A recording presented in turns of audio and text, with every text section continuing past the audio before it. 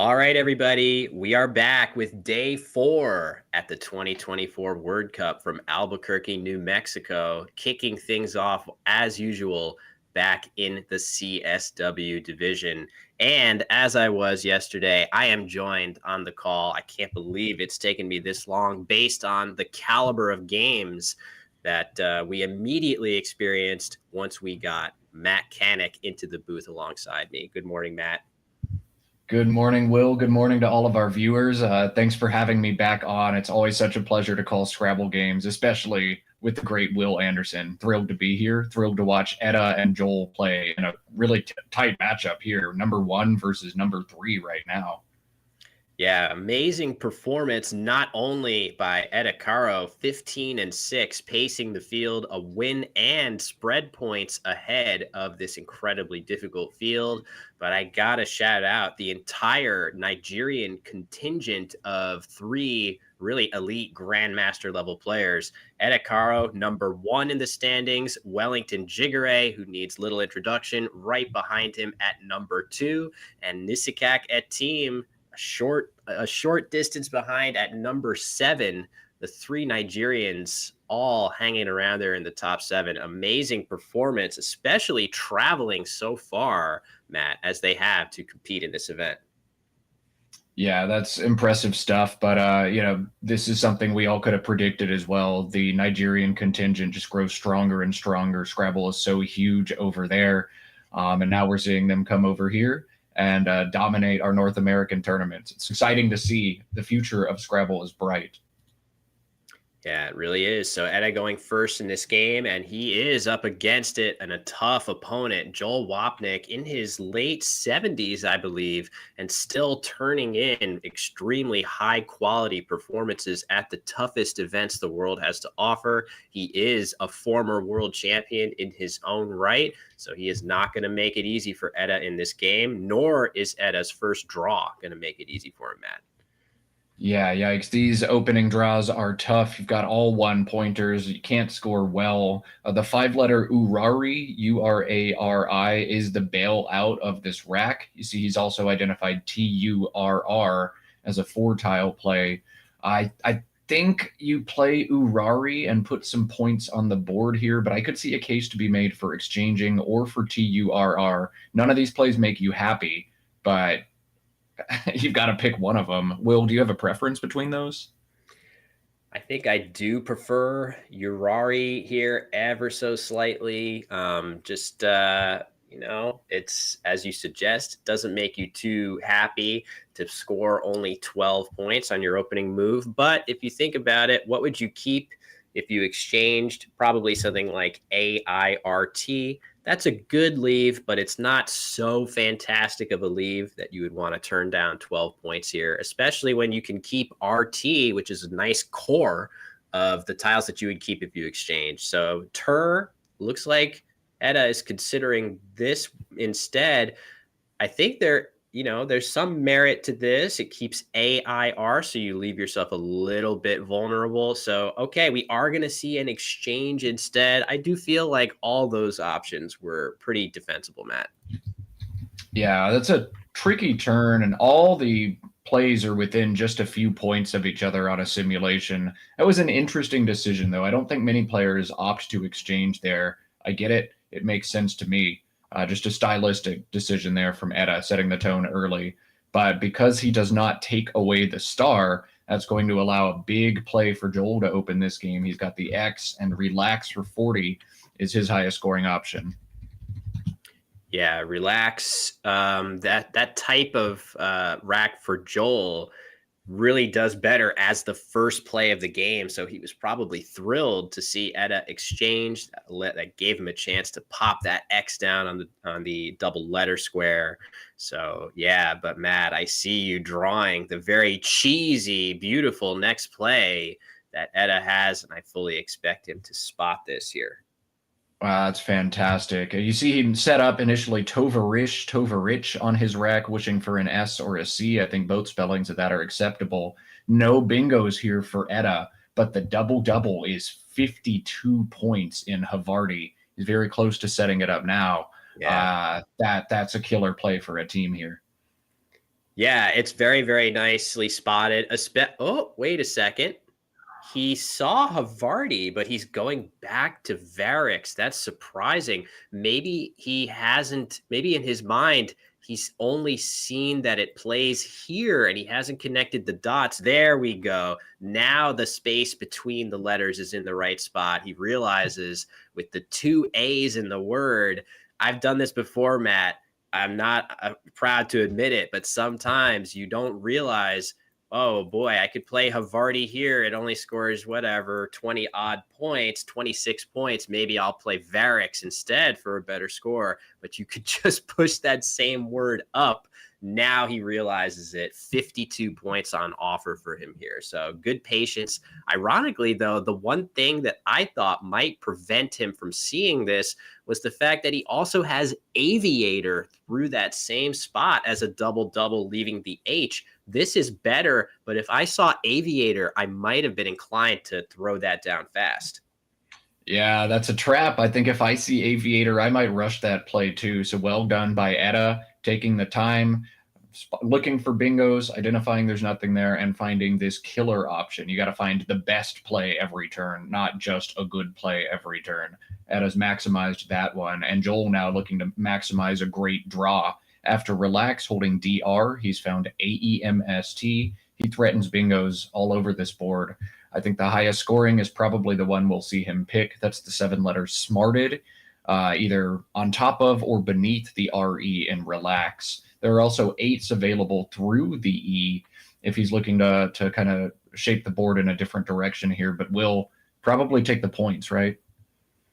Yeah, I think the key with the plays of Smarted, either on top or below Relax, the nice thing about them is that either one of them place SM out in space. That's not very easy to overlap to the triple. If it was a different word, for example, that placed a vowel either on top of or below this square, that could allow Etta to really hammer the spot. In response, it might make those 71 point positionings of Smarted a little bit riskier, but I think Joel's going to realize there actually isn't a ton of risk to grab the extra points here. You don't really get hit all that hard as a result, especially if you play Smarted below. The extra thing to worry about if you play Smarted on top, that actually is close to mattering here. By placing the M in that spot, you could get hit with a Y to the triple. We see Etta has the Y, but Matt, I'm not sure, tantalizingly, if that's what Joel picks, I don't think Etta could really hit that Y very hard. No, Etta's got a terrible pull and won't be able to threaten anything back to any of Joel's bingos here. He does have the word streamed for 67 right here as well. And the STR in this section means he's also not going to be giving back substantial counterplays. What's interesting, though, is after a play of streamed, Etta scores 6 fewer points on average than after this play. But Joel also scores substantially fewer points. So it's just a decision of, do I want points to be scored or do I want to start building a wall right now? Joel opting for the offensive play. I think I would here too. I might have put this up top, even though the MY hook is in play, just because I don't like allowing bingos down to the S. But a small nuanced decision there for Joel, and he won't be punished on the triple word. That's a great point, Matt. That positioning of that S is not as ideal as if you were to slot it up. That's because, as you're suggesting, 8-letter words ending in S would go off the board. So that's something I didn't think about as Etta plays UE, this very helpful U-turn spelling that lets you get rid of 2 vowels and a Y, which some might argue are actually 3 vowels for 32 points. That seems like a pretty unequivocal, solid play. He did have one other intriguing option there in Moon Eye down from the M, holding just a U, blowing this board open, but that doesn't seem to be consistent with his strategy or his style. We've seen him play some defense. We've seen him avoid putting tiles in space whenever possible. And UE is the play I expect from Etta, though, just the way he's played all tournament. Yeah, it does have that benefit of getting a lot more of the clunky vowels off the rack at once. It does, of course. Moon Eye, we're referencing here, opening a triple with an E, a very easy letter to use for a variety of purposes. And it leaves you with just a U. I feel like if maybe that leftover letter was a better one, maybe that play starts to look even better. It is still a defensible option that some players might pick, but I actually think I would pick Yui here as well. And maybe we're going to see Etta bingo next turn with something like Wanderoo, which is very close to my online handle. Wanderoo 15 will be here all day. Man, this is a really interesting turn for Joel. I love these racks. I love getting to teach people through these racks on stream. Joel has the nice synergistic AEIRS combination. So many players here immediately look to play AE, and there's a great spot to do that. VAE on this board scores 16, holds a great bingo prone leave, but Areae, Areae, on top of Smarted, knocks out that triple word score and scores 27. He's got one more sneaky option too. Relax extends to Relaxers for 45, though that holds the abysmal AAEI combination. Very curious to see what Joel opts to do here. But again, I think a lot of players insta-fish here, and we see consistently these top experts opt to score more points. Joel's done that again here. What do you think about this decision, Will? Would you have fished the AE, or would you score 27? Oh man, incredibly different stylistic options. You can see one of the benefits of Joel's playing out right here. We were talking about Etta being able to play Wanderoo through this R. Not only does Areae score 11 more points than this fish of Vey right here, it blocks off all of these nice letters that Joel put into space, giving back just an A that was already available here. So with Areae, you're blocking the S, M, and R. The A is still there. So that's a lot of lanes that you're shutting down, and you're getting 11 extra points. That being said, it is hard to turn down VAE, and we're going to see a play in that spot come down for Etta. The reason I like VAE as well is that if you miss your draw, you actually still have relaxers as a possibility to play next turn too for a guaranteed 45 points. So there were some benefits for that, but we're seeing Areae really pay dividends for Joel here, blocking a bingo from Etta and forcing him to dump off 2 tiles for not that many points. A fascinating sequence there. Again, so many players play VAE and then they get bingoed on, but then they bingo back. It's a stylistic decision for sure. I love the play of Areae there from Joel. It is actually winning a sim as well, despite Joel only bingoing 31% after Areae compared to 68% after VAE. Wow. I like the decision from him, and his complication there is exactly why. He took away Etta's bingos. We are seeing one of the possible downsides of the Areae play, which left him IS. Anytime you take a good bingo leave and you draw more tiles, you use up more tiles as opposed to fewer tiles, keeping that nucleus of a bingo together, you do expose yourself to some dangerous possibilities. You can draw way worse on a 5-tile draw than you can on a 2-tile draw. And we're seeing that, yes, Joel did make a beautiful play with Areae. I really do approve of it. He blocked Etta's bingo, but he is paying the price a little bit with that replenishment draw, putting himself in a very difficult situation here where he's either looking at exchanging or playing for a really low score, Matt. Not sure if you see anything that stands out. He's got the 5-letter Lewis, Louis. He can cash in the S and play Lewis and Havartis for 20. But that's a rather underwhelming play, and the S is so important on this board with the Havartis hooks and the Vows hook in play.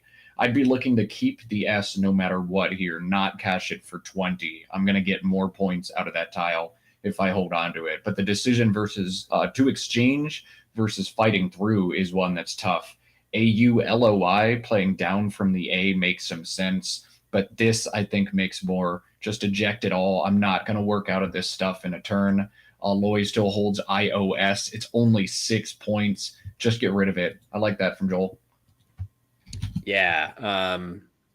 Very interesting choice by him. I'm really still thinking about Alloy, the potential benefits of that. It feels like holding an S after Alloy. You've created a board that is so bad for bingoing on unless you have an S.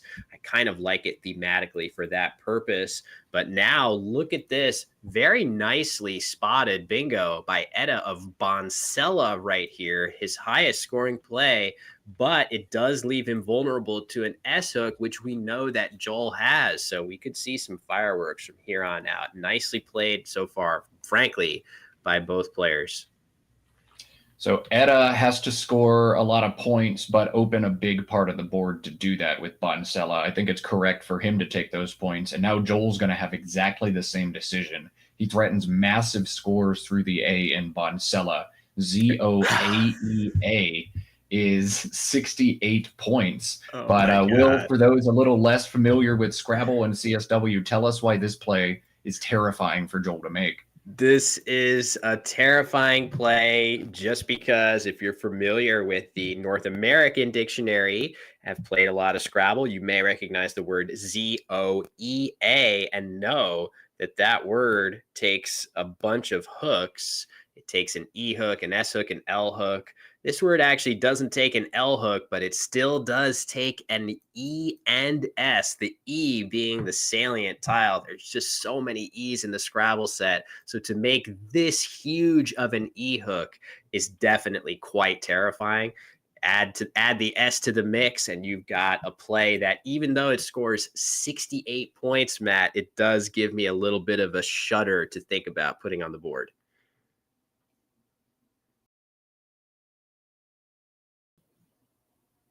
I think you might have muted there. At least I don't hear you. Oh, yeah. Sorry. I muted myself for some reason. There's a terrifying play to make, but it's a play you've got to make. It just scores so well. And a little peace of mind knowing that, hey, if he does take that E hook behind it, I'm okay because with ZAZOZE, I'm just going to take the other triple. We'll do a little trade, even though you'll probably hit me a little bit harder. Got to take the points there if you're Joel. And I think some people might think about putting the S on the end to quote unquote block. That's a terrible decision. You don't do that. That gives up way more than it's worth. The S is still super valuable. Etta is now going to have a fun decision as Zoea gives him a second spot to play bingos out of this rack. He's got a nice post bingo draw of mailing.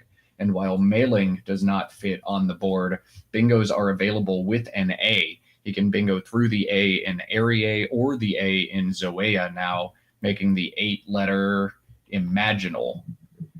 Yeah, Imaginal, not the easiest find, I have to say. He has an ING combination on his rack. So for me, I'm definitely thinking, what 7 and 8-letter words do I have with that combination? If you're going to bingo here, Etta has to consider that maybe I actually have a longer word that doesn't contain those letters in that order.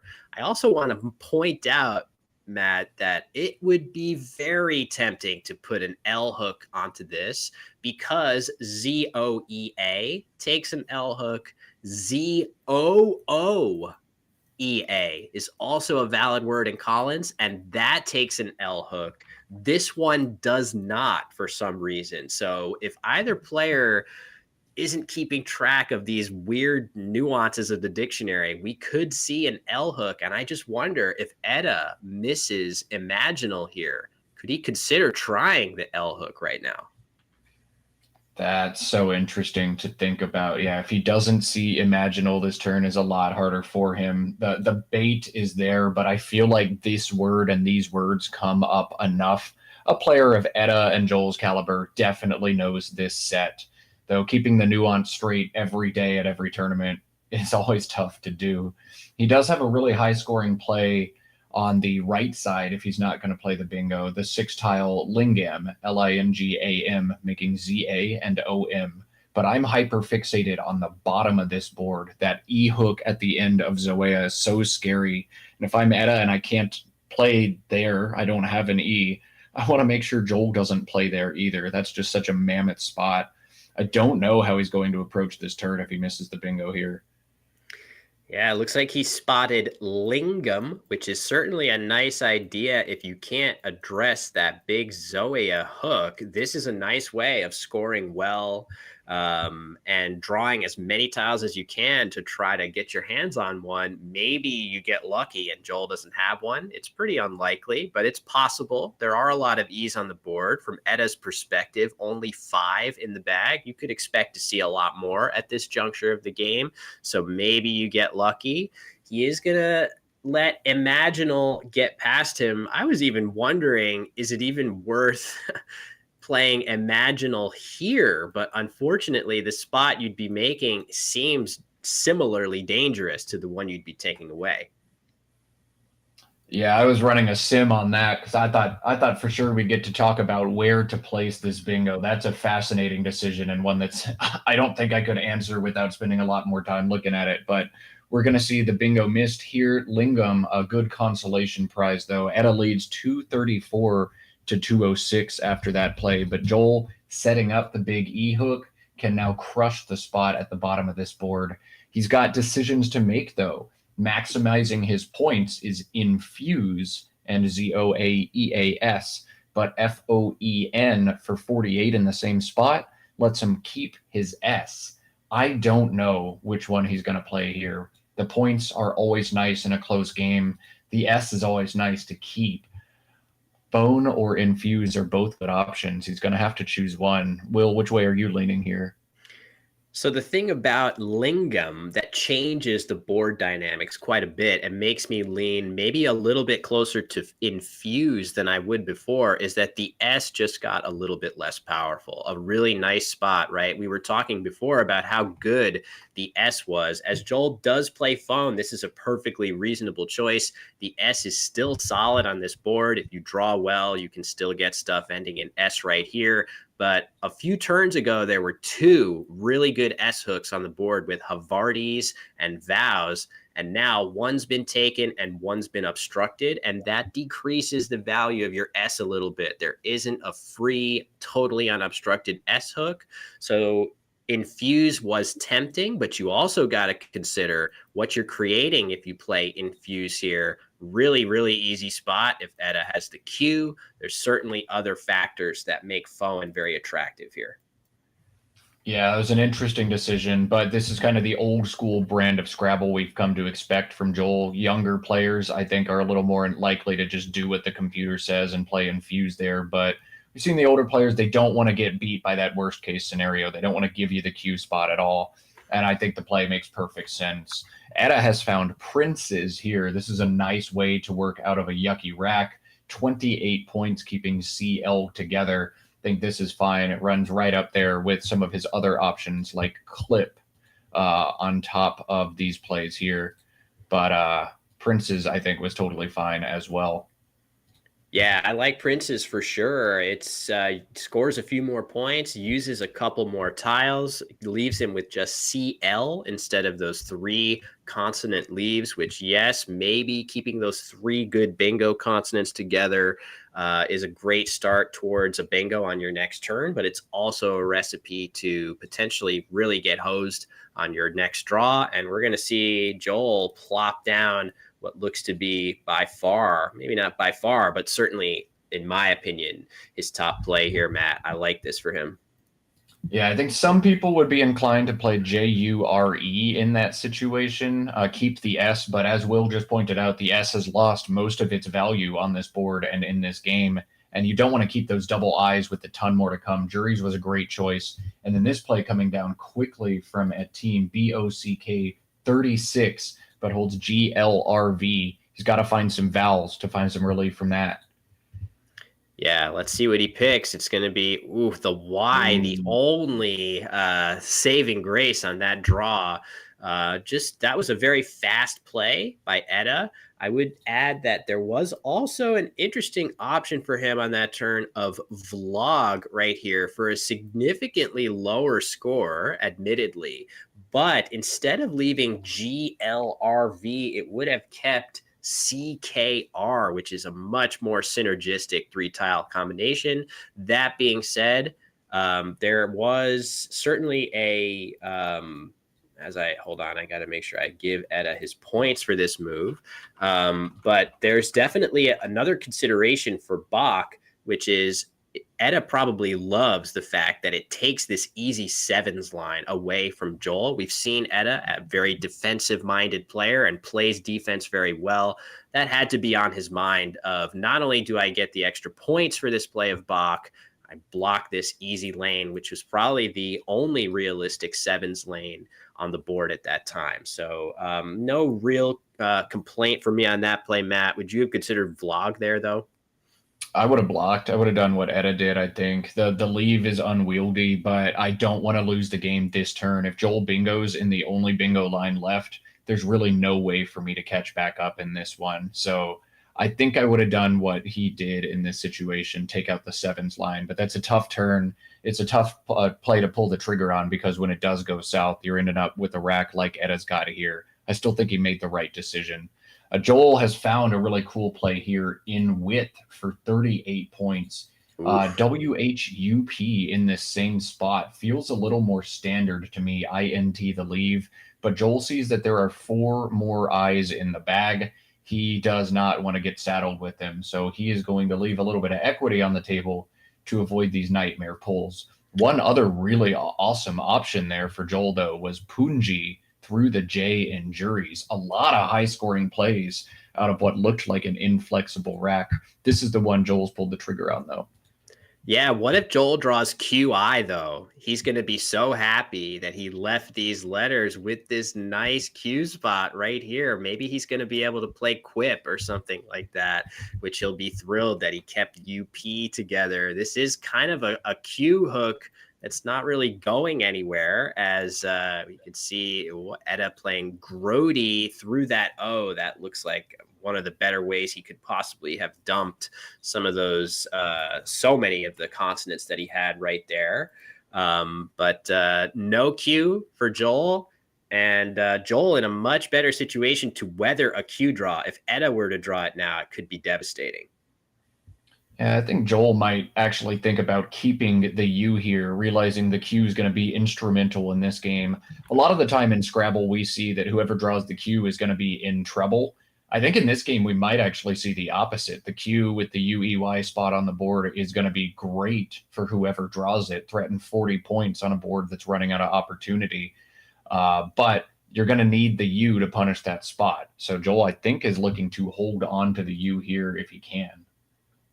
Yeah, it makes sense with that ready-made spot for the cube. Again, just pointing it out, it's just going to sit here. It's going to be very tough for that spot to get obstructed quickly. I'm not really sure how it would even happen. A play into the W would do it, but what even is going to make sense to play there?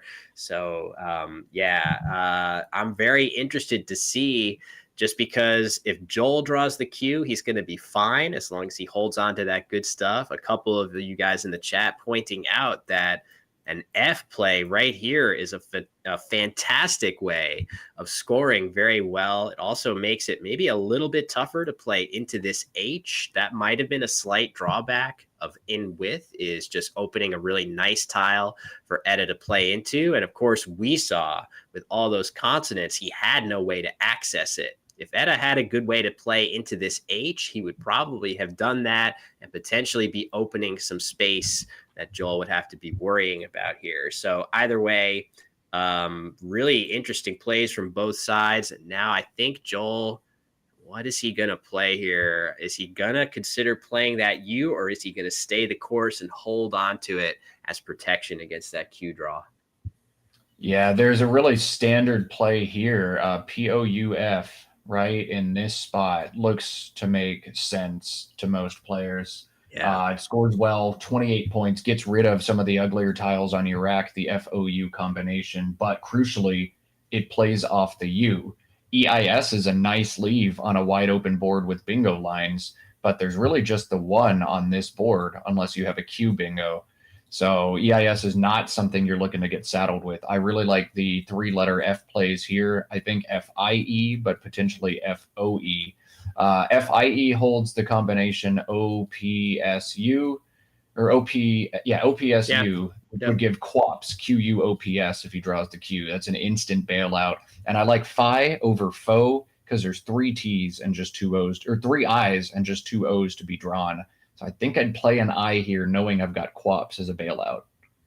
Yeah, totally agree. Not only is there one extra I compared to the two O's, the I already duplicates much worse than the O on a typical rack. Not that having duplicated O's is anything to write home about, but Scrabble players of all experience levels and all stripes know that the I is one of those letters that duplicates horribly when you have two and, forbid three I's on the rack. You really start to feel it in your options decreasing very fast. So I really do feel like Joel's going to come around to playing Phi here just because, I don't know, with Matt, do you think that was an active choice by Joel to play in with, or did he potentially overlook other plays like Whoop or Punji?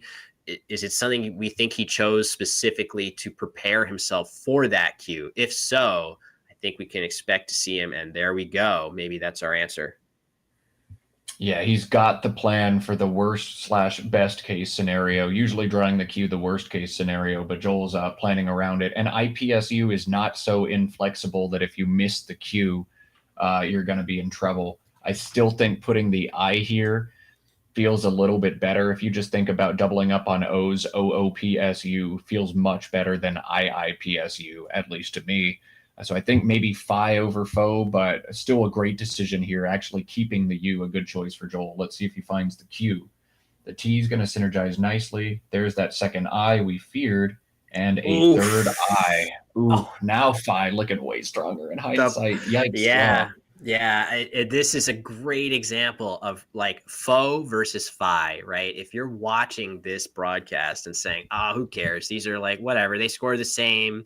What does it matter? They're so incredibly similar. You can see the tiniest little differences and nuances between plays. Not always does this happen, right? Sometimes Joel will draw to his IU leave. He'll draw something like Q QE something and be bingoing and it's no problem.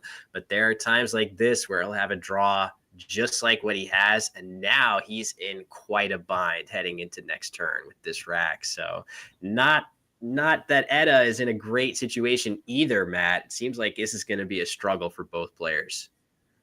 Yeah, these are my favorite games of Scrabble to watch, where you get to the end and both players have terrible racks. Both players have to think, oh man, this one's going to spiral away from me. But because both players have a bad rack, we know that it's going to be really fun to watch players struggle through and somebody come away with an unexpected victory. I like the plot twists and suspense, but I think Edda's got an uphill task here. This rack just so unwieldy and no good options for him here. Like VOLA into the A is just 14, but keeps a nice combination of letters. I'm not really looking to keep bingo prone combinations here, though maybe with this deficit, I need to try to threaten a bingo from this A as soon as possible. This is a very tough turn for a team. Yeah, it's For Edda. brutal. Yeah, it is absolutely brutal. And one thing that's because this tile is not on either one of their racks, it is important to not lose sight of this second blank right here. It's lurking for somebody. And even though, as you suggest, Matt, this board is not very good for playing bingos, it's just this A. The K of Bach would be very, very difficult to play bingos through much of the time. But the A of Arii is definitely, if you pluck that second blank out of the bag, you could see a bingo go down through that A. Maybe Edda is starting to realize that, if I can just burn through a few tiles, score decently well here. A couple of you guys pointing out maybe just something like leaved right here or veiled in this spot. At least that has the benefit of scoring about as well as you can get on this turn using one of your two L's and the V, which is really correcting really the biggest issues. I hate to part with my E on that turn, Matt, but maybe it's the cost of doing business. I don't know. I really don't like either of these plays through the EA. They're going to give Joel big scores here a lot of the time that let him play whatever bad tiles I expect him to have. And there's a lot of bad tiles, the G, ton of I's, the T's, and the U's. I just feel like if I play that, get rid of my goodies, let him dump his baddies, I'm probably going to lose this game. So I'm not looking to let Joel hit me with the big counter play. This board is tight if you don't have the right tiles for it. I've got to trust that Joel has something bad here, and I've got to avoid giving him an opportunity to score. The problem is it's really hard to do that in any way that makes sense. There's just so few points on the board here. He's got options like Lloyd or Loin through this I. Those are not bad options in my eyes either. The V feels bad. ELNV is not generally the best leave, but ENLV drawing into an I actually feels okay. Yeah, looks a little better with that open A. You can definitely hit a bunch of things through that A of area A. I'm coming around a little bit to Lloyd being a pretty good option for him here. This is going to be a tough play for me. Practically speaking, I'm looking at that and saying to myself, oh my God, how could this be my play in this situation? But it is more of an indictment of the just constricted board and constricted options that Etta has, but he is going to go ahead and play Leaved. To your point, Matt, this does get you hit hard by parallel plays sometimes. I guess hard is only relatively speaking. I guess what I would worry about is just a play right into this D that cuts off the A that I'm really hoping to stay open as well. So there are bad things that can happen, but as we see, Joel's going to have a devil of a time dealing with this situation with those three eyes. One option for Joel that does exactly what you said, Putid, Putid. It basically feels like a game over. I do have to worry if I'm Joel about a QUEY play. And oh my God, he's drawn not just QUEY, but Cade and Coddy in Whoa. that spot. Wow. Wow. I do have to worry about that. There's an unseen blank, but Putid, I think, is just a very easy response to Leaved. Yeah, that's amazing that even without the aid of a U draw from the bag, I think Etta left LON, didn't he? Oh, look at this. Nice idea, though, by Joel setting up his case S at the base of the board with teepees. What a nice idea by him to try and make sure that potentially if he does draw that Q, he keeps the U for this spot, but maybe he draws even better stuff like Quist or something, or Quest. I mean, I guess Quist more likely because of the UI already on his rack. But we see that Etta has the Q, and this is going to lead to a very interesting finish to this game. All right, Joel's reached in and found the blank too. That has to Ooh. make him feel way better. A nice rack as well there. Four tiles in the bag means if Etta plays Kadi or Cade on top, he's likely to lose this game. He'll basically tie it up and go into a 7-on-7 endgame where Joel's got, the first move and probably the blank on his rack. I don't think Etta's got any other play here, though. I think TP is Joel's way of saying if you bingo through the A now, you win. Otherwise, you lose. I'm going to outrun because I set up my S. That was a really cool decision from Joel. Yeah, I love it from his perspective there. That was very, very impressive. I just wonder if you're Etta, is it possible that you do something in this spot like Lod or Nod, something here that empties the doesn't empty the bag, I should say, because with that Q, you actually do stand a chance of getting a draw that might actually save you. Man, it's kind of crazy that you would not use the Q here, but geez, that is a tough play to get to with the guaranteed 44 points on offer. But as you said, Matt, emptying the bag seems like a recipe to just lose here unless you somehow draw an incredible combination of the blank and good scoring plays. Maybe you can draw a big play through this J like Bungee. Ah, man, it's going to be tough to come up with the best sequence here. I'm having a hard time finding anything better than Cade and lose. I mean, you need to throw out a Hail Mary here, but if you play off 4 tiles, Joel knows exactly what you have. You would have to threaten a play in multiple spots, and you're probably not going to be able to draw that well out of the bag. I think Caden lose by 20, especially in a tight field where spread matters, is better than trying to swing for the fences at any kind of Hail Mary here. Etta has time to come up with another option, but I think you just lose this game. Great comment from Word Cup director. Apparently, we're getting from Peter Armstrong. And yeah, let's relax with the spamming there in the chat.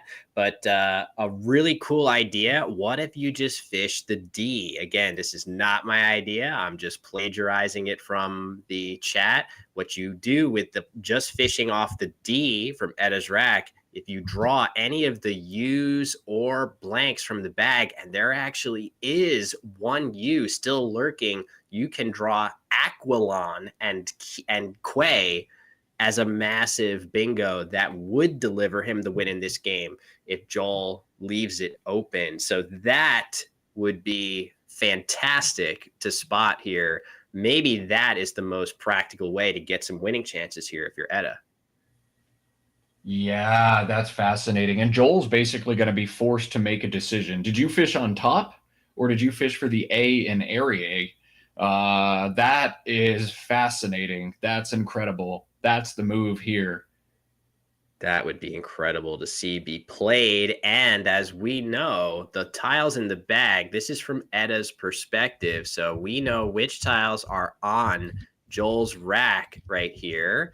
Looks like it's going to be GTTU in the bag. So if you fish that D, you've got a 25% chance of making things very, very interesting in this game.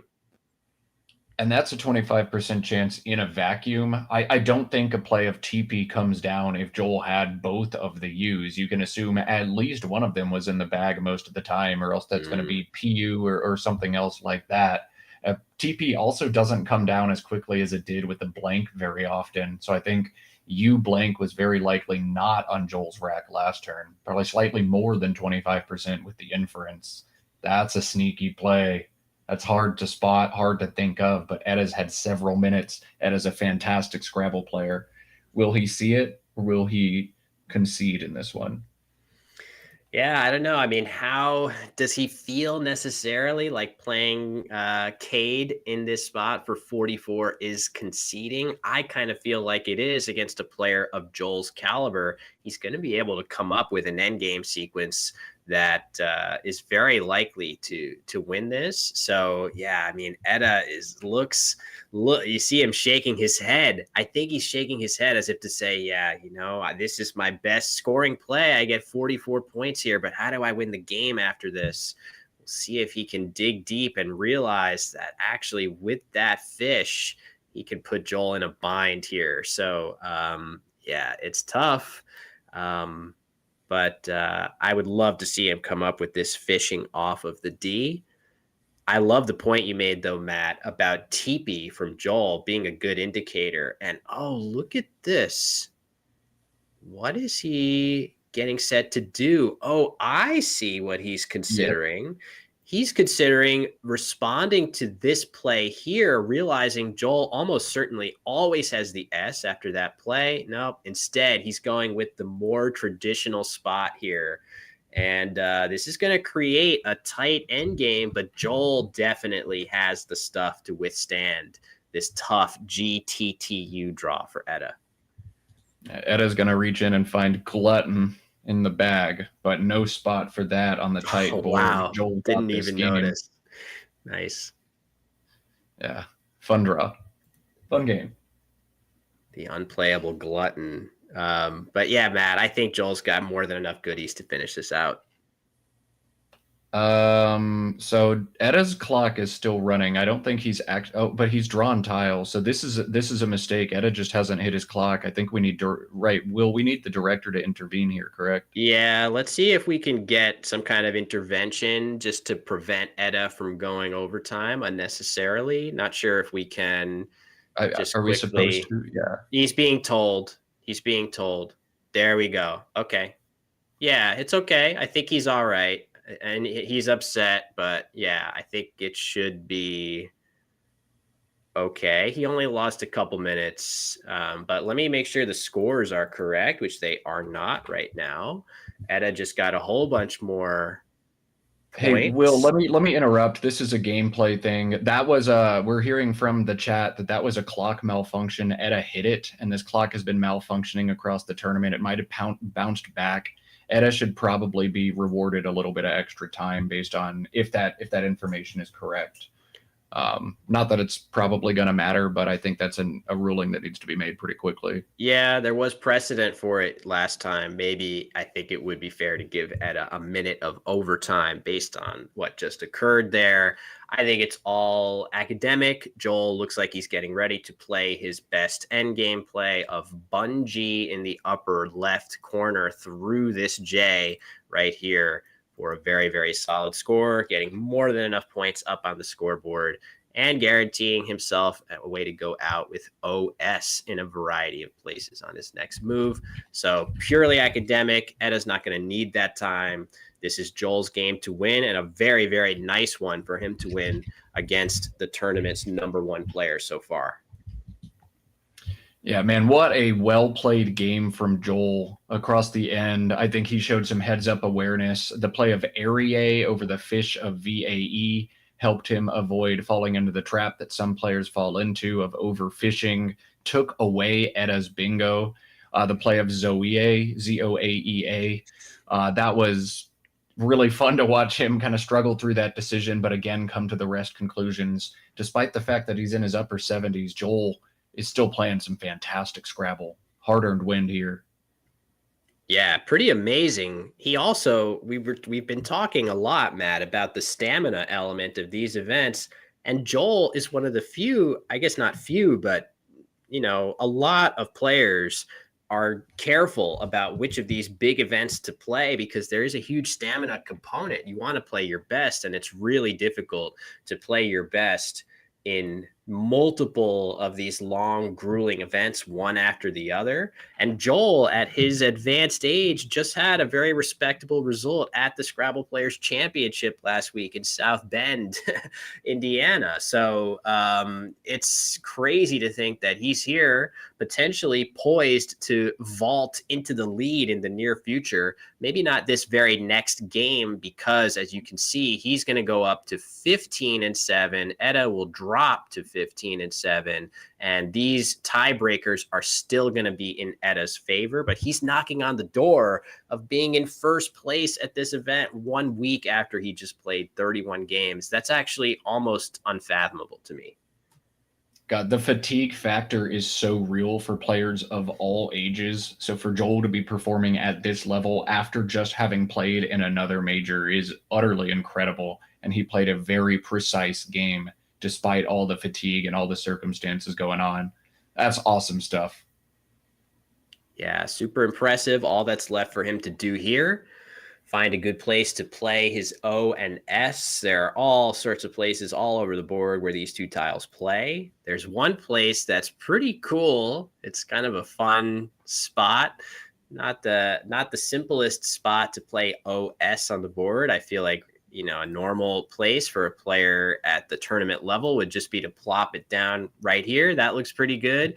Best place is actually right here to hook onto princes to make princess. That gets you 16 points if you're Joel. So that would be very stylish on his part to spot the very best play. All right, it gets past him here, Matt. No shame in that as he finishes out the game.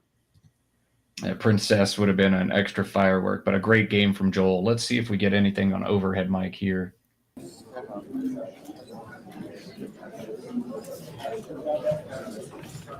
449-406.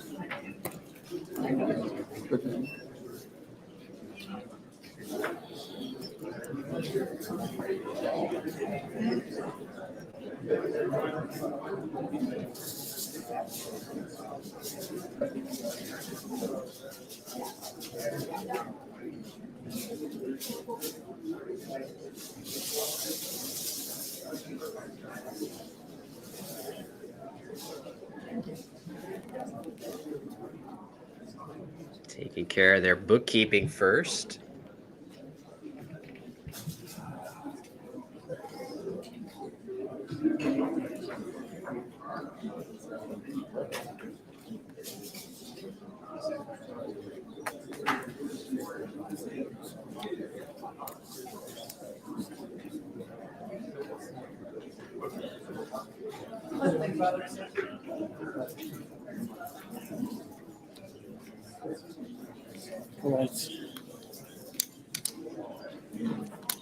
All right. Well, not every game features players willing to talk things through.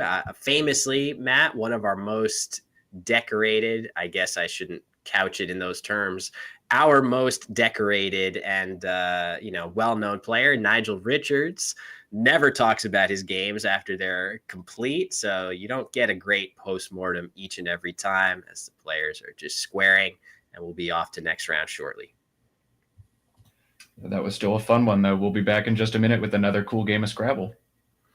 Yeah, the next game coming up is going to be Josh Sokol against, again, that third top performing Nigerian player, Nisikak Etim.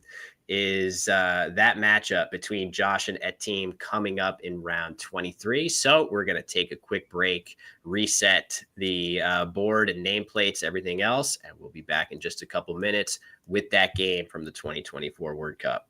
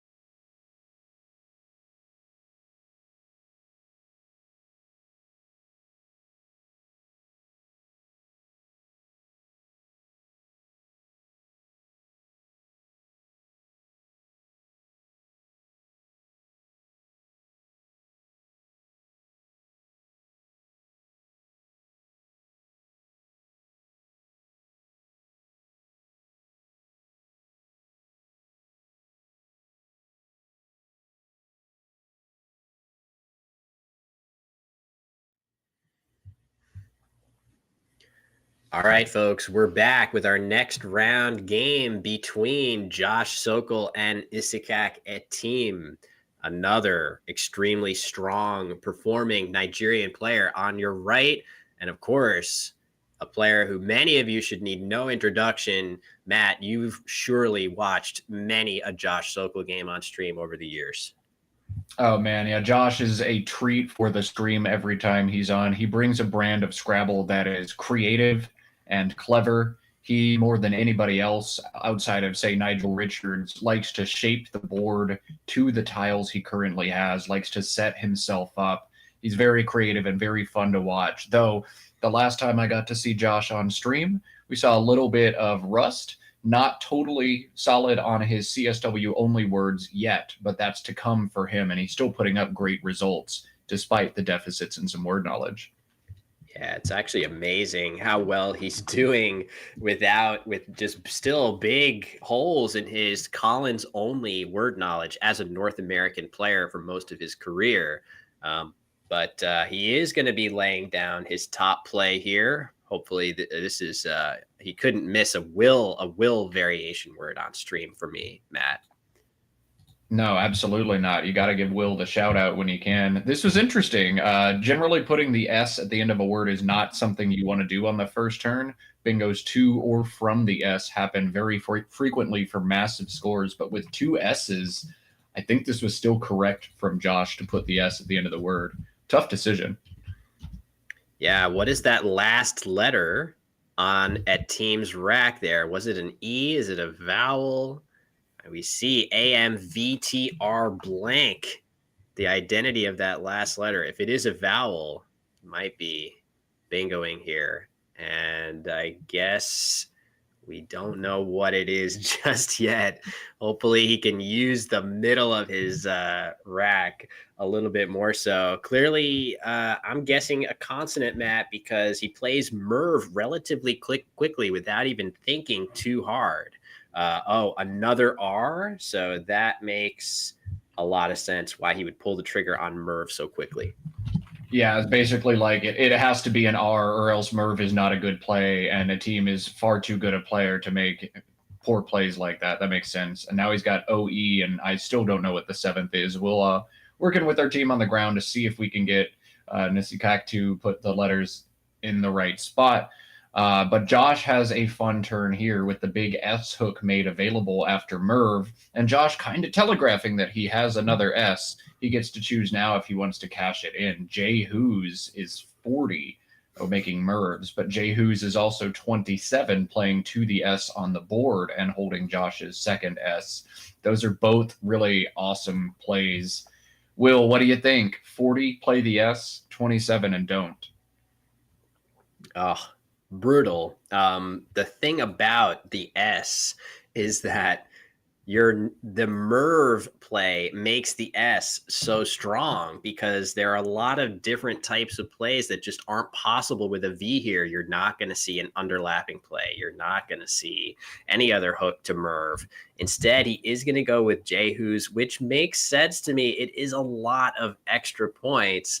And I think it's possible that if you were to have seen Josh play it for fewer points here, if a team doesn't have a bingo, he could easily play something across from this W or something that cripples the S hook. And now you're stuck on a board that maybe you draw a bingo ending in S and it just, excuse me, just doesn't fit. Yeah, there's that COVID finally coming in and hitting Will. Oh man, he has been such a trooper, fighting 4 straight days of commentary through COVID. So I'll let Will take a little cough break and cover for him here. And Jehu's is a very interesting decision. I like what Josh did, but if you play it here and a team tries to obstruct the S, you've now got an E in a double-double line. That feels fantastic. But at the same time, he played Merv so quickly that I think there's no reason he does that unless he's got an S of his own. It feels weird to make that play otherwise. So I think an S was in a team's range often from Josh's perspective, and that's why he opted to take it there. A team with a nice draw had a bunch of bingos there. Outrates is one of his highest scoring one, as well as Garotts, Garotts, or Batteros, Batteros.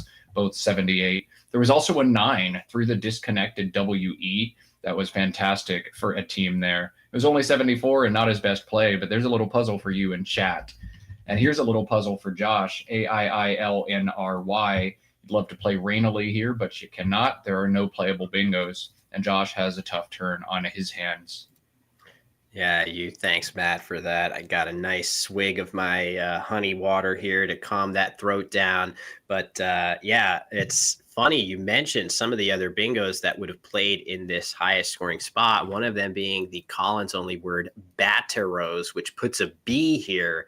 Crazy how some of these tiny differences between plays, if that was the play for a team, Josh is hammering down brainily right here for an absolutely huge counter score.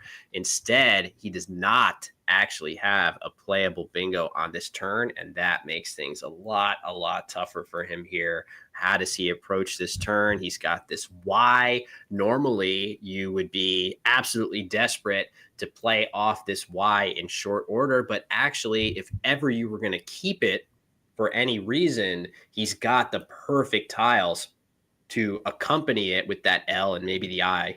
So I still definitely expect Josh to play off his Y somewhere, leaving himself with other more traditional bingo tiles. But maybe he's going to pick something surprising, Matt.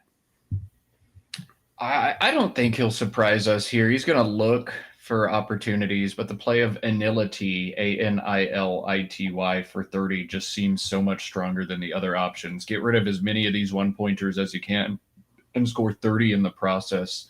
I think that's the move here. That makes a lot of sense. Just on the scoreboard alone, he doesn't have to worry that much about getting a bingo down after the way that the game has transpired. He opened with a solid 20-ish point, mid-20s point play. At team had to score only a small amount, and then Jehu scored 40. So actually, even though at team's gotten that first bingo down, Josh is barely even behind, and he is going to play the Matt approved option of Anility here. I like it too. Yeah, I think a lot of players will just play WINEY in that situation. They'll see AILR as a leave with floaters and start licking their chops, but you got to do better. You got to make the best move every turn. I think this is the best move from Josh. Well done from him. A couple chatters noting that a cool option could have been Viney off of the V of Mervs, setting up your L with a good bingo leave. That's a cool thought. I don't mind that as a choice if you want to go that route, but I certainly feel like the extra points of Anility make a lot of sense. And very, very quickly is at team hammering down what looks to be one of his top play, if not the top play of, does this word mean puzzle, like a jigsaw puzzle, or to puzzle something out? I'm not sure, but it's a great play. Oh, don't look that one up. Nope, don't look that one up. Never mind. Oh no, is it something? Oh, beautiful. You see it scrolling across the bottom of your board right now. We can't avoid it. And enjoy that, everybody out there in the chat, and try not to use that to any of the ladies in your life, apparently. So yeah, that's didn't see that coming whatsoever. Let's try to keep it PG in the chat, and over to Josh, who has some good bingo tiles, but 3 A's, Matt. Whoa, yeah, okay, Josh, these are the turns I love. These are the turns I love to sit here in the booth and watch. Dropping AA makes sense for Josh here. AA right there is a ton of points.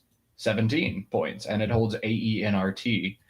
Playing Anna in the same spot scores 24 points and holds AERT. That's awesome as well. Playing Anata, ANATA, in the same spot, scores 30 points and holds ER, which is a great leave. All of those plays make a lot of sense for Josh in this situation. I could also see him trying to play these tiles in a different part of the board. I could see Josh playing Apnea through the P just to take away that opportunity. There are a ton of logical moves here for Josh. He's got to pick the best one. He's going to spend some time on this turn, I bet. Something that intrigues me about two of the plays that you just suggested, Matt, is AA right here versus in the very same spot, almost the very same spot, I guess, Anna right here. So normally there's no doubt that keeping the N as part of this leave right here, this would be the most powerful bingo leave that you can keep on this turn.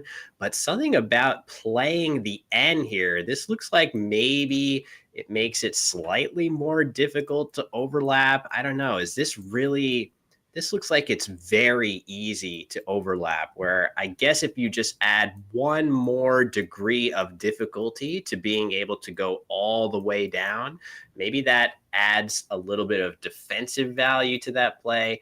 I guess the inclusion of ENE in the Collins lexicon maybe renders that point moot, but it's just something to consider. Oh, wow. Look at this play, Matt. So Josh going with the maximum defensive way. He's not setting up that easy J overlap here. What do you make of this choice?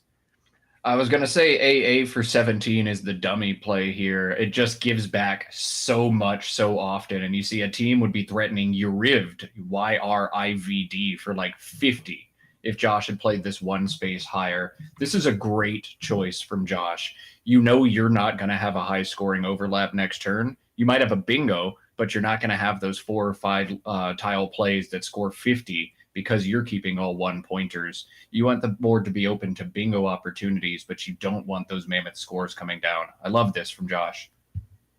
Yeah, it's a great acknowledgement of all of the bad things that can happen if you shift these two tiles one space up. You just give a team so many more points than he would have. That's very Josh Sokol right there. I feel like that is classic Josh, to appreciate these tiny little nuances and just be unwilling to make his opponent's life easy. Playing Josh is an exercise in difficulty and pain. He's making it tough for you, but in the best way. He's really putting the pressure with things like that, just not wanting to give you any kind of easy play in response. And at team, even though at team's in the lead, I guess Josh with his BP draw, that's going to be tough. I'm not sure if he has anything playable, but Josh definitely knocking on the door of equalizing this game. Yeah, that was a fun move from Josh. He makes so many of these plays that look on their face like, what on earth are you doing? And then you think for like 4 extra seconds and you're like, oh yeah, of course. That looks it. way better actually. Right. But that's a lot of people just play AA for 17, and that's definitely the wrong thing to do. I don't know that AA, the way Josh played it, is the right thing to do. I think I'd like Anna in that spot to set up the big ENE plays, but they both have a lot of merit. I definitely wouldn't play AA for 17, though. Cool stuff. A team also has a fun turn here now, DEIIRVY. He gets to make sort of a similar decision of how bingo prone do I want to keep myself. TIVY down from the T and out rates keeps what I think is the best leave here. He's going to leave a few points on the table, though, and play very. Get rid of the R for 4 extra points. What do you think about that, Will? It's a calculated choice on his part. He's decided that, I'm going to sacrifice a little bingo percentage on my next turn for 4 extra points here.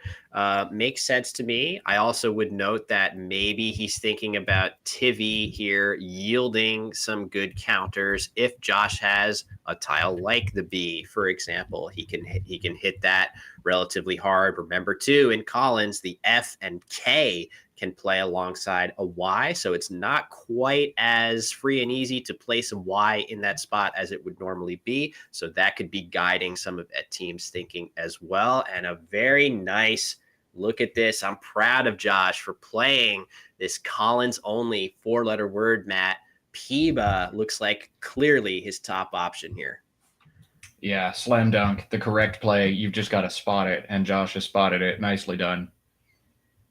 Yeah, great overlap. Of course, the aforementioned, we were just talking about the previous play of putting an N right here, setting up the E hook, Clearly, Josh knows that. No surprise there. But Piba is, not the most obvious one for a primarily North American player for most of his career. An epic going down. This makes sense to me, Matt. This looks like a team's highest scoring play, but look at that leave that he keeps behind. Yeah, I'm sorry. I can't respond to that. I'm throwing up in my mouth right now. That leave is so abysmal, but you've got to take away the spot, I think. Scrabble makes you make hard decisions. This is a hard decision for a team, but the right one. Just man, that leave is rough. I can't even think of a draw that's good that would fix that. I know that one's not. Yeah, it's not. And it is nowhere near the draw that a team hoped for. I think that last tile might be a vowel, which is good, but really the situation here is about to get potentially extremely spicy as Josh is about to make a play that is quintessential Josh if he decides to pull the trigger on it, of rotation right here. This is kind of crazy. It's his only bingo. It scores 59 points. And of course, creating a gigantic S hook, 2 S's and 1 blank still to come. But Josh is known. I made a video about it where he expresses his thoughts on plays like this, these type of aggressive plays. Josh is no stranger to them and does not fear them, perhaps more so than any other player in the game today. Josh loves to set things like this up when he isn't forced to, but in this situation, Scrabble forcing him to. That is the only playable bingo, so you got to do it. I might not if I'm up by 100, but it's always hard to pass the only bingo on the board. This is going to be fun, and we know a team has no S on his rack. I'm curious to see someone who plays defense like a team, how he will respond to the bingo from Josh. This is going to be fun. Yeah, I think eventually he's going to come around to the fact that eventually. I said eventually, and it happened literally a tenth of a second after I completed that word coming out of my mouth. Not as long to wait as I suspected, but there it is. Rotation coming down and catching a team with a very, very difficult rack to handle it properly. Yeah, this is about to get pretty spicy. Depending on Josh's draw, it could go into overdrive very quickly in terms of content being generated here. Let's see what Josh draws.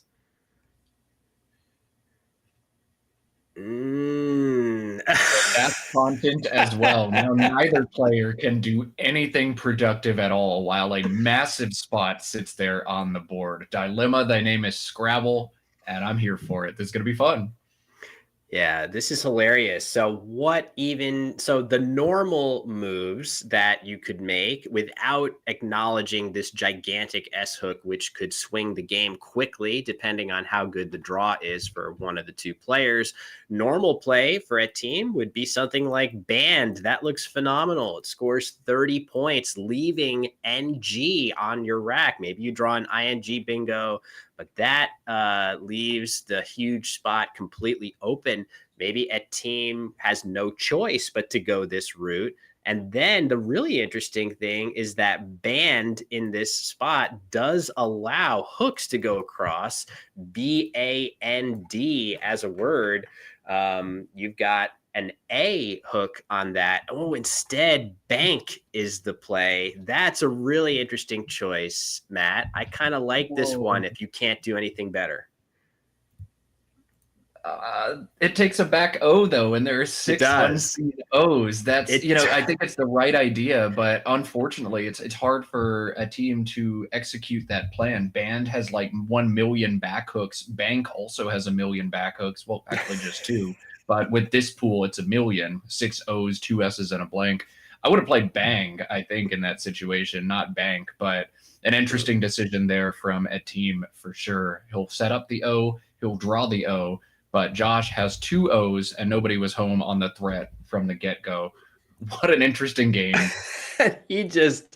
This is amazing how quickly he is just going ahead and playing Ovule. I feel like this is a leak in my game. I would be sitting there staring at this move for a while, but Josh instead confidently just hammering it down, using 4 tiles, trying to get his hands on an S. And if he does, he's got an O. Maybe if he draws the right consonants, he'll play something beautiful overlapping through there. Oh my gosh, the blank finding its way on there too. This is getting kind of crazy in a hurry, Matt. And it's going to continue to get crazy as a team has some really neat plays available to him. He's got several major overlapping plays in this spot that might knock out big rotations plays, but will make that bank to banko or bank to bank spot enormous in this game. The 5-letter Gonia, Gonia, or Danio, Danio, each play there for 37 right now. But he's also got banko plays. Onding is also 37 right now. I have no idea what he's supposed to do. This is a really complicated position. Josh Sokol always makes your brain explode, and he's doing it again on stream. Yeah, he's like, it's funny, right? He's a content creator. That's what he does on Twitch and YouTube, but I feel like he's a content creator in his Scrabble style as well. He just has a style that lends itself to games that are tremendously entertaining to watch, and this is one of them, with this gigantic SO just sitting here waiting to be pounced on. I do think a team is going to consider playing Onding right now. This feels like a great way to take the sting out of this S hook quite a bit. There's really not much that can still happen. Going across a 2-letter play in this area, that starts to just be no better than an average play on a typical Collins board, as opposed to the unobstructed spot could potentially be much more damaging than a normal play. So I think that's what we're going to see here, and I do appreciate that choice from a team's POV. Yeah, Onding is just such a good option. If you know the word and you're confident on it, I think it's what you've got to do here, but maybe not, actually. I'm looking at the unseen pool, and I'm running a simulation on this turn, and Quackle actually loves the play of Gonna here, which feels counterintuitive at first. Like, why would keeping ID be better? But there's only one I left in the entire pool. So keeping the I actually has some merit. Gonna, Gonna, is winning a sim by a healthy margin, nearly 2 points over Gonia and 4 points over Onding. Interesting. What a fantastic observation. So yeah, the I in a vacuum, one I is actually a fantastic tile. It gives you so much flexibility for extra suffixes in bingo length words, meshes really well with, combinations like ER, certainly with an S as well, but it's the duplicated I's that get you into trouble. But yeah, so fascinating that Gonna in this spot might actually do as well or better than Gonia, just because of the paucity of I's in the pool. You don't have to worry about that duplication. So the I really a strong tile here. Makes a lot of sense. But yeah, I could easily see, yeah, there's a lot of options that take the sting out of this hook of rotation, which Gonna does very well. But a team probably also worried about this hook too. So I don't know. It's oh, there he goes. This would be so impressive, Matt, if he ends up playing Gonna right now. Man, being in the commentary booth for each of the last 2 major tournaments has made me realize people are so good at Scrabble, not just finding the equity play and hammering it home every play, but thinking through the nuance and adjusting their game. He's going to go with Dinna here instead of Gonna. He's going to keep the G-O combination. I think he wants to hold the O for Banko, but holding the G to go with it is a major sacrifice from an equity perspective. Also, this takes decision. This takes an E hook. So I don't know if Josh knows that word. So this could either be a slight oversight on a team, or maybe he's crazy like a fox and thinks if Josh doesn't know that E hook, I am greatly increasing the odds that I get a play like Sego right here, holding his GO in reserve. If he draws SE, maybe he's setting himself up in a way that potentially he thinks only he will be able to capitalize on. That would be absolutely insane on his part. impossible to know for sure, as Josh playing Exeme very fast, getting the X off the rack. It seemed like a reasonable choice for him here. Not sure what else he even had. I think Josh had one fantastic play. EXO, Dine, and Banco on that last move. Looks so good. He goes ahead by a narrow margin, but he keeps all the goodies. It's a really commanding position. Josh is weak to bingos on the bottom now after Exeme, but with the blank in hand, perhaps he thinks he can get there first. Josh either rushed that decision or didn't know or spot Dine, I think, because EXO is a play you need to think about there. And just cashing in SEX rotations and Dine, burning the blank, also received some merit, I think, on that turn. That was a weird rush from Josh on a turn that I think was very complex. Yeah, there is a lot of uncertainty right now in terms of what are the players seeing, what are the players thinking and going for. There is one of those S's finding its way onto a team's rack, and I wonder. So the unseen tiles are from Josh's perspective right now. So there are still 2 E's in the bag, which a team could eventually draw to play here. But I don't want to overemphasize the importance of this spot anymore. It's going to be really difficult to slot a play in there. I think more salient it would be a play right here. That's something that can actually matter. And now there's like more traditional lanes open on the board that are going to matter. A couple people in the chat also noting that could we see some kind of crazy extension to Epic be played at some point?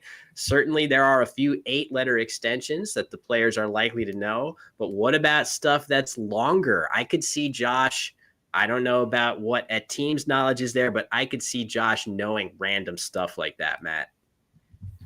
Epicondyle and that kind of stuff would be fun to see. Epicenter. There are a lot of opportunities to go up there, but not anymore. Josh, right on cue, taking away the fun. He's supposed to be a content creator, and instead he's a sadness maker. We won't get to see any epic extensions today. Yeah, too bad. But there's still a lot of action happening on this board. And yeah, we're just going to have to see what a team elects to do. All right. The fun appears to be over, Matt. Oh, man. I say that, but there's still so much left to be decided in this incredibly tight touch and go game. We did not get to see rotations go down, which is kind of vindication of Josh playing it so confidently there. What a sad anticlimax to what could have been absolutely nutso. You know, if EXO comes down with Dine and Banco, chat's pointing out sexology as a non-bingo triple was in play. Like, this is one of those words you manufacture for a puzzle, and yet we've taken away all the risk and volatility. The reason why we're seeing players do this is because each of these players went from, ooh, I don't really like how things look, my racks are ugly, to ooh, all of a sudden I've got just enough goodies. I think I'm going to hold on and win. Let me avoid the volatility. A team has that huge S to hit Hags bingos or Ovules bingo. Josh has the blank to try to rush to a bingo of his own here. I think we're going to see next bingo wins unless the bingo you have to play gives a bingo back to your opponent. But now it's a race to a bingo. And a team with the Q is not going to have one this turn. Josh with a bunch of vowels is not going to have one this turn. Josh needs to get in range as soon as possible. Yeah, he's got DOO lined up on his rack, and I wonder if he has the appetite to play something like Do right here, which is so hyper aggressive. But it also scores 16, which is about the best that he can do. That would be very surprising to see Josh do. It just feels like it throws caution to the wind in a way that makes my stomach churn a little bit. But is that something you could ever see him do, Matt? The longer you sit here and don't see anything else, the more likely it is that, maybe he will do it. Maybe there's nothing else. I don't know. I think it also makes a little bit of sense to play it here and just open up some space so that when you do draw bingo next turn, it fits. Right now, this board really wants you to have an S to bingo, Otherwise, you're stuck probably hitting this line and ceding big opportunities back to your opponent. Here it is. Jesus.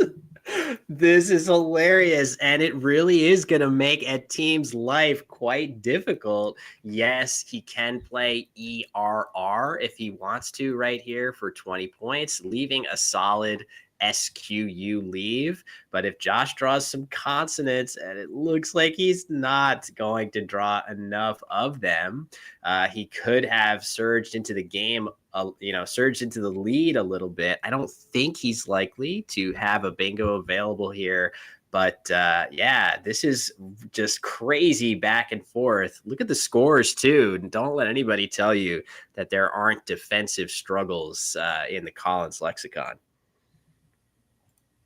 What a fun game. What a fun game. I have no idea who's going to win. I have no idea what a team's going to do. What a fun play from Josh after Kef was a play where fun goes to die. ERR looks like it makes a bunch of sense. Just hold the QUST combination together. He also really wants to think about pacing with 6 tiles in the bag. Playing 3 is what you're looking to do here. So ERR seems to check all the boxes. He played that fast. There's going to be 2 or 3 turns left in this game, and a team goes in with 11 minutes left. But ERR does make a ton of sense for all the right reasons. He's opted to play it. Yeah, comments, great observations in the chat about the composition of the unseen tiles. What we know based on Josh's draw that, yeah, he probably would have liked to see another consonant come out of the bag, but because he picked all the vowels, he's actually in a fantastic situation right here, knowing to a certainty that a team can only have a maximum of 1 vowel on his rack. So with 3 tiles in the bag, Josh is actually in a really good situation. The ability to use 2 vowels here, knowing either I'm going to get 2 consonants for sure, or if I draw that last U, a team is going to be in a world of hurt with not even a single vowel on his rack. So a lot for Josh to consider here. And frankly, out of all the players that we've seen, I love Josh's chances of processing this very difficult position accurately. Yeah, he's got to figure this one out. There's a lot for Josh to think about here, but the big thing, again, you notice the extremely skewed distribution of the pool. A team is not going to bingo again, and he's probably going to struggle. The other big thing you want to think about here, if you're Josh, is the queue. It's hard to tell for sure whether a team had it or not last turn. ERR is sort of a forced play with almost any leave, but you do not want to draw the queue here if you're Josh. I don't see almost anything he can do. So I think I'm actually looking to play 1 tile here. Fishing an E somewhere on this board makes a lot of sense. I don't want to draw the Q. I think a lot of other bingo or a lot of other 1 tile draws will still bingo. Comedian, for instance, would be in play from the C. So I think we're going to see Josh play 1, knowing that drawing the Q might be game over for him, and drawing almost anything else puts a team in a very tough situation. He is going to think about shook plays, and I think holding the I is going to be very important to address the Q spot here as well. But it's great when you're in these situations. I know my opponent has almost no threats because the pool's so bad. I think a 1 tile play is what we're going to see, but Josh will figure this one out. Yeah, so interesting too. The play you suggest, Matt, of just playing the E right here. One of the few things you do mention SUQ right here, but that actually isn't the worst thing for Josh holding an I. He would probably welcome that going into an endgame, knowing that this would deplete a team's only vowel. He should be able to win endgames after that. The other play worth thinking about is SUQS right here, and fishing your vowel here. Not only does it create another lane to deal with, it blocks that possibility as well. A couple other options that the engine seems to like, also dealing with the SUQS hooks. Something like this might be a way to create another line as well.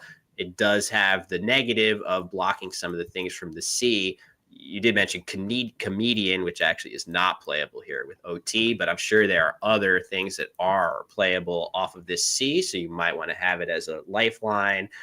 Very, very tricky situation, but I actually feel like given this exact situation that he sees in the bag, Josh has to feel like he should have some great winning chances here.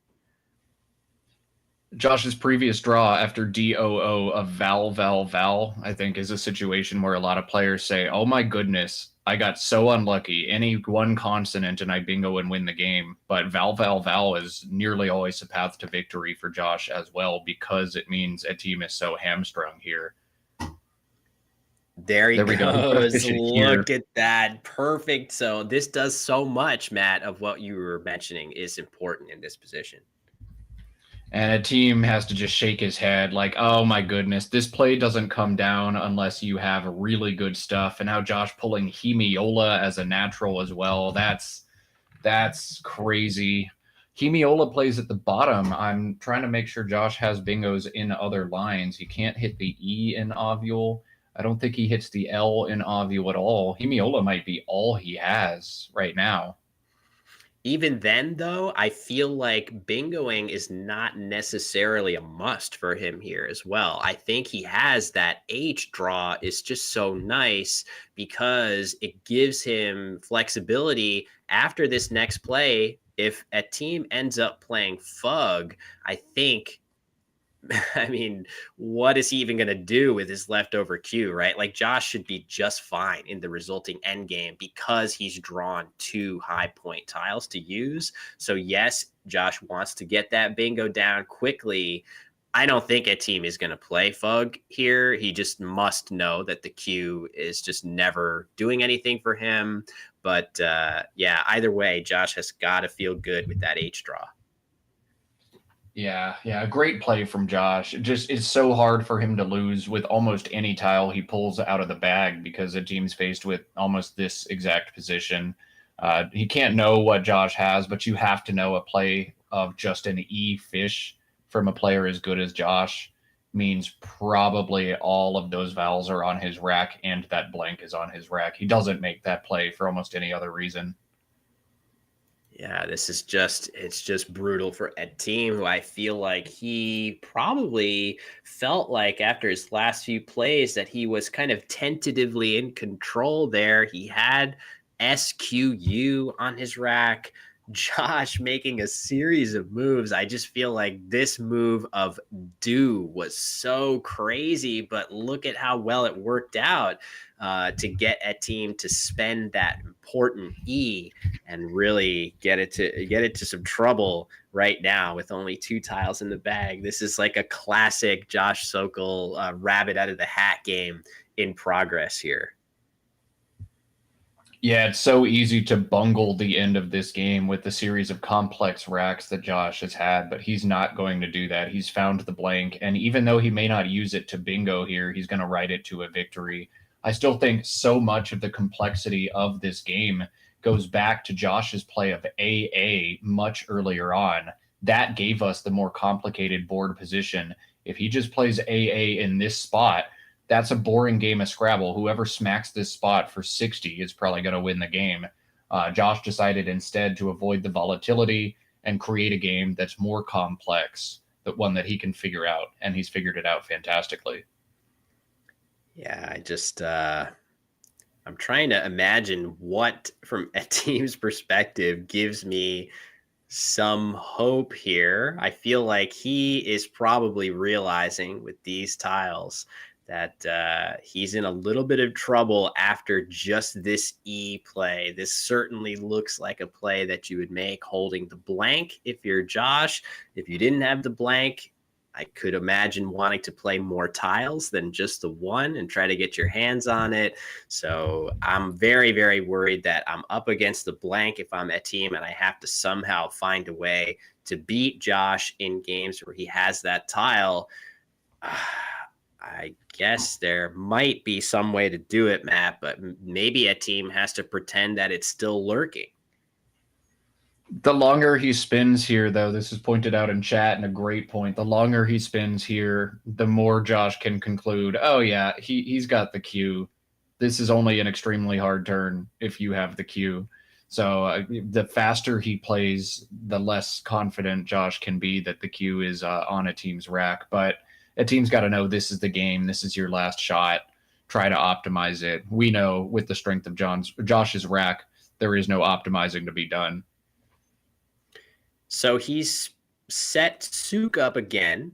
And my guess is rather than play it here, he would play that here on his next turn. I think that at least makes things a little more difficult. If you can make Josh play an accurate endgame after a play like that, maybe that gives you more practical chances. I don't think the computer engine would really like a team's chances after that. Unfortunately for him, we know that the tiles in the bag, well, maybe it's not so unfortunate that there is actually an S coming to him in the bag, but the other tile, the W, is not what a team needs. I think a team would be hoping for something like S vowel. That might be a little bit promising for him here, but yeah, this is definitely a tricky spot, and he just plays off the F. I guess it's as good of an idea as I can find, Matt. Everything else loses 100%, so just try to make Josh mess this one up. Now, Josh is a good enough player that he wouldn't, but I think if you make this play against a weaker player, it's possible that they bungle this one in one way or the other. It's possible that you get a miracle draw as well. I think this is about the best a team could have done. Put the complexity back on Josh and try to make him make a mistake, but he won't do that. Yeah, I guess the tricky thing, though, if you're Josh, is how do you proceed here? Do you try to play a bunch of tiles right now at once, or do you fish one tile again and continue to put the onus on a team? I guess the problem is if you just play one, I don't know. I mean, the tiles are so ugly in the bag that I don't think a team is going to be able to go out into, even if Josh plays just one tile. Normally, the risk in a situation like that, if you just play one letter right now, if you're Josh, your opponent can potentially plan out an end game sequence over 2 turns to end the game. But I'm not so sure a team will be able to do that. I'm just trying to play around with different options. Josh has to make sure he doesn't give back Sook or Sook in different places. And Josh now kind of stuck. He can't open this board up as he'll allow Shooks to play for a bunch of points. I think Josh wants to go out in 2 as often as possible here. So instead of playing one tile, I think he wants to play off 4 or 5 if he can. He's just got to do that in a defensive way that doesn't give much back. The other thing Josh has to think about is the queue. It's more likely than not that a team has it right now, but if the queue is the last tile on the bag, he has to make sure he converts that into a win. He has to think about the hard situations where the queue's in the bag and the easy ones where a team's already got it and he's sunk. It's a tough turn. This is why a team playing one tile last turn had such a good idea. Yeah, it makes a lot of sense. And now Josh arranging Ohm on his rack. Where is he getting set to play that alongside Ovule potentially? This looks like maybe the only logical spot to play it. He's thinking there maybe that Sooks isn't quite as damaging as usual, and you still keep the eye to underlap it if you play that. Oh boy, Ohio in that spot also seems like a potentially reasonable choice. I don't think he's going to be in huge danger to a massive Q play there. Note that the score is still not in Josh's favor. It's not that much of an even game. Just dropping the F, just a one tile play, but it did garner 13 points, which is kind of a lot in such a close game, Matt. Man, I really am confused here. I wonder if Josh has the opportunity to set himself up in a devastating way here. I'm looking at plays that, like just maybe not HA, but something like this, allowing a mammoth score to come down here that a team can do very little about. That seems like it could be really cool. A team is not going out into pretty much ever. He has to play Shook or Shooks in this spot most of the time. And no matter what he keeps on his rack, that's not going out in 2. So Josh is going to get at least 2 more plays if he wants in this game. I think playing here makes some kind of sense, but you want to make sure you keep one of the 2 scoring tiles on your rack to crush the spot. I wonder, like HAO, I'm just going to keep throwing things down there. HAO doesn't work at all. That's FO. Whoa. He's just going to play one tile here, the blank. Just rotations here. Very interesting. So, oh man, he's going to draw the other S out of the bag, which is maybe not what he expected here.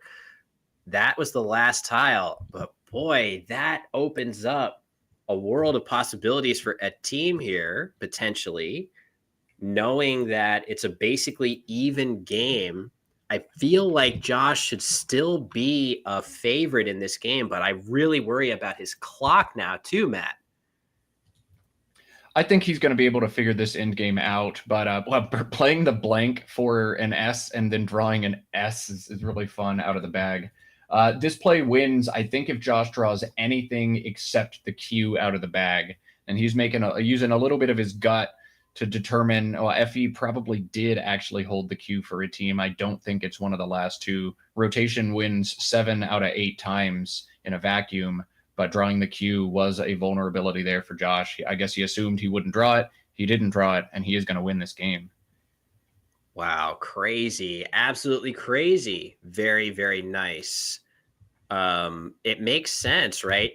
Because if you're getting into a protracted end game where it's going to take a bunch of turns to finish this thing off, and you think a team might have SSUQ on his rack, you could see a 2-turn combination with plopping your S down here for a good score and then Suk. That could be enough points that it would be tough to overcome.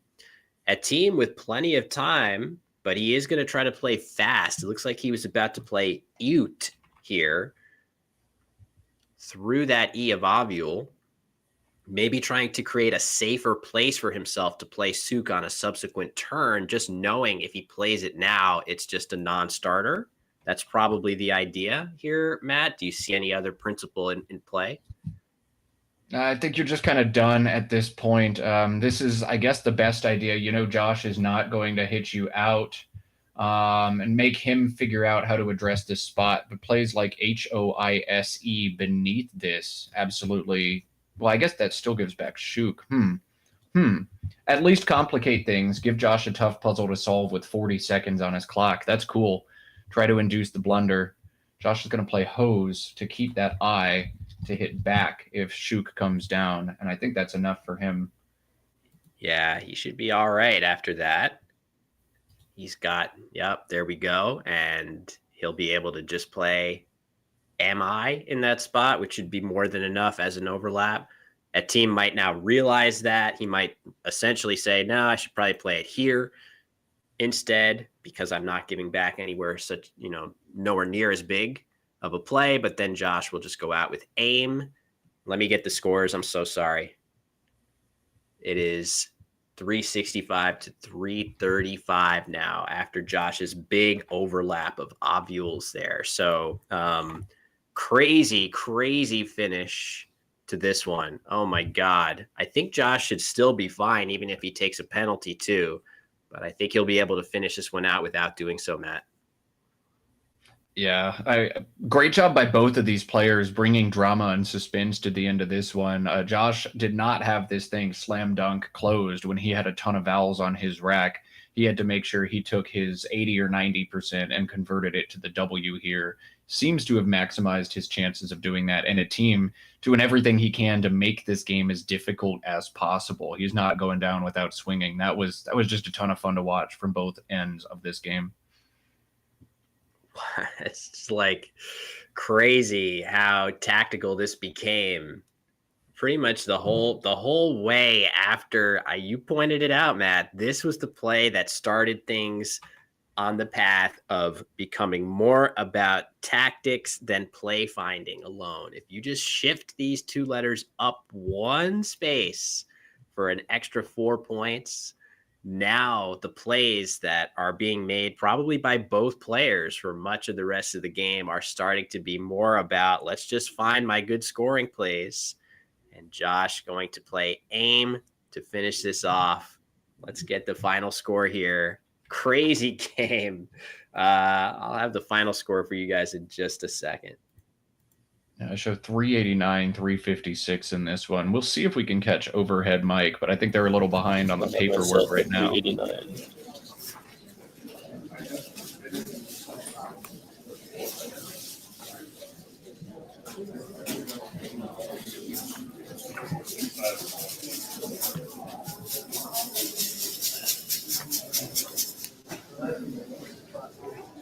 Is that right? Insane game. Oh my god. Hopefully it's can draw out. I wonder how many vowels you drew all game.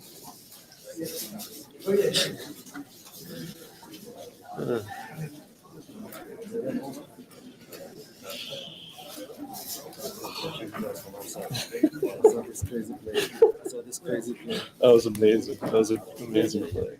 Awesome play. Yeah, everyone watching knew it was in the back. Yeah. You had the cue though. After this move, I'm not done this. After this move, I'm not done. Well, you could ignore that. That's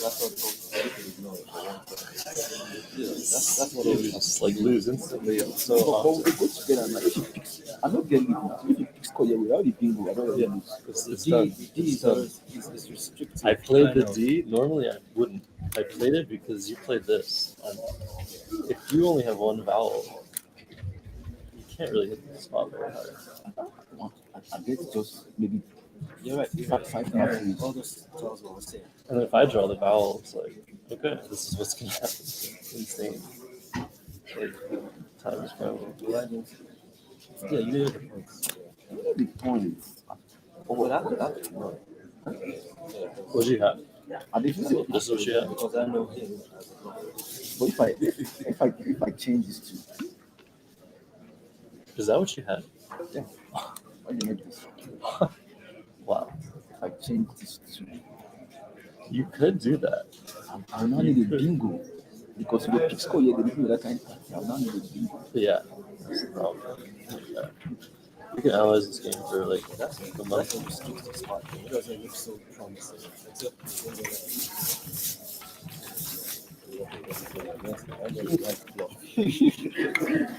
I don't think you would have done better than him. He plays so well. I love playing him. So is that right? 389, 356?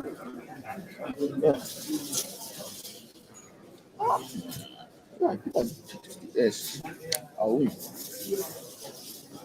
After this? No. So this was what we had in the back. No, you can't go out. No, I'm saying that this was the 2000 back. I picked this and I read this for you. Yeah, I don't think you can. I'm pretty sure you don't win. Like, even if you get soups. If I got the S instead of the W, I win. I don't think so, but maybe. I didn't think so. That's why. But you had the no. But if you use your blank here, you may not win. I don't think so. I really don't think so.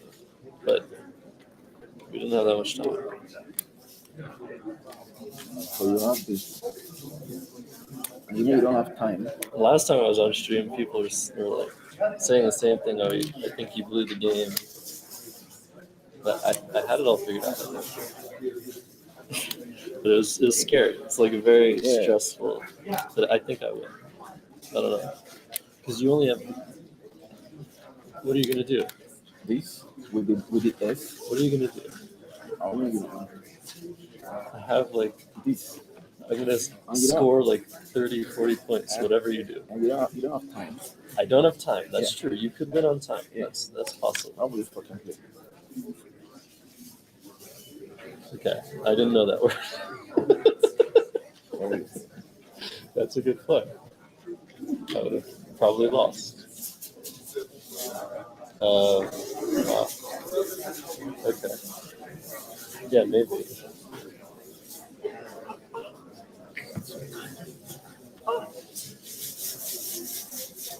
Yeah, maybe. 140. That's a lot. 43. It's close. It's very close.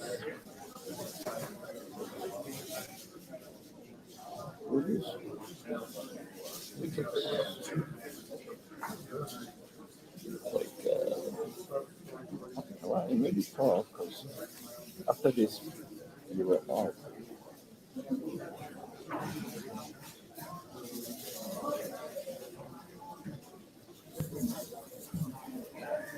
All right. Well, the players are still iterating through every situation here. I'm not sure. I think a team is just going through every last idea that he had as the players are submitting their scores, Matt. But Hag, look at that. How interesting of a play would that have been? Potentially allowing Sooks in an even more damaging spot. That's kind of, it forces Josh to burn his blank if he wants to block it. Wow, that's a really interesting possibility as well. Of course, it takes guts. You have to assume the S is in the bag, but you're so sunk in every other instance there. Maybe that was a move. I think at team, though, the real mistake he made in this game was only drawing 15 vowels across the entire game. And 5 of those came in just a 2-turn sequence of the bingo outrates and then the 5-letter Puzel, whose a definition, again, was the highlight of the game for me, despite all of the other fireworks we saw. Yeah, for sure. A fascinating game. Another Josh Sokol masterclass. This is just a quintessential Josh game.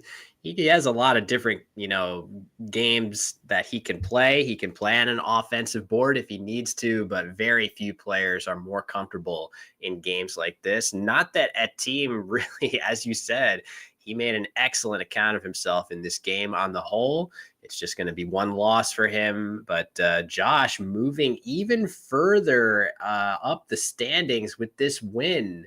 Again, he's won a number, or not one, but he has won, but he's had impressive results in the Collins fields that he's played since switching over to that lexicon. And I think with this win, he moves into first place. Am I crazy? I'm looking at the other standings. Maybe the other results aren't in yet, but either way, what round is this? 23. All right. No, we have some other results that aren't in yet. So, but either way, Josh making his way up the standings, Matt, and really impressive results so far for him.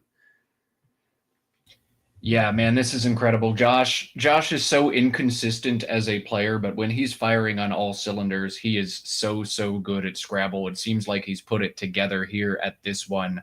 A big win for Josh. He's right in the thick of things. Boy, this Collins division is so stacked. I'm looking at some incredible players just kind of floating at or below 500. Austin Shin was 10-11 this morning. Wasim Khatri 10-11 this morning. Those are both fantastic Scrabble players.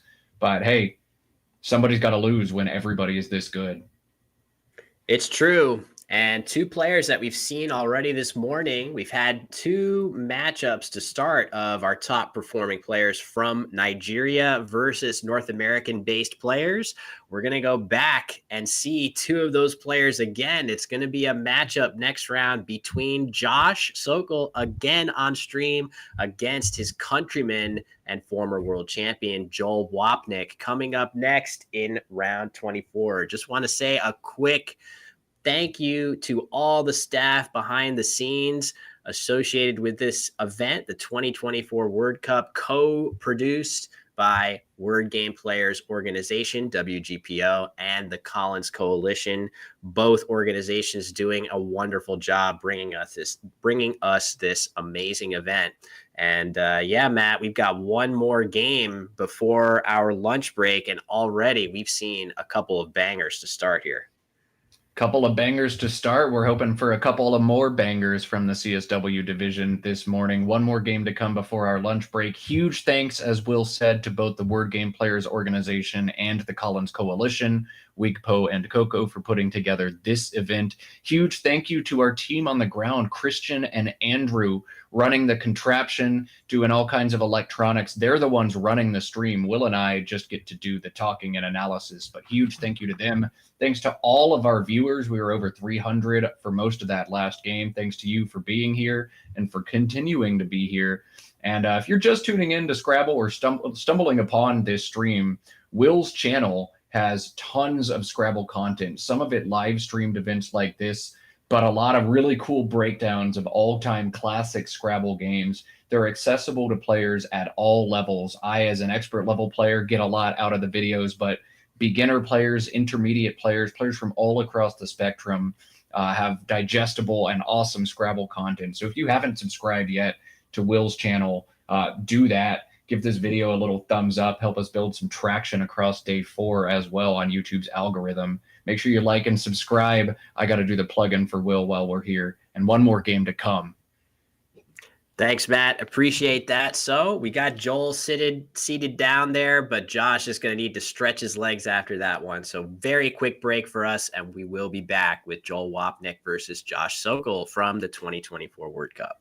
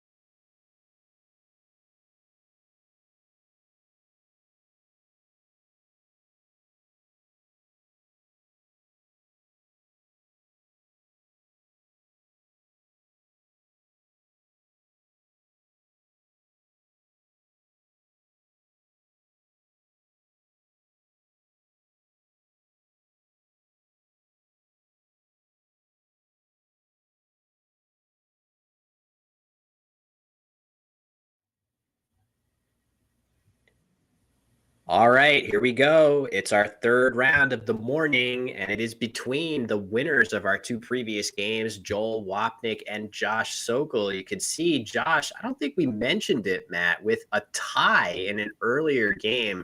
That always adds a pretty interesting wrinkle whenever you see that.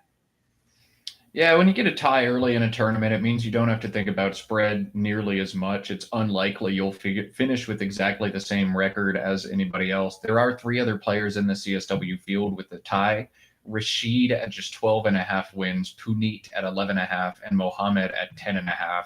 So unlikely to get caught means Josh doesn't have to think about spread. He can just play to win every single game. That simplifies the calculus in some in-game situations.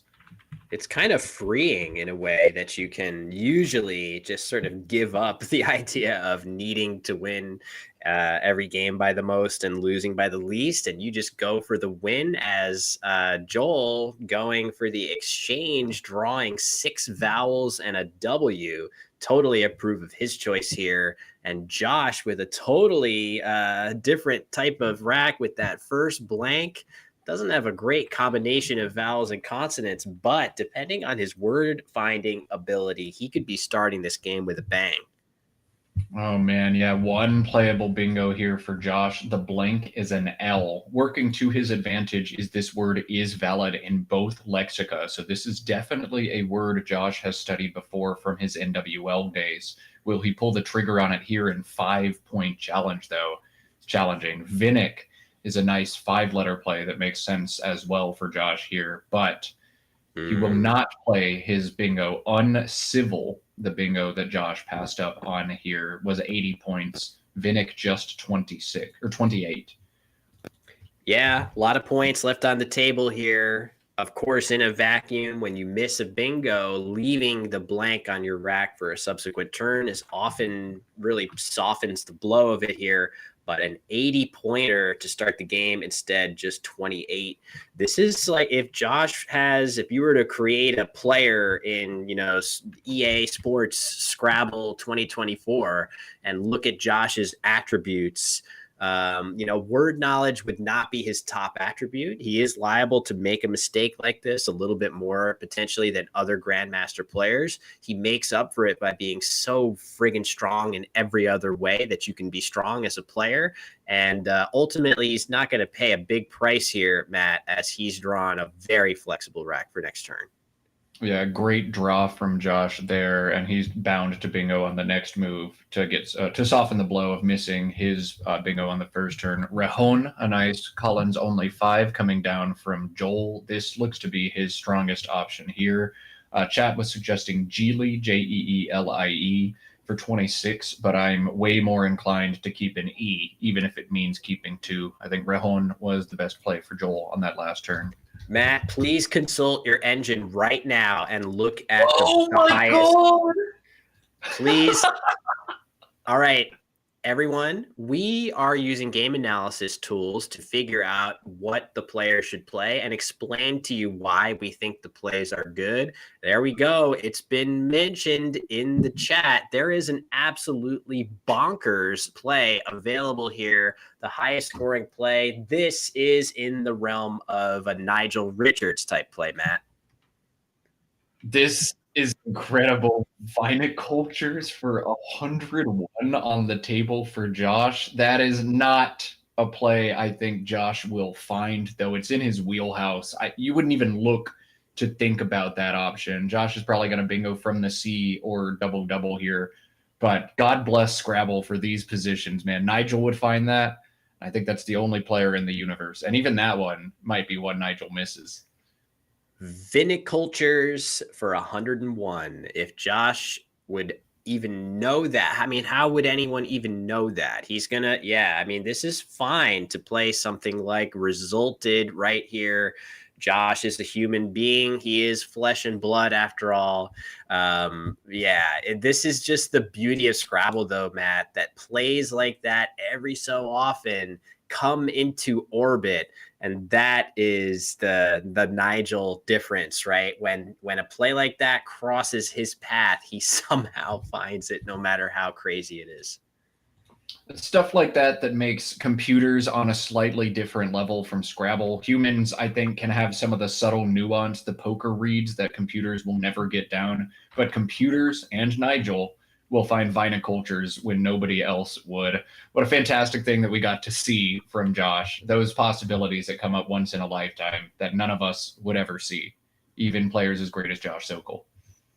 Worth diving in a little bit to his positioning, though, right? I feel like he could have played for a couple extra points from this C. Instead, Josh playing down through the E of Rejon, as you said, Matt. I think I kind of like this choice of his. I love this choice of his. Yeah, you don't need to put 6 central floaters on the board, allowing Joel to bingo with pretty much any rack. I do like the decision to forego the plays from the C, stuff like cultures, to play this instead. I'm curious to see what a simulation says about this. I'm going to start running it now. But yeah, I do think the decision to double was correct. It's only a 2-point delta between the plays. I'm taking that all day. Yeah, it's a great point, right? Every tile on the board, can you play through this V? Sure, you can. But what if this V were right here in the center of the board? Literally any 8-letter word with a V would play through it here. So not all floaters on the board are created equal. Anything that you place in the middle of the board, that is the very best that you can give your opponent in terms of an opportunity to play an 8-letter word. So rather than give so many good ones back, as you suggest, Matt, I do like the idea of not only giving fewer back, but also making them much more specific, pushing those into the early part of any word. If you want to play something through this T, can't be at the end of the word. It's got to be early or middle if you want to fit it onto the board. So I like it. And back over to Joel, who looks like he's got some decent tiles. If you can just shed that K for a good score, and keep some of those nice balanced letters behind. Just one more thing on the Josh move. I just want to point out like why resulted is such a good play mathematically with numbers, not just with theory. He takes away 10% bingo odds for Joel by playing resulted as opposed to something like clustery from the C. Joel bingoes 26% of the time after clustery, just 15.7 with a random rack after resulted. That's why you make this play. Good stuff from Josh. Yeah, making a lot of sense there. So Kine is going to be the play for Joel. Aggressively opening this triple. Let me wait till the board spins to draw right here. A 6-letter word. Josh doesn't look like he has a great ability to play a longer word into the triple. Another option there that could have been tempting that I don't know if Joel saw it. Forget about playing through this I. If you just play Saki right here, that's kind of nice. You get the extra points for the J. Of course, you do keep EELNR, which probably isn't as flexible as the AELR leave that Joel kept after Kine. And now he does have Brantle as a 7-letter word on his rack, Matt. Not sure if he'll be able to play it, though. That last turn was so interesting for Joel, but I do think Saki or potentially even just plunking the K was a better option. Just plunking the K holds leaner, which hits a lot from the C in Vinnick and is going to force Josh to make a big sacrifice to obstruct. So I think the C stays in play a lot after the play. If you draw an S, you hit cleaners. If you draw an I, you hit Caroline. If you draw a D, you hit calendar. Draw U, you hit cerulean. There's a number of ways to hit after that. So I think maybe even just fishing was a fun play there, or Saki. But Kine also makes a bunch of sense, as you said. Some kind of aggressive offense, but warranted offense with a great leave there. That's the decision we see. Man, these guys are playing too quick for us to analyze what's going on right now. But Josh making what looks to be a very standard play of YOU. Here, dumping the worst tiles on his rack, keeping bingo-prone synergistic tiles that will also score well, checks every box, except the one key box that it also checks is that it gives back Brantle and Yor. Yeah, Brantle and Yor now going down. I actually didn't see because there is also this open E. So Rentable was also available for Joel, even without the new opening that Josh just created. I wonder, he had a bunch of options, did Josh, in this spot. I wonder if he played U just because his leftover PH, if he was able to draw a word with PH in it, it would still fit quite nicely there. Could have been something that crossed his mind. Maybe PH also goes right here with an O draw. So maybe the PH combination, a solid one to keep after that play. Either way, we're going to see Joel bingo here. Almost certainly, I'd be shocked to not see him bingo and even the game to a pretty large extent here. Yeah, actually 3 playable bingos here for Joel, and we haven't brought up, I think, what is his best option. There is Brantle, there is Rentable, but the U exposed actually gives him his highest scoring bingo of Turnable, T-U-R-N-A-B-L-E. That's 72, Rentable is 70, and Brantle is 68. So highest scoring bingo is actually Turnable, and I think that's the best one here, as it kind of mucks up the opportunity to bingo through either of the set of floaters on the board. Yeah, it makes a lot of sense. I'm liking that. It certainly looks like Joel is liking it too. He's got those letters lined up exactly the way you would expect to see. And down comes Turnable. I don't think there should be any worry about this word taking an S. It does not. Neither player is going to think that it does. Every now and then you get an able word that actually does take an S as a hook, and sometimes that can be a little tricky. Not in this case. No worries there. Neither player is likely to try that. Oh, Josh is going to go ahead and challenge it, Matt. Give him an extra 5 points. This is the nice thing about CSW is you if you're not 100% sure, just go ahead and check. This is a high probability 8 that is also valid in NWL, but I never criticize a player for walking up to that computer. If you're even 90% sure instead of 100, mathematically it's correct to go double check that word. So Josh giving 5 extra points to Joel. He's still up 3, 133 to 130. And while this rack looks unfun, there's one 4-letter word here that's going to slam home a big score. H-A-A-F, the word for Josh that I think we're going to see him play. Yeah, it looks fantastic. Just right here in this spot. Does so many of the things that you would like. Josh with P-F-H on his rack. 3 of those medium to high-ish point tiles. None of those tiles are ones that you would want to hold very long if you're trying to bingo. Not that this board is particularly good for playing bingos on, but in general, scoring 38 points and leaving a nice flexible lead for next turn seems like a pretty good idea.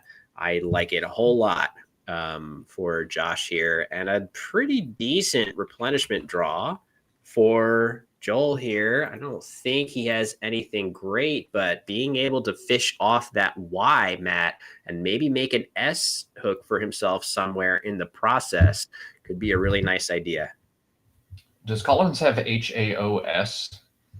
I think it does. Yeah, both H. Yes, it does. Yeah. NWL just got that one, and I'm not sure if that was a new edition or an already Collins edition, but that kind of drives some of the thinking here. We'll get to see Joel once again make a decision, kind of like he had with K-I-N-E, of how much offense do I want to play as I'm kind of in range. Just playing off O-Y makes sense to do here, but there are a number of different places where he could play O-Y.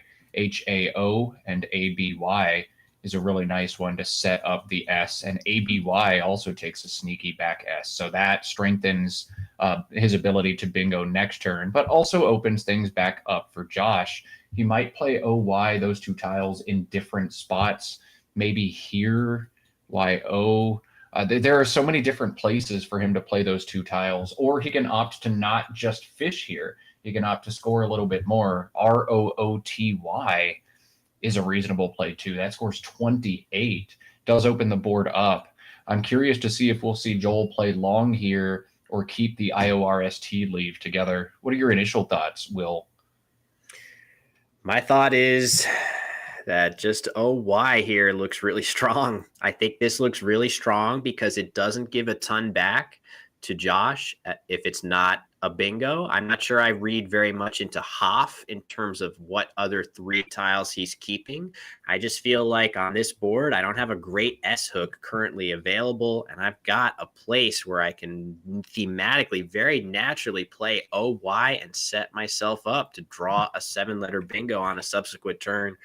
Looks really natural to me. I'm not sure I would want to overthink it, but then again, I'm not in the gamers chairs there at the table actually playing the words.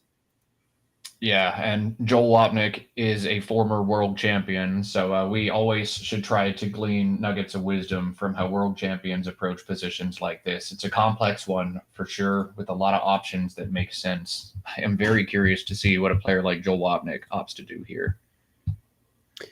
Yeah, it's been noted a few times in chat that a cool possibility would be to see Ola Vinnik be played as well. That's something where if Joel plucks the L, he could get a decent score. That's the sort of play where, yeah, that play scores nicely, but not so nicely that you would want to think too hard about keeping IO on your rack in the hopes of drawing an L. If it found its way onto your tile rack, then all right, nice. Maybe I'm going to be playing that some of the time, but I wouldn't want to over-index on that play. Joel has set up Rudy. This is kind of what I thought we were going to get from Joel, the long play here. The more experienced a player is, it seems like the less likely they are to keep stuff like IORST, and the more likely they are to just fight through the rack. Oh, man. Rudy would be an interesting decision for Joel. Yeah, very different. Very, very different thematically to use. Oh, wow. Look at him. I don't know about troll, but the misdirection by the crafty former world champion there. I really thought he was going Rudy, Matt. Faked me out for sure. All right, so OY is indeed the play for Joel. But again, OY is a play that newer, younger players just drop in 1 second. And Joel really did take his time on that turn, gave Rudy a lot of thought. But OY is indeed the play. And look at that reward he's found into IORST, an A and an N. Great pull from Joel. So you know what's interesting? In a vacuum, if I'm Josh, I would have considered playing HIE right here for a decent score, setting up some hooks. But now he's never doing that after this play. There's no way he's making that scary of a hook after such a short play. HIE not only takes a bunch of hooks in addition to, well, I don't know about a bunch, but definitely some other hooks than just an S. So yeah, Josh instead adjusting his play to Phi, Matt, a much safer choice by Josh, maybe warranted given Joel's last play.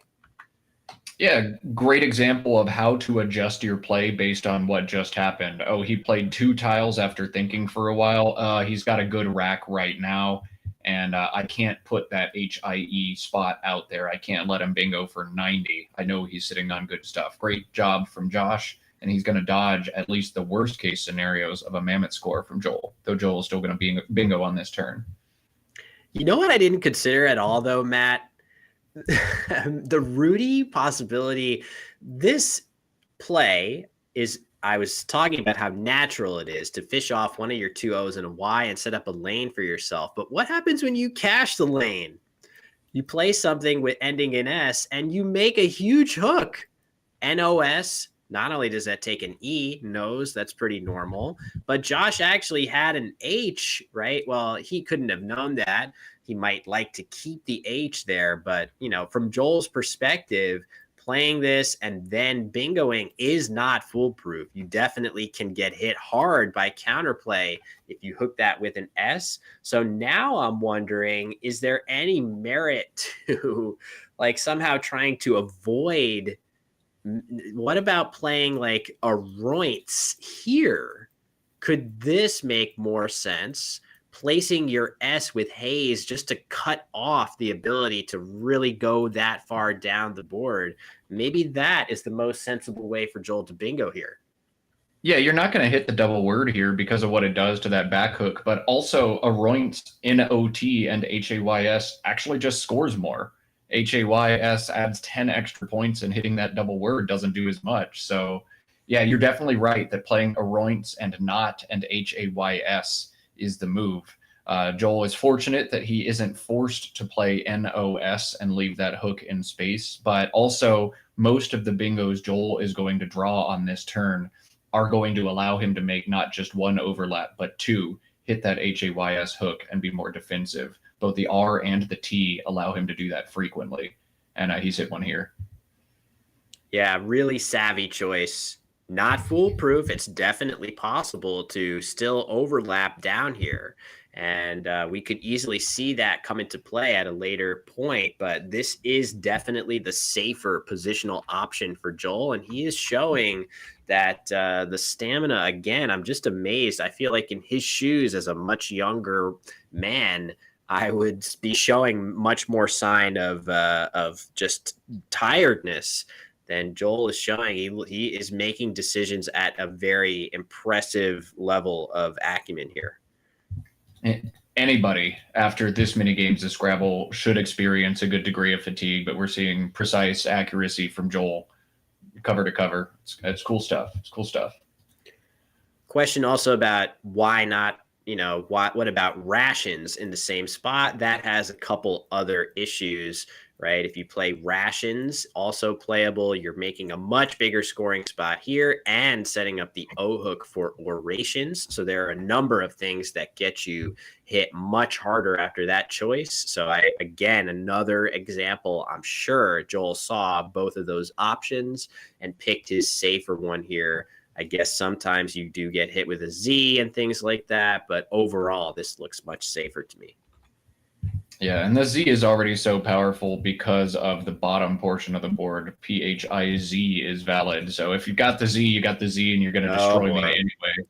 Clock issue. We got to get Joel's clock pressed here. Get the director on board as soon as possible. Rob, as soon as you hear this, I see him in the background. Oh, well, Josh has already made his play. It looks like it was hit too. Okay.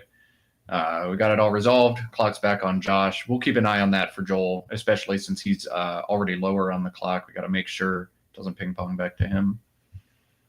Yeah, it was just a bit of time. You could see he's 8 minutes down on the clock. So, Josh picking up his play. I thought he was about to.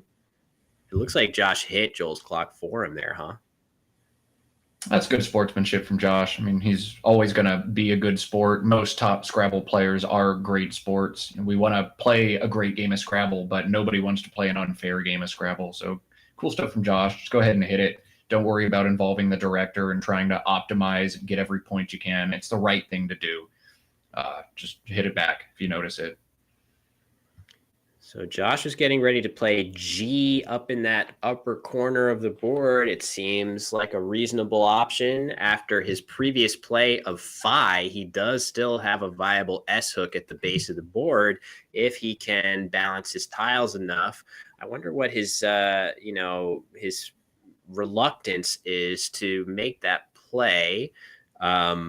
Maybe just believing that surely there's something better than a 14-pointer here, but really there isn't, Matt. This seems like a pretty natural play for him.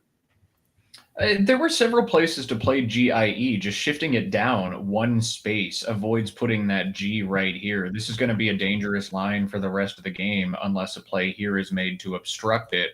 Josh probably doesn't want to make that. GIE also plays right here for an extra point. So Josh is trying to figure out, do I want the extra point? Do I want to put the G in space? Do I want to take away the triple word? There's a lot to think about. You're almost certainly going to play GIE, but you want to play it in the right spot. I think Josh has done that here, but you want to make sure, and given you can shape the board making, equivalent plays, otherwise speaking, make sure you do it right. I think this is right. I think I'm seeing the standings in Collins have been updated now. I had a question who's in first and second. It looks like Etta Caro is back in first, but Joel in second and Josh Sokol in third. That is where the standings lie right now. So a matchup between the number 2 and 3 players in the standings. Incredibly impressive results so far for these two. As Josh drawing a 7-letter Collins bingo of Situle on his rack. Not 100% sure that plays anywhere. Looking around for anywhere else that he might get a bingo here, Matt. I'm not seeing it yet, but Joel has a turn to play. Yeah, nothing would play on this board right now, but Joel's play could potentially change that. I'm not seeing much that Joel could do that makes sense to open up a spot, and this certainly won't do that. Joel is opting to play Wig, keeping together the QU combination.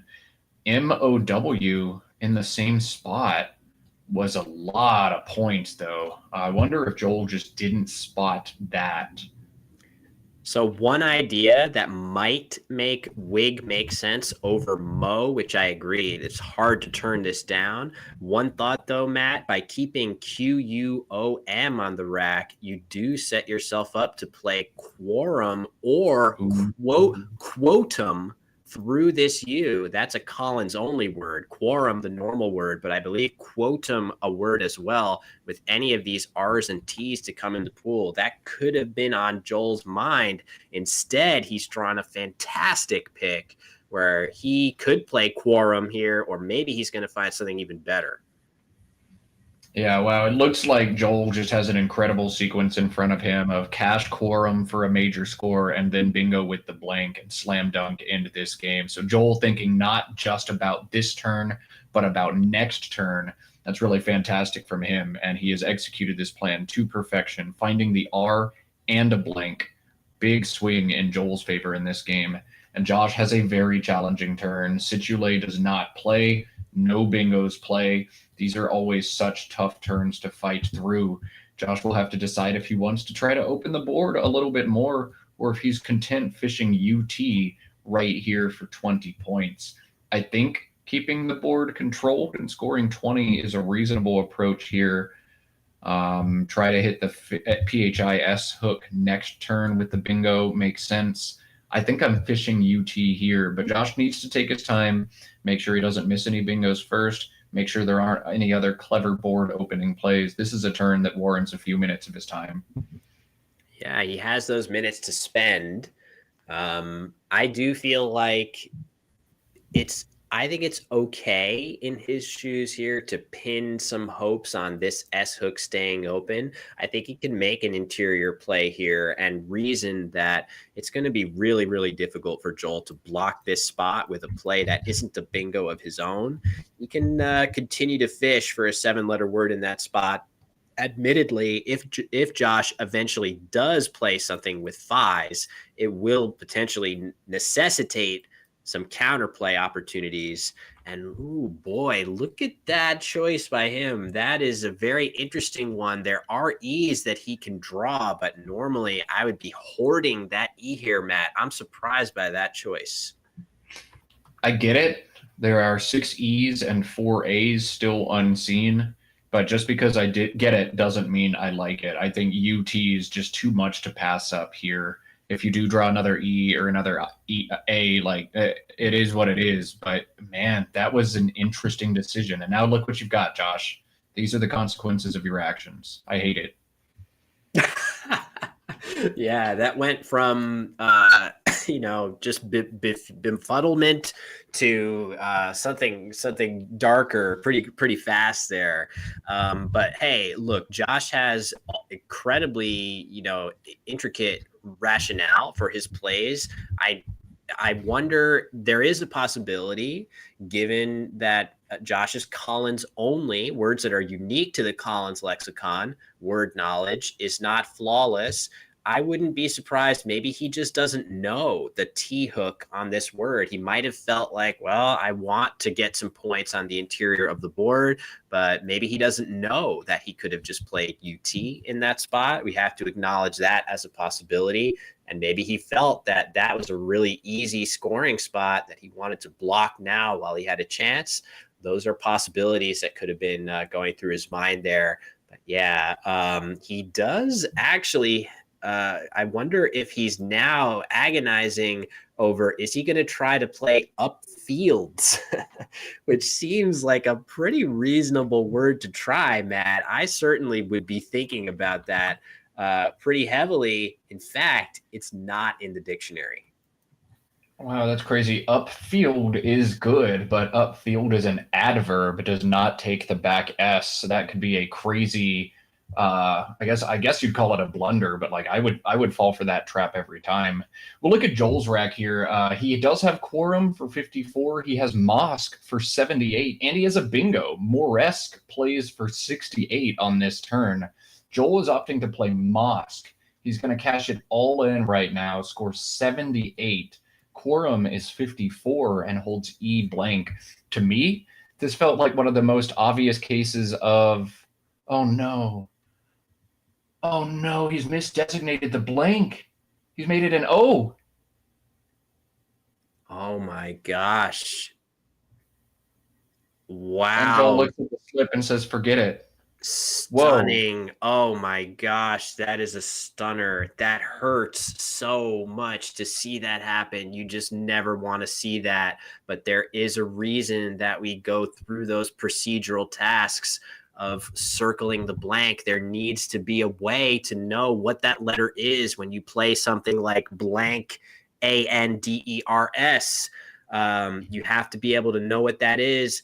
This is not the situation that we would normally need the blank designation. I think most of us would know MO blank QUE that our opponent means to put an S, but that is just not what you would want to see. And oh man, that is a huge unexpected break for Josh Sokol, Matt. Wow. That is just an absolutely killer mistake. And I mean, this is probably something Joel has done maybe once in his life ever before, but this is something we've all done probably once in our life before. I know I have misdesignated a blank before to comedic results, but that is not at all what we expected to see. And now Josh has just a crazy situation to address. Okay, Joel has Mosque for a bunch of points. He's seen it, and I know he's going to play it next turn unless I block it, but do I block it or do I set myself up in a completely different section of the board? This is now a very complicated turn from Josh. I think you have to take it away, though. Yeah, he's going to play full, which makes a lot of sense here. He just cannot allow him an immediate crack at that spot. This makes a lot of sense to block that big play that Joel previously had and leave him as passable a leave as possible to try to draw into a bingo right here. So brutal. Joel does have the ability to play Moresque, I believe, through this E. So that is going to be a consolation prize that I guess he's still going to see. But yeah, a very, very big swing in the game for sure. Yeah, we'll get Josh's score updated in just a minute, but Josh has a narrow lead in this game, 251 to 248. Joel does threaten the bingo. This is one that's sneaky to spot that doesn't look like the best bingo line, but a world-class player like Joel is going to find it. He's putting it down here. Josh has to be like, "What? Yeah, see his face. What on earth? Okay, so Mosque didn't go, so you're just going to bingo on me instead? All right, that's the way it goes." Josh's face says it all right now. And Josh can't be too upset about this because remember, Josh didn't see the full rack that Joel had. He cannot have known two of the tiles that remained on Joel's rack there. This is just out of left field. There's no way for Josh to have known that he should have played something overlapping. Not that there even was anything with the tiles that Josh had. It was going to be next to impossible, even if he wanted to make a play like that. But yeah, Josh did well to block the big play. And now he's got a Z and an S. And boy, Matt, this is a tough one now because at this deficit, Josh has this beautiful Z hook here, but playing it does take out the S hook that he was gunning for the last few turns.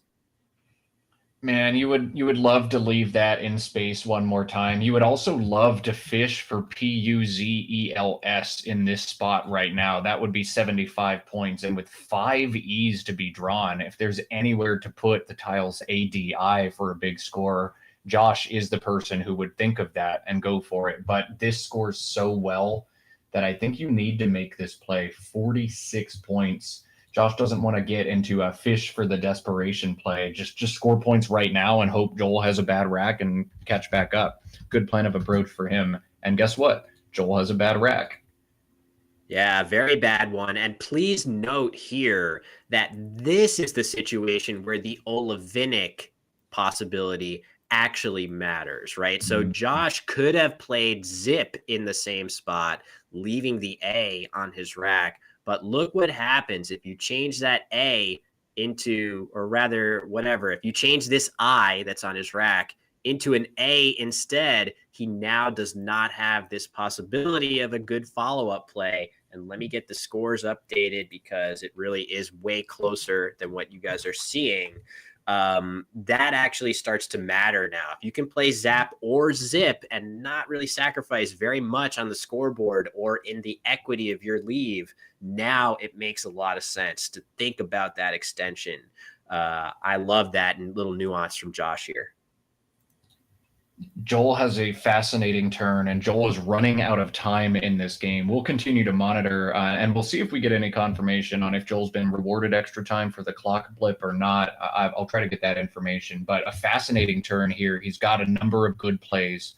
WIVE plays up here for 26, holds DGMS, but with 13 vowels, maybe you can swallow that. Widest, WIDEST, is a sneaky find. That's 40, but it holds GMV. That hurts to keep. And then Mudges, MUDGES, plays in this spot, but opens an enormous bingo opportunity for Josh at the bottom of the board. Every play looks very good and very bad here for Joel. I have no idea what he's going to pick. It might even just be Gov, keep the board extremely tight and keep the goodies on my rack. What do you think here, Joel, Will, for Joel? He's going to go with a different play that I didn't see coming of Ute, maybe feeling the time pressure a little bit, Matt. Using the one vowel on his rack, that leave is going to get him into trouble quite a bit. Maybe he's hoping for a particular draw through this U, but Josh now has very good tiles. He would have been ready to pounce on Mudges with ISOLEDs right here.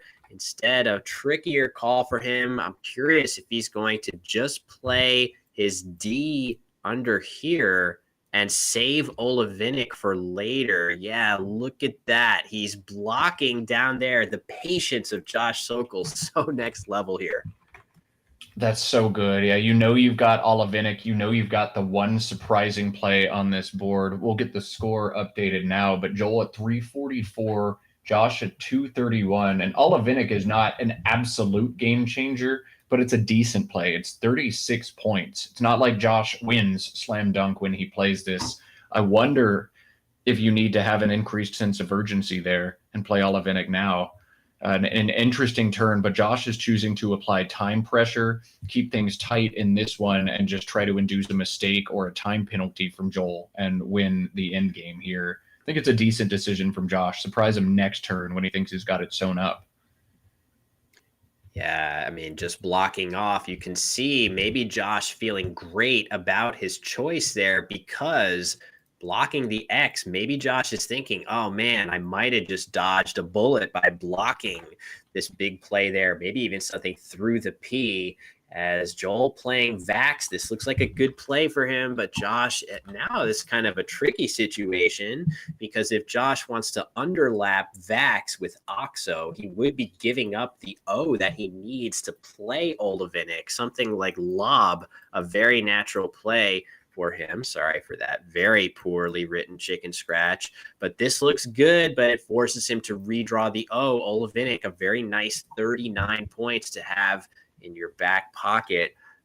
Maybe it's a play he has to make. Also, we don't have any absolute confirmation that he's thinking of Olivinic. I feel like Zap over Zip is all the confirmation I need, Matt, but where do you stand on that? I don't 100% know that he's seen it, but I do think DA is only a play that you make if you see Olivinic, because Dopa on that turn, DOPA, otherwise makes much more sense from Josh. I think he saw it here. He had to decide quickly between Lob, Rob, and Ob in the same spot. Ob would hold at least the L, knowing there's two more O's to come. But the most important thing for Josh is go as fast as possible. It needs to be Joel's turn as much as possible if you want to try to steal this game away. So I like the decision to just throw it down quickly. Yeah, that does make a lot of sense when you put it that way. And look at Josh's rack. So many nice bingo tiles. He wishes that he had a 7-letter word starting with one of those vowels, but he just doesn't here. He's so close, not only on the scoreboard, but on his rack to having a bingo that would just be huge for him in this game. And Joel is in such a pickle. Oh my God. It's just going to be brutal to see. He's got a lot of turns to navigate. Let's just see if he's able to do it accurately, at least with this play, Matt. He hasn't given Josh anything new, and he scored decently well, but I'm worried that that time pressure situation is going to play a huge factor now. Yeah, this is such an interesting position from Josh. You want to go as fast as possible and try to induce mistakes from Joel, but you also need to take your time and optimize this decision as much as possible. If your plan is to time rush Joel, push him over and make him botch this end game to try to steal it away, you want to play 1 or 2 tiles here and lengthen the game, give him an extra turn to possibly botch. Man, I don't know. He's got options to set himself up at the bottom of the board. Something like DE and males would set up the S underneath, but with one other S unseen, that's got to give Josh some pause. Does he want to take the game and bring it down to a coin flip? Do you have the S or not? I don't know if that's the right thing to do, and Josh has to think so quickly here. Looks like he might just play the E male at the bottom of the board. Wait a second. I don't think vax is a verb yet. Oh, he put the E there. He's a phony. So I don't think Joel has batted an eye at that, which makes total sense. We all know from living in the COVID era of being vaxxed and all of that stuff, but this is not valid yet, I don't think. I think it's coming into lexicons at some point, but not valid yet. So obviously, if that word is able to be played, it's an incredible choice by Josh. 38 points, setting up his S right here in an absolutely devastating way.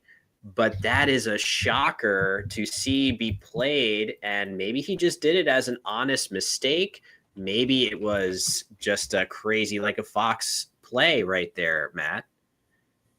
Yeah, man. Wow. So what a swindle from Josh. The phony. And then he forces Joel in a time crunch to just do this. There is no rendings. Rendings is invalid. There is no bingo through that G for Josh. I thought he might just triple out here. But wow, what a swing in this game. And now Josh trailing 410 to 394, down just 16 points, 3 tiles in the bag. He's got to look at plays like rending, playing very long here and just trying to end this game as fast as possible. He's also got the opportunity to fish 1 or 2 tiles here with 2 big lines available. Josh has to make a snap decision here, though. You want to keep time pressure on Joel as much as possible. But look at the pull from Joel, too. He's pulled into status, S-T-A-T-I-C-E, which plays at the bottom of this board. I have no idea who's going to win this game. This is insane. So basically, I'm totally with you. I have no idea what's happening right now in terms of who's likely to win this game. There is a strong possibility that Joel is going to bingo here. It's hard to imagine Josh blocking it, but what I'm curious about is, will Josh find some way to fish off a tile that's going to let him play through here and still win the game even after Joel bingos? I'm not sure yet if that's possible. It probably is. There are 3 tiles in the bag. It's going to be A, D, and I. So I'm just so curious to see, for example, right away, I see if Josh fishes off an N somewhere, I don't know exactly where, maybe here, and draws the D, he'll play reddings if he needs to play reddings, which he will after Joel plays status, to still win the game with a triple out. So the content possibility here is absolutely through the roof. Oh, yeah, the A would do the same thing for readings. So fishing an N is, given the tiles in the bag, What do you have with an I? Is there anything there either? I don't know. There's Maybe not not. much that you're scared of if you're Josh's perspective. Fishing the N also pulls bingos at the bottom of the board. An I hits Snidier, an A hits Sandier or Sardine. So an N fish looks like it threatens mammoth bingos with the tiles we see in the bag. Of course, Josh doesn't know it's ADI in the bag. Josh knows it's 3 of these, and that changes the calculus here a little bit. Josh also may not need a bingo to win this game with Joel in a time crunch. Josh could just have a really high scoring sequence here. Playing long makes sense. Playing rending makes sense a lot, but fishing an N might win more than 50% of the time. It hits a lot. Tough turn. Yeah, absolutely crazy. And I feel like Josh, just his body language there was like, are you kidding me? Again, I'm in one of these ridiculous pre-endgame situations. Why? Why are you doing this to me, Scrabble gods? But again, he is extremely capable of processing these positions to an extremely high level. I think of that as being his absolute strength as a player, in addition to his creativity. So I'm fascinated to see, does he feel like he needs to pull the trigger on rendings, which I think that's going to be game over for him. Oh my goodness. Such a complex decision here. Does he fish or does he bingo? It would be incredible if Josh fishes 1, Joel's forced to play status, and then Josh triples out. But Josh opting for the long play here, dinger. This makes perfect sense in most instances. It's just vulnerable to Joel's out bingos. These don't happen very often, but Josh just has to sit back in his chair and smirk. All right, it happened. I'm going to lose. Status for 69, the final play from Joel Wapnick. He's going to win this game 491 to 424. Yeah, absolutely crazy game. Joel, yeah, Josh rather is okay. He's going to challenge it, or yeah, I think he's just going to make absolutely sure. Joel Wapnick with a little bit of a cheeky grin. Oh, Joel didn't even need to get up there. Josh handled the challenge himself, and I'm sure the players are going to have a lot to say about this one. So maybe we should cut in. Absolutely. God, I did that once before in 4K. All right, so this is 74. So I've got 491 to 424. 2, 3, 4, 5, 10. Oh, so 496. Sorry, 496. Wait, 48. 484. I get 494. Hold on a second. Did you have 394 from me after I played Emu? Yes. Okay, and I scored. And wait a second. Okay, and then I scored 16 for God, giving me 410. Yes. And then 74 for status, which is 484. Uh-huh. And 2, 3, 4, 5, 6, 12 from you. You're right, 496. 496 to 424. So Oh, that was horrendous. Oh my goodness. that was one of those where That was like probably I'd rather be lucky than good. the worst game ever. I'm glad that rendings isn't a word. I was like, I might have to try rendings. Oh man. All right. So I missed it the first rounds. I was ready to play all of it. Yeah, I saw all of it also. I was ready to play that. I was like, oh, well, he's setting up his O. I have to like block that with my own O. I played this and I'm like, wait, what is this? Did he have an E? He must have had an E. Like, you can't have not had an E. That was like. So I think I have to play like red first. Will Anderson is probably going nuts. So. Oh yeah. You played. That was good content for sure. I know TT is good, right? I totally forgot about it. I hit my clock. And I should play. I had a U. I should play. Oops. That was a much better play, and that set me up to drop early. 496. Wow. Yeah, and I guess I should have played Pith instead of Phi. I was being aggressive. But if I played Pith, at least like, it's a little more difficult for you. Anyways, it was your game the whole way. Sure was. No, never in doubt. Never in, just play as bad as I can play, and I'll still win. Oh man, that's fun. We have a whole I lunch played- break I to. played 2 beautiful games before Okay. against Etta right here, and then I played Wellington. His first play was Carnage, and so he put the G over here, and through the Okay. okay, is that right? CARNAGE. Interesting. I played Naproxen Naproxen. against him for 100 and some odd points. Wow. That's awesome. That was, So yeah, I was here. Did yeah. he? Wow. All right.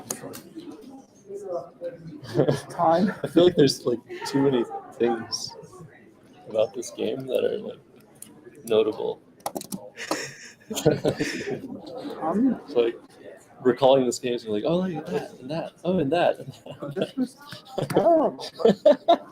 It was amazing, but terrible. Okay, no. He tried to. He tried to let it win, I tried really hard to let him win. I made 2 horrible mistakes. but I also made some bad mistakes. So it's all even at the end of the day. So I don't play up here anymore today, right?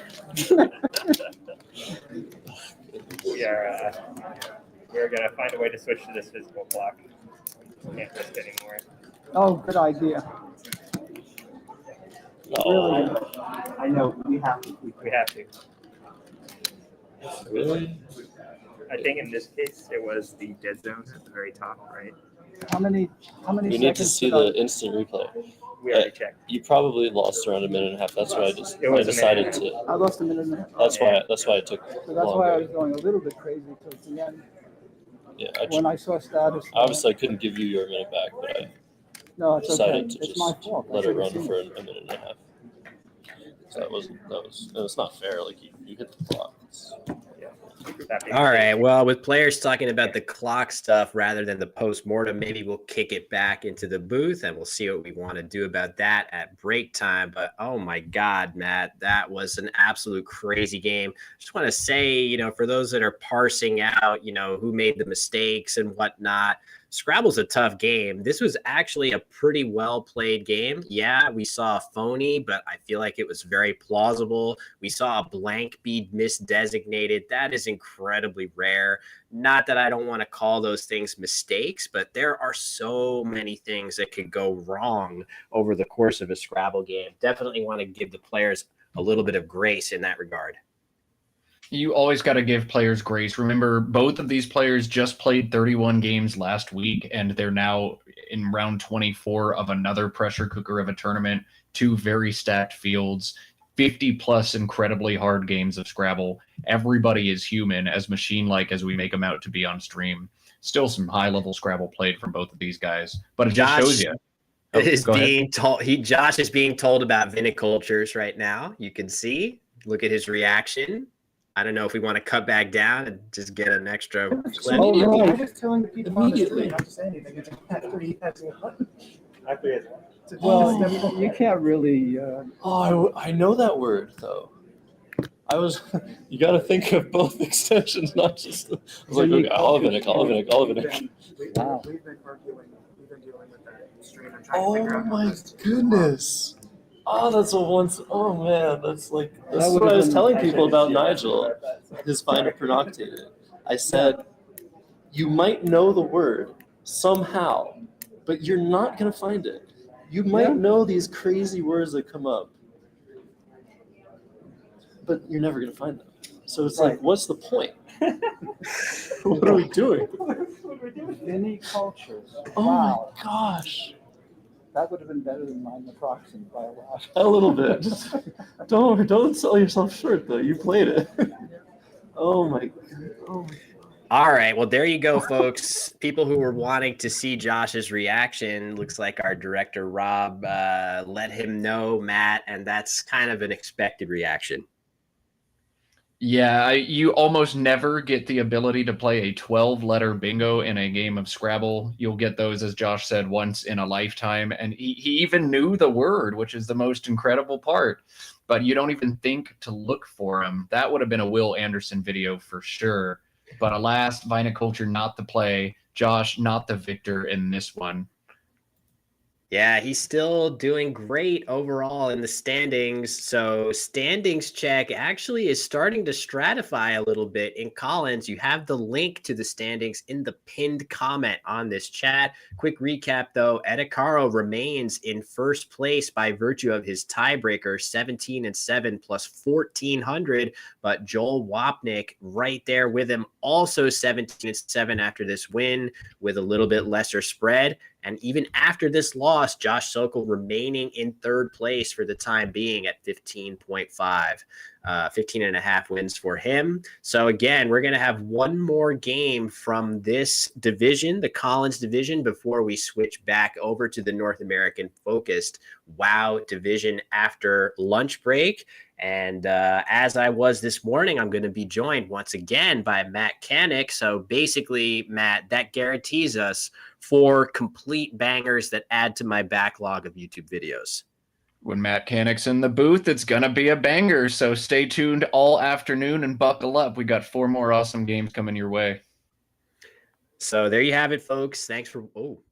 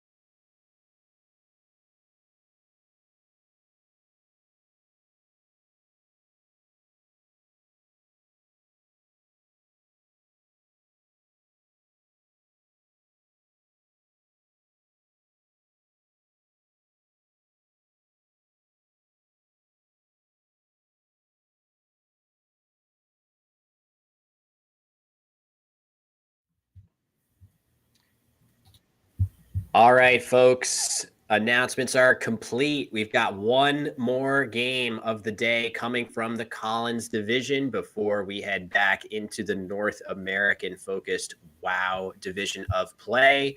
And that game is going to be between our leader in the clubhouse at the break, Etta Caro, seated on your right, against a player that you, Matt Canick, know very well on the left, Jeff Theveno. Yeah, Jeff is an absolute beast. He was the director of the Austin Club for several years as I was ascending into expertdom. And although CSW was his main game, he still had such a good grasp of NWL and CSW words. Jeff is a guy who does spelling bees for fun, won the Austin Adult Spelling Bee a number of times, just has such prolific word knowledge of all words, 2 through 15. We said maybe only Nigel Richards finds vinicultures. Jeff Theveno finds vinicultures. He's a word beast. He's always fun to watch. We'll see if he takes a big W in this tournament.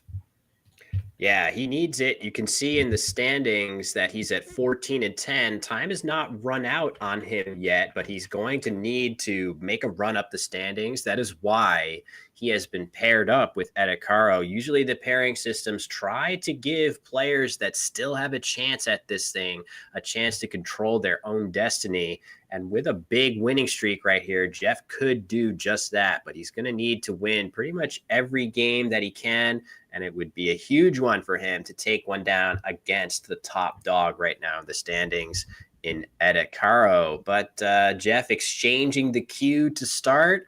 And Etta looks pretty close to a bingo of his own. Maybe not quite, though, Matt. No, not quite on this rack is right. And a frustrating position is this for Etta. URN, NURL, LUR are all 3 or 4 letter words he can make. It's probably going to be one of those, though an exchange here also could be appropriate to avoid putting floaters out. A tough opening rack here for Etta. Will, would you play or would you pass here? It looks like Lure is going to be the play. Man, I don't know. It's tough. I always feel like the decision that I would make in situations like that depends on what side of the bed I get out of. Sometimes I would exchange down to the best leave I can get. Other times I would put a word on the board and reason that after an exchange 5, maybe it looks like we're going to get a challenge on this word potentially, if I'm not mistaken. Or, it looks like a tile flew awry there. Okay, no big deal.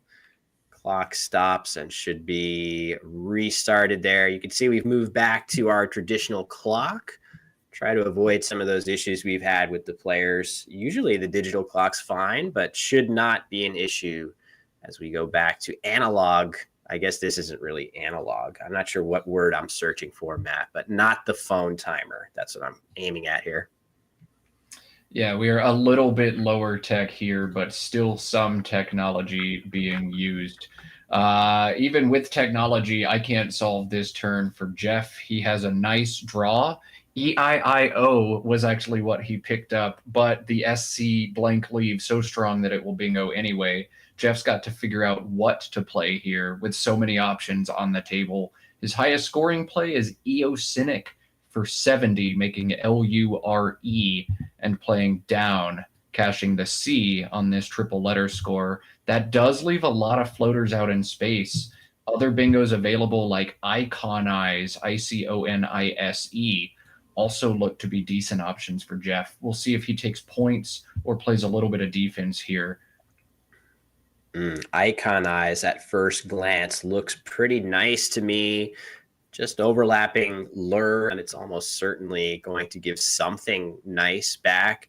I think the best thing that you could say here is try to get through this play without spending an inordinate amount of time. It doesn't feel like this play is likely to decide the game the way that other moves might later on. Get your bingo down. This play is definitely also in the mix as a play that seems decent, a little bit of a sacrifice on the scoreboard, but maybe the nice thing about it that a couple of other options like Eosinic, if you imagine, that would place an S out in space, whereas this word manages to place that S on the interior of the board. Often that is going to be the difference between bingoing and not. But actually here, Matt, it's kind of the other way around with this open O. Yeah, the O gives Etta his only bingo possible, Northers, on this turn. So, you know, sometimes you make a choice in Scrabble and it just doesn't happen to work out. I think actually Niçoise was a really cool play from Jeff. It keeps bingo lines open, and bingo's definitely played to Jeff's strength. He knows so many words. He'd like bingos to be available as often as possible. The other thing Niçoise does nicely is prevent high scoring plays. Etta's going to play here a lot, but he can't stack all the way alongside this word along that C. So that was a cool idea from Jeff to limit opportunities for Etta to hit him back. Just happened to get hit by a bingo here. Yeah, it's true. It's agonizing sometimes, the difference between plays, and you just can't know. The only thing you could do is just go with general principles, right? Like in general, exposing an S out in open space is worse than exposing an O. And that might have been some of the thinking behind why. Why would Jeff play the particular option that he picked there? And in this particular case, it was the O that gave Etta the bingo, not the S, but the general case still applies. And if you make your decisions accurately with those general principles in mind over and over, the long haul is going to be favorable to you. But those individual game scenarios, when the reverse happens, can be kind of tough to appreciate or to weather emotionally in the moment. Yeah, and hey, sometimes your decision doesn't work out, but kudos for trying. And Jeff still has a board shaped the way he wants with a big bingo line available alongside that E. Jeff has a tough turn here, Dinosty. I think we're going to see Jeff play YOD and keep a strong INST combination. YOD would play here for 17 points. He's also got DONNY through that sideways blank. So he could maybe score a little bit more and break up the leave. Jeff's style, though, would probably be YOD in this spot. It's interesting, though, because you did just note, Matt, that the nice thing about Jeff's bingo is that he makes this spot and potentially gives himself an outlet to get a 7-letter bingo down. If he plays YOD right here, that's still possible to overlap, but it gets a little bit more specific. So I just wonder if maybe he wouldn't be inclined to play something like Donnie here, giving up one more tile from his rack, but maybe he likes the idea of leaving this open still in order to actually have a good place to play his 7-letter bingo. Either way, I definitely think either of those plays are quite normal. And Etta's going to have a weird, people are pointing out some of the nonsensical compound words that he is arranging on his rack, such as bug cart, cat grub. I have no idea what else I guess I have to say because it's been posted in the chat. Butt crag. Very good. Enjoy that, everybody. Please don't clip me unnecessarily. I think a cut brag would be something David Eldar could say after his brilliant play of cut. Very nice. Cut Very brag nice. is my preferred. Catberg, though, that's where I would like to retire to.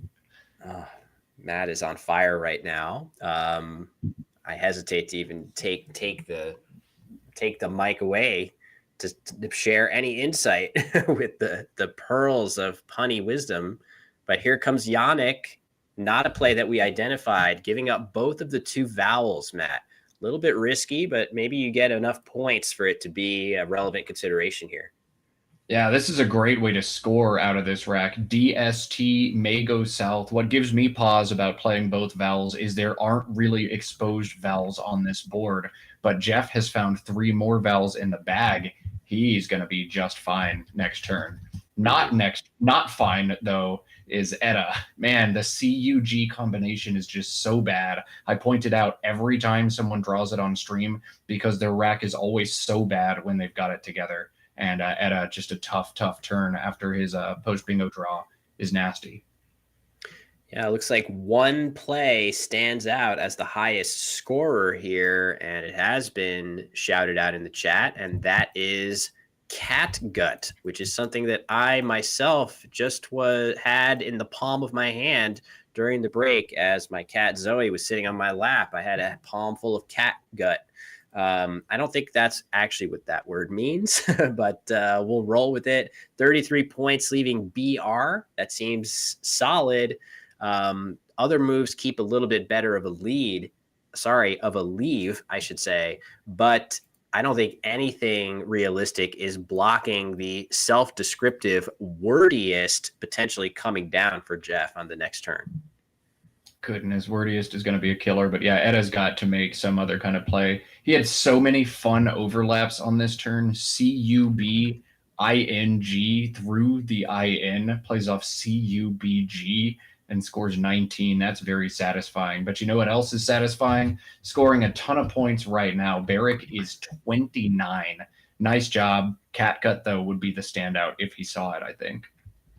Yeah, Barrick looks great with that score. Issue is you keep the G and U on your rack together when you would have a chance to play both of them and score even more points. So let's see what Etta can draw after this play. Wordiest for 98 points. Definitely a word that you would love to play in a game of Scrabble, again, as kind of a self-descriptive one on Jeff's part. As we were saying, Matt, a guy that knows more words than 99.9% of the human population. Yeah, so wordiest, very self-descriptive play from Jeff. Also his highest scoring play. He did have a 9 last turn, but it was definitely correct to take the double and not sacrifice 20 points to play the 9 there. Have fun with that, chat. I'm sure you'll get it real quick. And look at what Eda's found into his GUT. Another U, another T. You've got to just start working through. I don't think you can justify playing 2 2s here. Tug, I think, for 19 is the right way to split the difference, score some points, and work out of some yucky stuff. Yeah, definitely a move that you can see Eda made that nearly instantly, and it is absolutely what is called for here. Either that or, well, I guess that seems to be superior to gut in the same spot just by getting one more point by placing the 2-point G in a spot where it's counted twice. But either way, yeah, that's the right play, played quickly, and now looks like subtonic on Eda's mind, but no C open for him to use. He's going to have to come up with something other than that, but a pretty good start. If Eda could get rid of his B and U on the next rack, maybe I'm missing something better. But as Jeff struggles with his Q, Eda might be close to getting back in this game. We'll see. Yeah, what a tricky turn here for Jeff. Anytime you have the Q on your rack, you're going to look to get rid of it. And there's all I see for Jeff is QATS to this S. That's it. And it still leaves terrible LNOW. So Jeff is probably going to be forced to hold the Q on this turn. Once he realizes that, he's got to figure out how to score some points and set up a good plan for next turn. I'd be looking to play off either LOWS or WONS in this spot. LOWS takes a ton of front hooks, but I love holding the QANT combination together for Trank, for Connaught, for Quant draws. So interesting decision here for Jeff. We'll see if he plays the Q or if he decides to hold on to it, what tiles he chooses to keep it to synergize with. Yeah, I love that analysis on your part, Matt. It is definitely, you know, you've got a lot of plays right here. If you're not going to play your Q right now, you have your pick of a bunch of different plays in that spot, but without question, for the reasons you described, playing LOWS is slightly better than any other option. If you're going to play in that spot, you want to at least make sure that if you are able to get access to that spot next turn, whatever you pick to play here gives you the ability to play cat next turn. That's not the case for everything that you could play in that spot. For example, if for some reason you played ones in this spot, which is valid, you would not have the cat possibility beautiful job by Jeff to clearly he's picked up on all of that. He's making our approved play here, Matt. Wow, yeah. These are the situations where I think the Jeff Teveno of the past may have struggled, and he nailed this one. Jeff hasn't played a too much Scrabble recently, but it seems like he's in peak form right now. That was good stuff. Yeah, we've seen him at least once or twice before on stream. I know we saw him the one time where he put forth a very, very solid effort. I was very happy with the performance that he had there. A couple of really tricky situations. I remember the craziest of which, I think it was against Carl Higbee, when Carl phonied and he had to pass up the beautiful Exoneree, knowing that it would give Carl back sequels for 150 points, and he handled the situation extremely well. So back over to Edda, and yeah, he's got the B. The B does hook onto lows that was just played.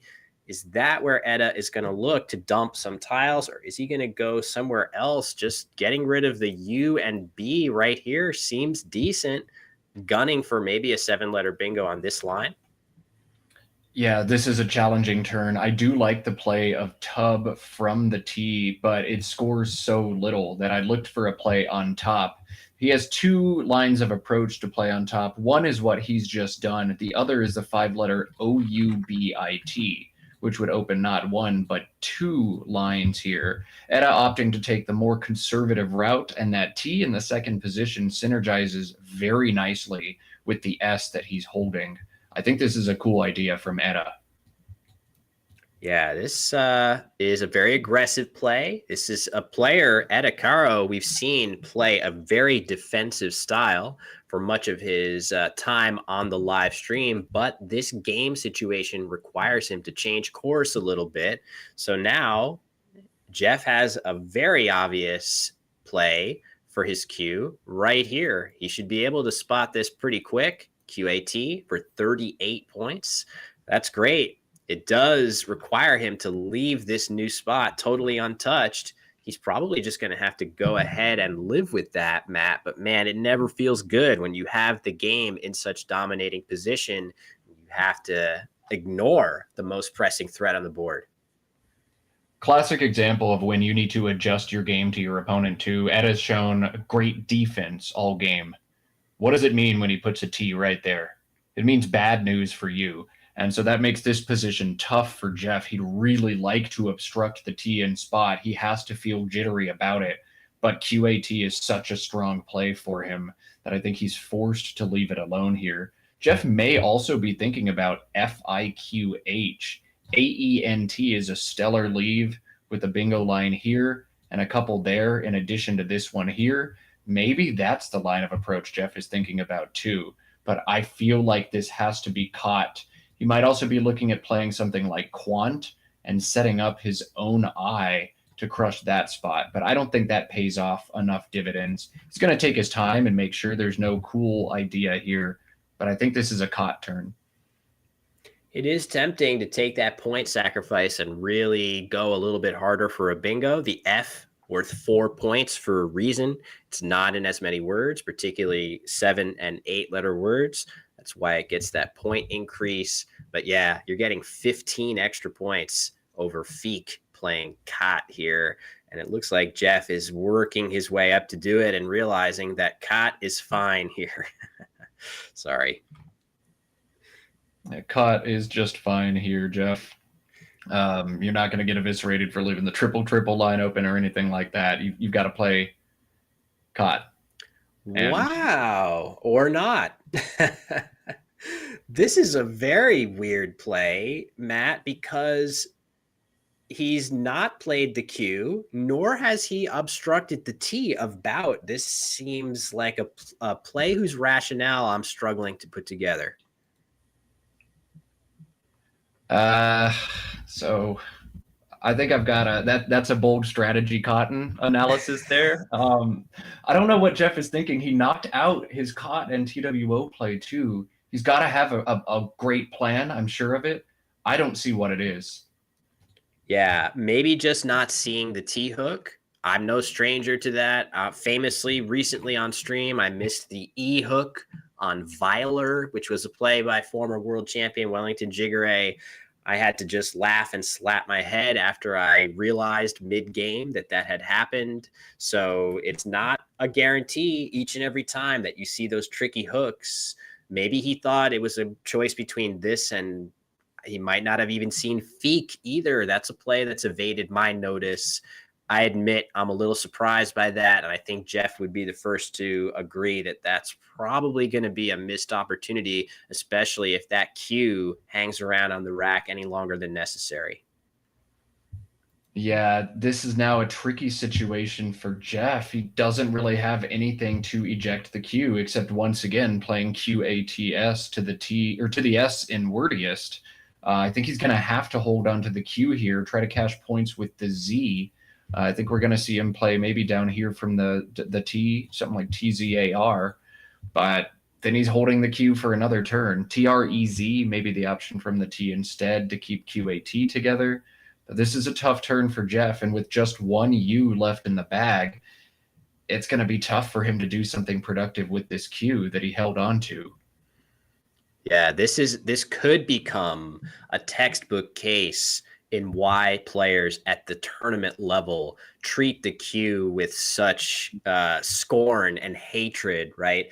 The queue, when you have it, is almost always a death sentence for your chance to play a bingo. It needs to be surrounded by incredibly perfect tiles for you to bingo, but it also just takes up space and clogs up your rack in a way that very few other tiles do.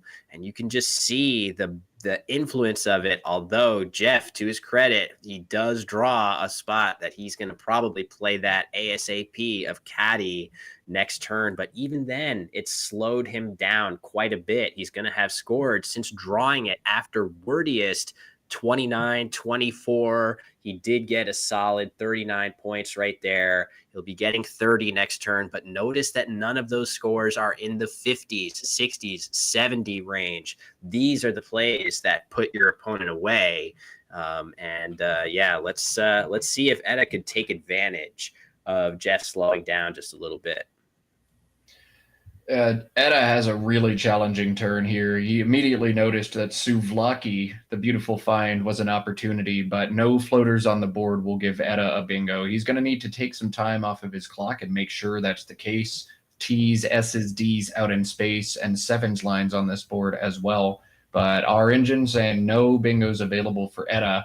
And once he identifies there's no bingos here, he's got another hard decision to make, as no option is good, but all the options are all right. One that jumps out to me is LAV in this spot here. You don't really want to muck up a bingo line, but LAV keeps a combination that still threatens in all of these spots. Valid is another play. That was the one I was coming to next, but Etta not giving me time. That is another way to keep lines open and play through and score some points. Both of these are plays I like. What do you say about that turn, Will? I'm really thinking a lot about your initial suggestion of Lav and what makes that good. We saw earlier this same principle in action. This eye, not quite as toxic as usual, with only 2 more to come in the bag. And I just wonder if part of the reason that the engine likes that is the upside, right? Keeping STI something with a K as well. Maybe you hit that T some of the time and completely swing the game back in your favor. And Etta is so close to doing that right now. If not for the J, it feels like he would very often potentially have something in that spot right now, but he did draw the J, and wow, look how fast he spots his top play, Matt. Yeah, just instant here, and it is so much better than anything else it has. That's time that could be important, but he has so much of it here. We'll see how tight the game stays later on for Etta. Yeah, it's, really cool to see this play of bout here. It looked like, wow, it's crazy putting the T in the triple lane, but actually it's kind of tough some of the time, at least. It's very difficult to parallel on top here just because of the OUT combination making overlaps kind of difficult, but it must be great from Edda's perspective to see that spot remain open and continue to be something that either represents a lifeline to Edda or a huge cause for concern for Jeff. I just, with that blank in Edda's control, there's only so long that Jeff can go without addressing that spot before eventually Edda could connect on something devastating there. Yeah, but Jeff doesn't have a good play that addresses the spot this turn. VIVE down from the V invalid is just so much stronger than anything else he has. 30 points out of a terrible rack. Get rid of some of these vowels. Like he's got to make that play. And Edda just a ticking time bomb with that blank on his rack. There it is, as you suggest. I mean, I like it. What can you do? It scores 30, gets rid of the V, leaves your good bingo tiles. Of course, you do need to draw some consonants for these to balance out. But if you do, you might be getting a bingo down on your next turn. And nope, that's not what we see. And look at this. Edda is going to go ahead. This play looks like it makes a lot of sense to me, Matt. This is definitely the best way to dump the two least useful bingo tiles in the K and X. But man, I'd love to do it somewhere that leaves that spot completely open for me for next turn. You'd like to leave the spot open, but looking at this unseen pool, you've just got one I and one U to come and hit the side of that X. So this is not actually that dangerous, but leaving the T alone is something that would have been really appetizing to me there. I would have tried to look a little bit harder, especially with 17 minutes on my clock, to see other cool opportunities that don't knock that out. Something like DEX and blows, BLOWSE, would have been cool as well. That's a nice thought. Another idea that the engine seems to like, at least from my perspective, is literally just playing VEX, keeping stonk, basically, SONK with this open T. Maybe you can get, some cool forms of, something starting in ST with a K in it going down. Those might be plays that the engine loves to see happen and bumps that play up in the estimation of Vex here. I'm not sure that feels like a very human play to me. It's very difficult to imagine sitting over the board and saying, yeah, that's definitely going to be the play that gives me the best winning chances here. But in any case, I don't really quibble with Kex. It does create a pretty serious threat right here. I wonder if Edda is considering playing unslope or in slope here. Don't think those are valid. I think Jeff is going to know that if he tries it. What do you think, Matt? What would we expect to see from here on out? Well, I do know that you should never, ever, ever play a phony on Jeff Teveno. Even in double challenge, they would just never stay on the board. My time playing Jeff in Austin, I think I went 61-1 at the challenge computer. I lost 61 and won 1. So do not phony Jeff Teveno. Definitely in slope or unslope would be instantly knocked off by him. He is going to try to block this spot, but he's going to open up another one in doing so. I think Jeff's best option there was to play some defense AUE right there. Shuts off a lot. And instead, Jeff is playing a little bit of aggression here, setting up a 7-letter bingo line. Okay. We took the bait on in slope or unslope. He was never going to play it, I think. Envelops the play from Edda. Yeah, looks like a great idea. I think the thing that I really like about this option, it's the only 8-letter word from this E. The thing about it is that Edda knows he's going to still be down after this play. The score, which should update momentarily, 360 to 349. This spot had similarly powerful bingos for Edda, but this one being the harder one to hit, he uses it now, and he knows after Jeff's next play that Edda's still going to be trailing by 11 plus whatever Jeff scores. So leaving the easier sevens line open to hit next turn makes a ton of sense to me to actually really practically come back in this game, Matt. What do you think? Yeah, I like that. You know you're still going to be trailing. You're going to be down by 11 and your opponent's on turn. You are not in the driver's seat. It's going to come down to a lucky post bingo draw for you. So keep the line open. And we see if these post bingo draws were flipped, Edda's in great shape, but Jeff has drawn another bingo out of the bag, threatens the 7-letter methane and MA in the spot that Jeff just opened up. He is now going to play a game clinching bingo. So how does that work out? Matt says play defense. Jeff says no, sir. Jeff draws another bingo and wins this game.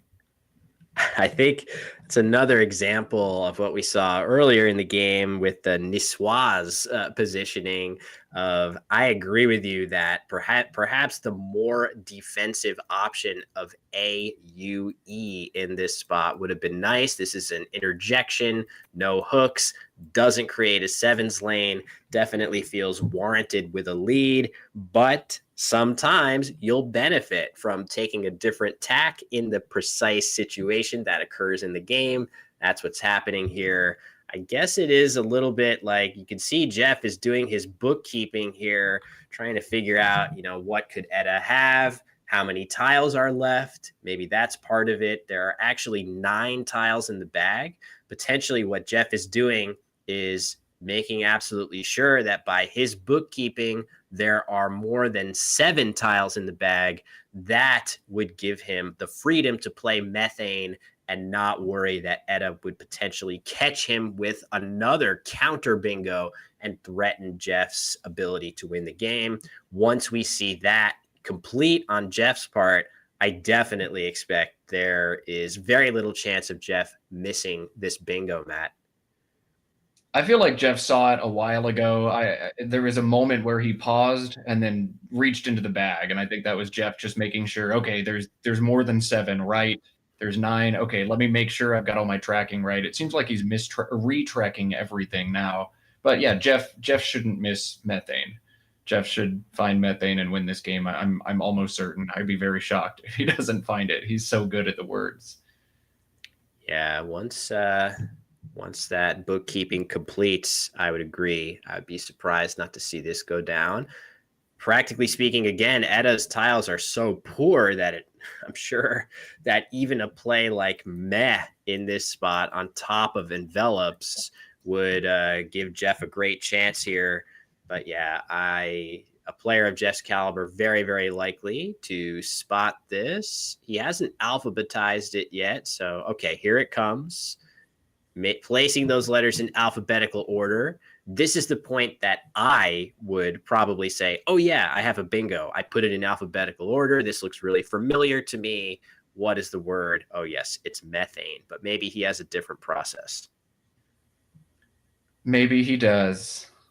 Or maybe he's found meh. Oof. Okay. So this gives Edacaro a little bit of extra life here. I'm surprised by this. I think this is in part, Matt, because of the time situation, feeling rushed, not wanting to get into an end game with no time on your clock. And it is a little bit of a miss for Jeff. No sugarcoating it. Let's see how devastating it turns out to be. Or is Jeff still going to sneak away with a win here? I think he's in good shape, but I think more than anything, this is just rust from Jeff. He's not played a lot of tournaments recently.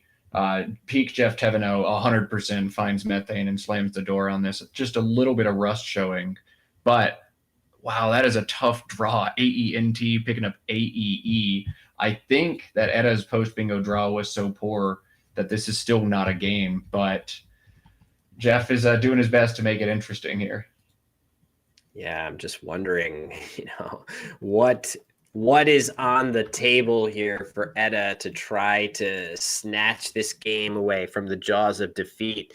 It's really tough. He's down by enough on the scoreboard that he really is pretty much needing to bingo or bust here. So the question is, because this is the part of the board that is so obviously best suited for bingos, is Edda going to feel obligated to do something in this area to create a second threat I was imagining, what if you do something crazy like play Gadabout? This doesn't look like a very smart play, but just something that creates a threat to worry about.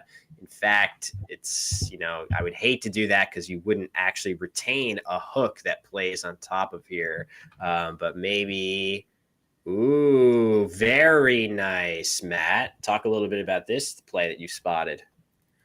Hail Mary is what we call this play in football. This is the equivalent of it in Scrabble. Adoring allows you to just pray that your APO leave gives you something nice. If spread doesn't matter to you, I think that's the way, or perhaps OARING. But yeah, make some new space on the board and just hope you get extremely lucky is probably what you do here if you're Etta.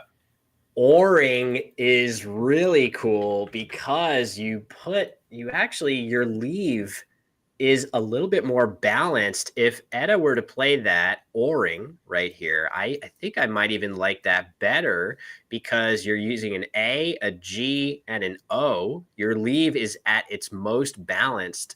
And if you manage to draw this R, you're really this leave becomes pretty good. If you draw something like ER out of the bag, all of a sudden you're looking at very real possibilities of playing a huge bingo hooking roaring there. So I actually really like that as a crazy option. You're going to have to do something a little wild here if you're Etta, and that is going to catch Jeff in a bind if that is a play that he spots.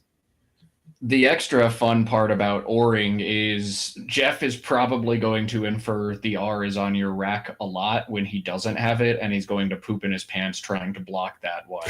And so there are some fun plays. This is my favorite part of Scrabble, is taking these games where you've just been massacred by the tile bag and trying to find ways to make your 0% into a 5 or 10%. Etta's got some decent ways to do that, but they are rather reckless. We'll see if he takes the conservative play and preserves his massive spread in this tournament, or if he takes a gamble here. But there are Hail Marys to be thrown out for Etta. It is interesting to think about how necessary is it to open the top of the board just because of the geometry of these two lanes, right? Like if you were to draw something here starting in A, that would play in both of these two spots, it's actually not the easiest to block. You would need a 6 tile. If Jeff has a bingo, he can block it. But if he doesn't, pretty much the only way to reach all the way over is a 6 tile play that extends all the way here. And even then, you're still seeding a bingo in this lane, right? So if you play something down here, there's still a bingo here. There's still bingos to the S if you play down here. So maybe Etta can just not worry about opening and hope that enough of the board will stay open even after the blockiest play that Jeff can muster here. I don't know, Matt. I trust your positional instinct better than mine on this. One of the things that makes me feel really dead if I'm Etta in this situation is the pool is just terrible. More likely than not, I'm just going to draw vowels, and if I draw vowels after either one of these plays, I'm just going to lose the game. So I have to pray that Jeff's got a lot of vowels, but this feels very long shot-y to me. I don't even know if I would pull the trigger on Adoring or Oring. They just feel so likely to get punished and so unlikely to work. Yeah, it could be true. I mean, I think certainly you're right that the unseen ratio is so heavily weighted to vowels. But as we actually can see, 5 of the vowels are on Jeff's rack and only 2 of the consonants. So the bag of 5 that we're looking at, which again, this is not fair to do, we can see everything and the players cannot. But the actual bag is A, G, M, R, Y, which is pretty consonant heavy, in fact. I guess the really rough thing is that all of the E's are on Jeff's rack.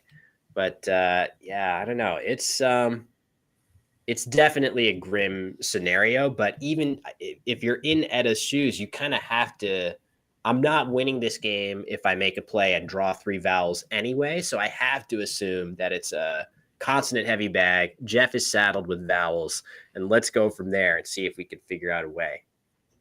Yeah, you just have to assume that everything's going to go right for you in the rest of this game. You have to assume that Jeff has the worst case scenario. Jeff might just have a bingo right now. Jeff might have metering or something, and you just lose. He might have migrant on his rack. He might have a ton of different stuff.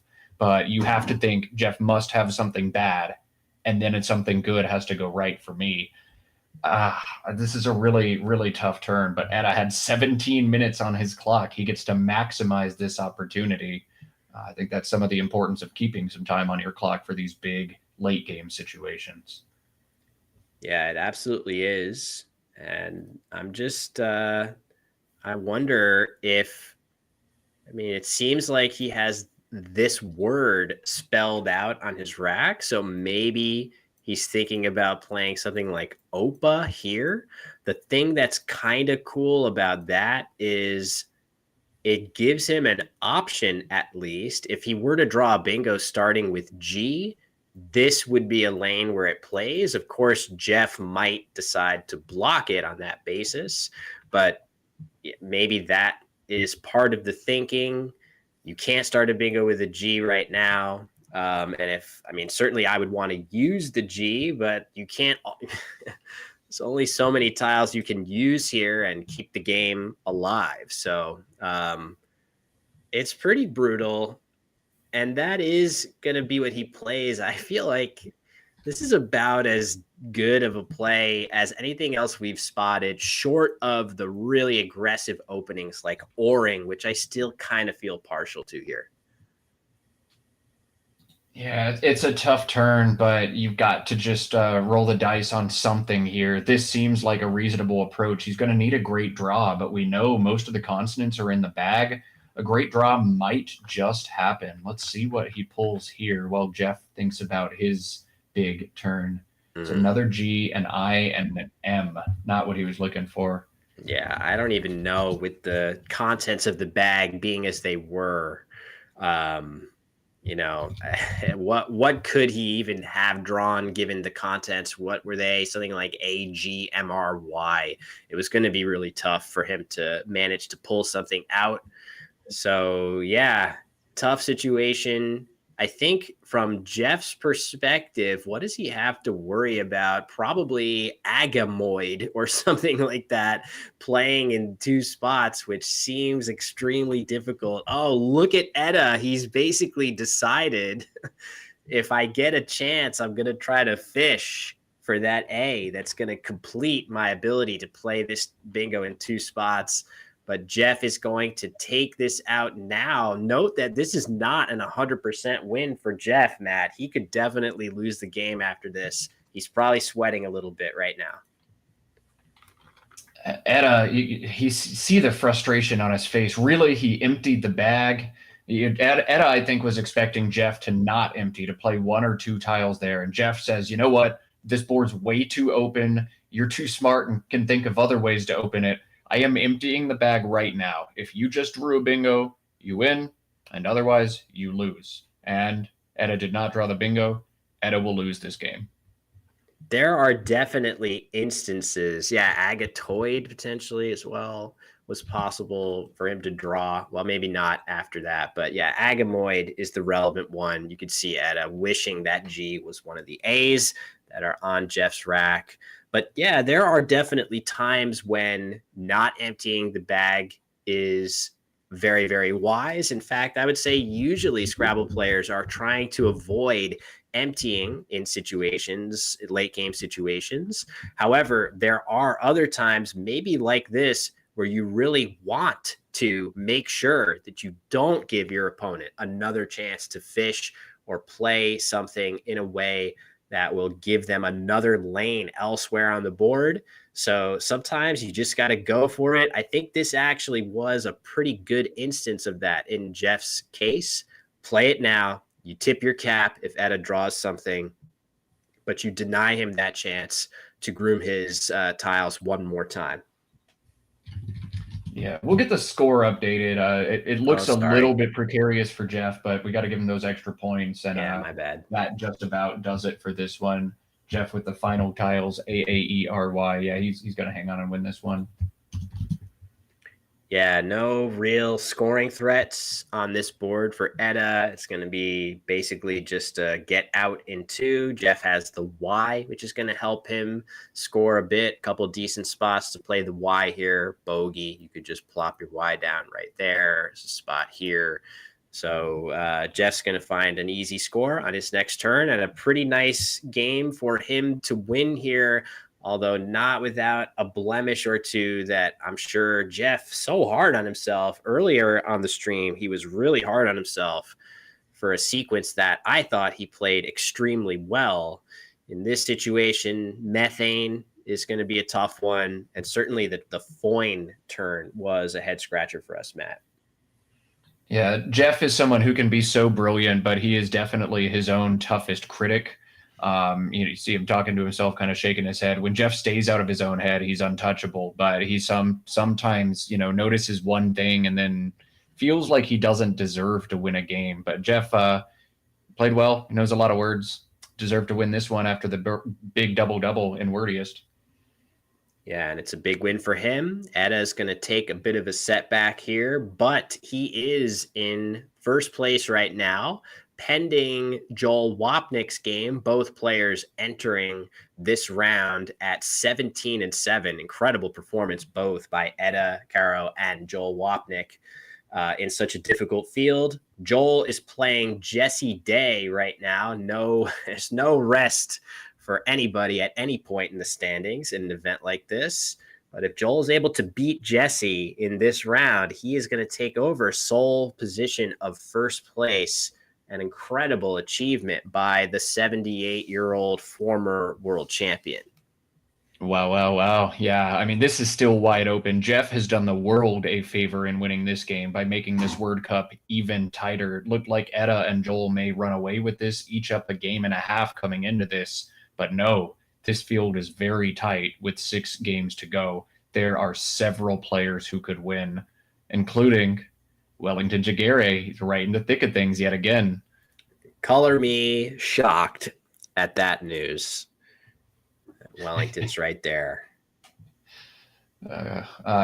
Brilliant. You see all these games, tough beats, tough losses, but it always seems to be the very, very best and brightest who end up rising to the top at the end of it.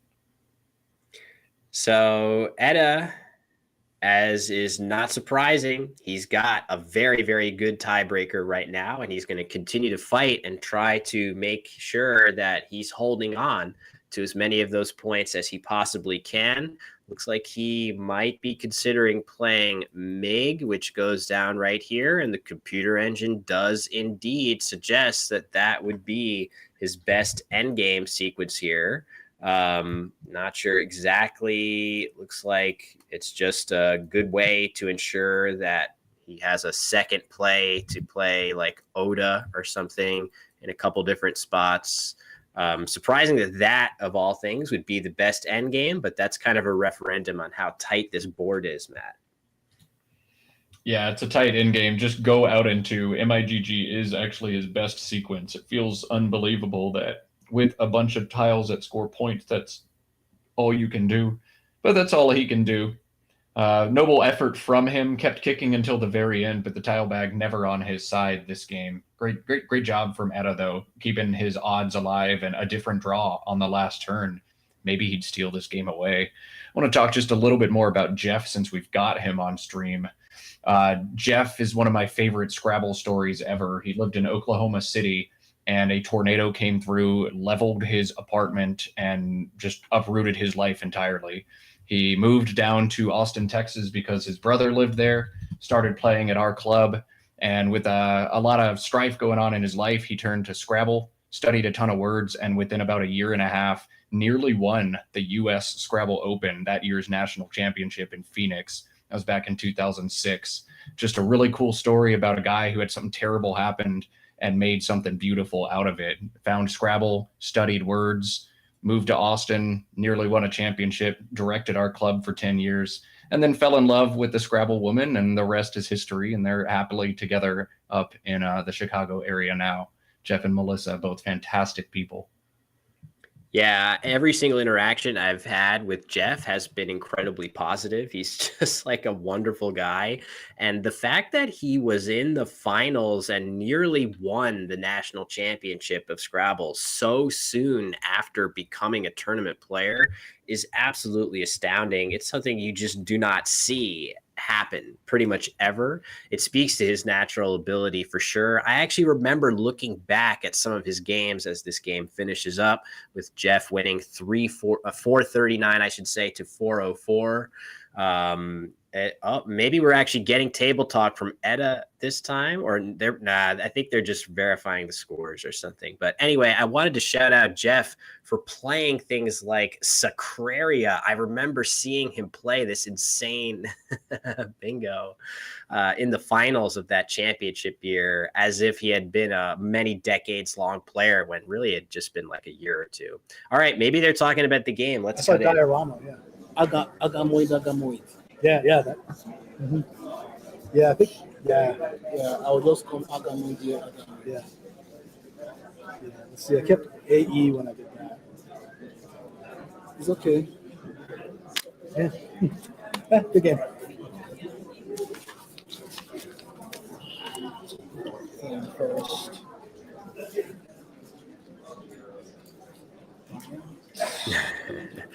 Is that all the debrief that we get? Can we rock? Or you don't take photo? No. I want to use the restroom. Oh, that's fine. Yeah. Actually, can I do the submission first? Or unless you're in a hurry. I'm just going to do the submit. All right, I think that's going to do it for their debrief. So maybe we'll throw it back to us. Edda clearly saying that he saw Agamoid there, but yeah. Anyway, I'm not the one that knows Jeff the best. That's definitely you, Matt, having played him countless times in the Texas area. Yeah, Jeff, just an all-time awesome dude. I'm happy to see him still having success over the Scrabble board all these years after his 2006 hot run, an improbable run to the North American finals. Jeff, also a musician. He's extremely talented. He plays the everything. He can pick up and play the everything and accompany you however you want. Awesome musician. He releases his own work under the name Trembles of Fortune. I put that on often during my workday. It's a really cool vibe, very late 70s, early 80s feel to it. Just a dude of many, many different talents, and coasting to a victory here on board one, making this World Cup super interesting is Jeff. I think, Will, we're going to do a little break and then cut over to WoW Lexicon for the last three. That's right. And in the WoW Lexicon, things are heating up just as they are in the Collins division. It is Rafi Stern pacing the field. The result of his previous game is not in yet, but he was 2 games up from his next closest challenger, that being the 2-time defending World Cup champion, Jackson Smiley. So accordingly, we will be shifting over to that division, showing you a matchup between the top performing player, Rafi Stern, and challenger Joey Krafchick, who is very likely needing to run the table to make things interesting. So don't go anywhere. We're going to pick back up with the WoW division, Rafi and Joey, round 26, coming right up.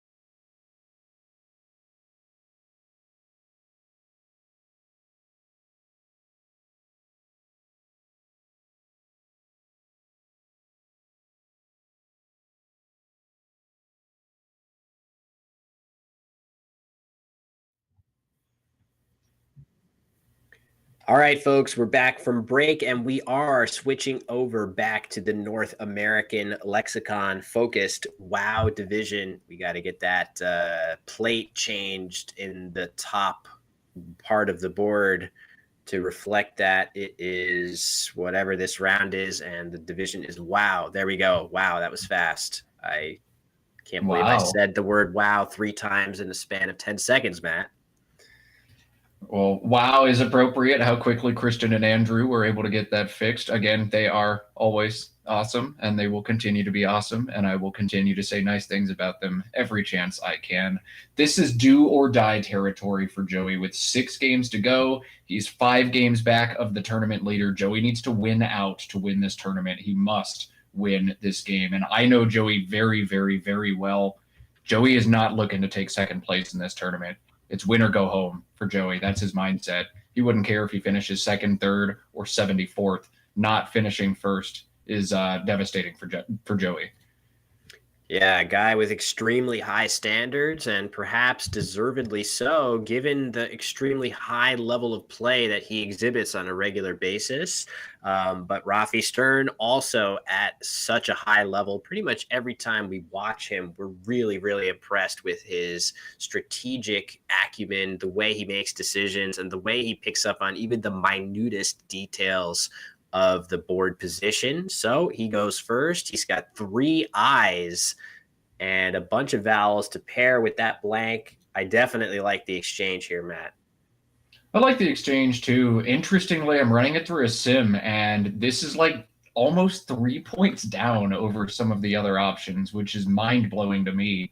But I guess the M can go south with a series of consonants. Imagine drawing 2 N's or 2 R's. You're not likely to bingo. A sim loves holding AEM blank there to stabilize it. Almost 3 points of a mistake, according to the engine.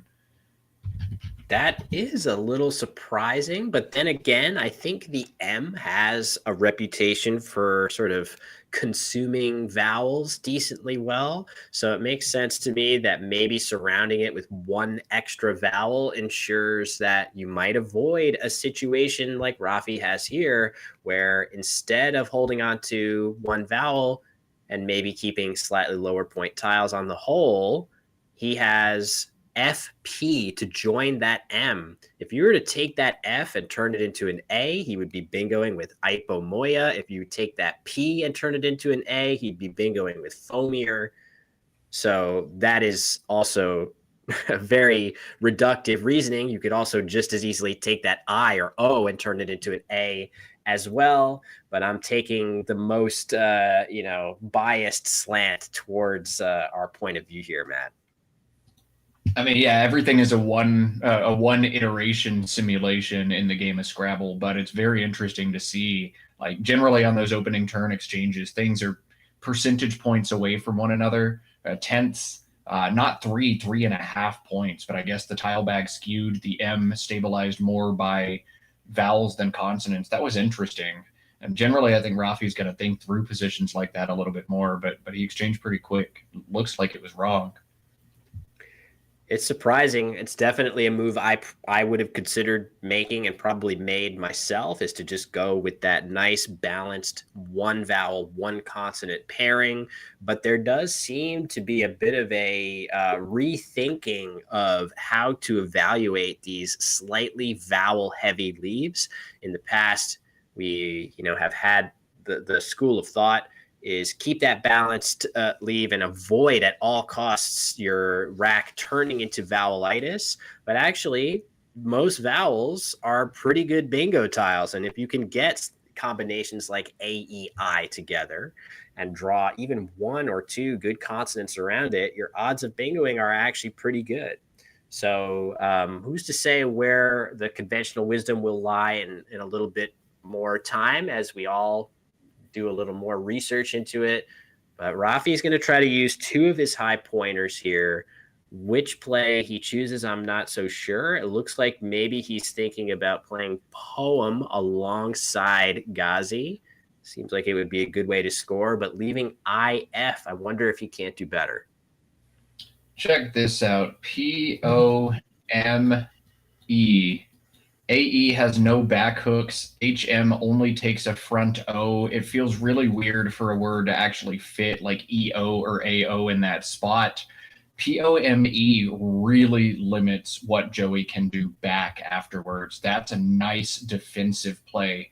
Parting with the E when you're looking to bingo is not fun. Keeping an F when you're looking to bingo is not fun. I hate the F, especially when trying to bingo. But because Poem is so good defensively, I think this is a great play. And Rafi is so good at doing things like this. He's doing it once again. Love this decision. Yeah, he has such a good instinct for stuff like this, denying his opponent points at every opportunity when it's sensible. Makes a lot of sense. And from Joey's POV, a couple different responses are possible for him. He could just go with the very simple, he wants to get rid of his X and one of his eyes. Very easy way to do that right here, leaving quite nice bingo tiles. I guess, again, a little bit vowel heavy if you're going to do that. The other option might be Poxier going across. Instead, Joey is going to play Zai right here. I like this idea, but I'm also just taking a look at Poxier too, Matt, just to evaluate the merits of that one. Yeah, Joey played really fast there. I think XI makes sense. This hurts a lot. This wasn't supposed to happen from Joey. Maybe he bingos, but he doesn't bingo for 84 very often. It's kind of a bad beat from Joey. I think XI was better. I think I would have thought a little bit longer than 20 seconds there. Yeah, a lot to consider about playing a bit longer, just trying to evaluate, is my good bingo leave? He draws OQ to his Euler leave, which is absolutely horrendous. And I think he absolutely is forced to play off his Q in the only sensible spot. That's a brutal draw for him with a good bingo leave, but he's still very much right there in this game. After that play, the score 107 to Rafi for 92 to Joey. I don't know if I used the right words to explain the score there, but you guys get the point. Yeah, we know what the score is. The score is Rafi's winning by 15, and Rafi's about to be winning by a lot more on this turn. Rafi has one killer play here. Doesn't look like it out of a rack this inflexible, but 51 points for Rafi's next move, unless he absolutely bungles this one. Yeah, wow, that is going to be so nice. Thui right here. That's a great word to learn. All those high point letters in there. I would be astonished if Rafi does not spot this quickly. And of course, he's going to want to see, do I have a play? Well, there it is. You see he has it lined up. Of course, he'd love to use the V. He'd love to keep the E, but he's going to quickly ascertain there's just no way of doing that. Thui, a great, great option for him here. And Joey will not have anything very solid in response. Yeah, here it comes. Theory 51. Joey's got to feel rough after that. Okay, you were supposed to score like 40 and then 30, and instead you scored 84 and 51. Geez, stop. But at least Joey's found a slightly better rack after getting rid of OQ. The play of Hoover down from the H feels supernatural here. Just put a ton of stuff out in space, put a big S hook out there, and use that V to stop Rafi from hitting big stacking plays to hit me back. Hoover feels so good for Joey in this situation. Yeah, I certainly agree with that. It would be great if he could keep ER instead of EL. There's no real way of doing that. And EL is actually not as bad as you might expect. Well, maybe not ELY. I guess there certainly are words ending in ELY. But in general, the L gets a little bit of help from some of the bingos that you draw here, which if Joey were to get one of those, that would be a huge, huge swing back in his favor in the game. Frankly, it kind of deserves one. Not that I want to get into who deserves what in a Scrabble game. We all should just try to make the best play with the tiles we have and not think about the game in those terms. But after drawing the Q to a really nice bingo leave, I feel like it might be nice for him to.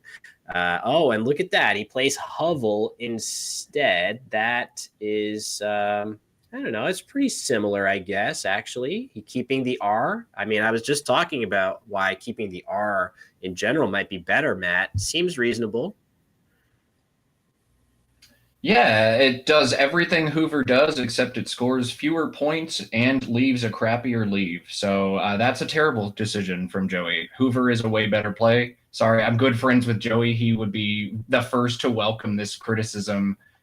Bad job. Bad job there. Hoover, just a miss. I don't know. That seems seems a little hard. No, I'm sorry. That's just there's no reason to play Hubble instead of Hoover there. Ah, jeez. All right. Well, to me, it feels a little closer. Matt thinks it's crystal clear. It's all good. Either way, Joey's draw absolutely horrendous, and he is not going to be doing too well on his next turn again. So things not going that well. But fortunately, Rafi does not have a way to immediately finish this off. Joey's going to stay in the game a little bit longer. I guess if I'm Rafi, what am I thinking here? I've got actually the nucleus of a pretty good bingo leave. I am a little bit worried about this spot right here. If I'm Rafi, I'm holding on to a solid sized lead. Maybe I want to just play something like Lev here, except that's a little scary with all of the hooks that this takes. A, O, I don't know, I guess Y isn't really relevant, but just the A and O, you get hit pretty hard off of this. But I would be really wanting to address this E, Matt. Yeah, it's tough for Rafi to do much of anything in this situation. I almost think the best way to play defense here, if that's his MO, is to play Dare. Something like Liven or something, just a play kind of like that. But there's not really any good way to address the S hook on Hovel and the E with the rack that he has. An interval was just blocked through the E by Hovel. So Joey trying to play offense and accidentally playing defense as well makes this turn frustrating for Rafi. I don't think you get caught up in the trap of playing just the L and the V. I think you want to play a little bit more, play off a few more tiles, score a few more points here. But I don't know how Rafi's going to be able to shape the board to his advantage on this turn. I think we might see him not do that at all and just play something like native. Yeah, I'm coming around to native being a decent idea. Also, thinking about this E, right? Yes, there are double doubles through this E, but the E is probably more likely to be the 7th letter in an 8-letter word. And if that's the case, you now have 2 spots to worry about. And the V of Hovel makes it very difficult. Not impossible, I guess. You could play something like Vivat if you really, really wanted, but that doesn't feel wise at all. But either way, playing native scores quite well. It blocks at least one of the 2 E's, and then maybe you hit the other one. Next turn could be a way to vault further into the lead. Looks like Rafi is getting ready to play native here, and there we go. He's got his tiles in order. I think this is actually a really strong play for him here. Yeah, I wonder if he's going to think about playing something here like Valine, but I think you need to take the extra points, especially holding the L to hit here. This play feels nice. And Valine, while it is nice and defensive, just leaves you so vulnerable to S plays. I think you just take points here. I like what Rafi's done. Yeah, I do too. As I look around, I felt like, this scared me at first, but the E in the other spot was already there. Joey is quickly playing Uri here for 9 points, leaving EO. He had a lot of time to think on Rafi's clock. You can see the time disparity is getting pretty severe. But exchanging, leaving ER could have been tempting as well there, Matt. Yeah, this is not a good play from Joey once again. He'll probably fight me on this one after the fact, but you've got the board shaped the way you want right now. You've got a big S hook available. You've got this line and this line that are going to be tough and require a big sacrifice from Rafi to obstruct. You just did his job for him. You just blocked the board. You kept a bad leave anyway. I don't like that play at all. You need to exchange. You've set a trap for yourself. You're trailing by too much to play Auri here, but I'll stop. Yeah, it does look kind of tough on the board after that. I certainly would feel like I want to leave this SOC open as you describe. I want to leave some of these lanes more unobstructed and force Rafi to have to do something about them. It turns out that almost no matter what, with this rack, Rafi was going to play Rainless right here through this E. That no longer fits, but it does fit here through this E if he wants it. Resolins, it looks like, is on Rafi's rack. He could play that in only, well, he can play it in two spots through this I, one for 70 and one for 68 further inward. So I feel like for some reason I have a memory of seeing Rafi play Resolins already in a game on stream. So this would be his second time doing this. So yeah, we'll see. But we'll see what Rafi elects to do. But it is going to be a bingo that puts him even further into the lead. Yeah, this is word knowledge check, board vision check for Rafi. Rainless is a much stronger play than Resolins. You want to avoid putting the tiles in space with something like Resolins, but it is tough to notice that it plays here, and he's missed it. Yeah, I do definitely think it's a little bit better. It scores a little better. And doesn't open, like, just think about the board after Rainless. There's just like no floating letters the way that there is with this E and R here, which, you could definitely live to regret having those two letters sitting there floating. So yeah, 2 extra points, actually 4 extra points from this more defensive positioning, which I do support compared to the 70-point Resolins. But yeah, Rainless, maybe escaping Rafi's notice here, and very, very fast comes Grego for 14, which is the top statically evaluated play. What that means is, before even taking into account the board position, this is actually the best combination of points for the play and value of Joey's leftover tiles that there was here. But man, it just, you're asking Rafi to hit you pretty hard on that open O.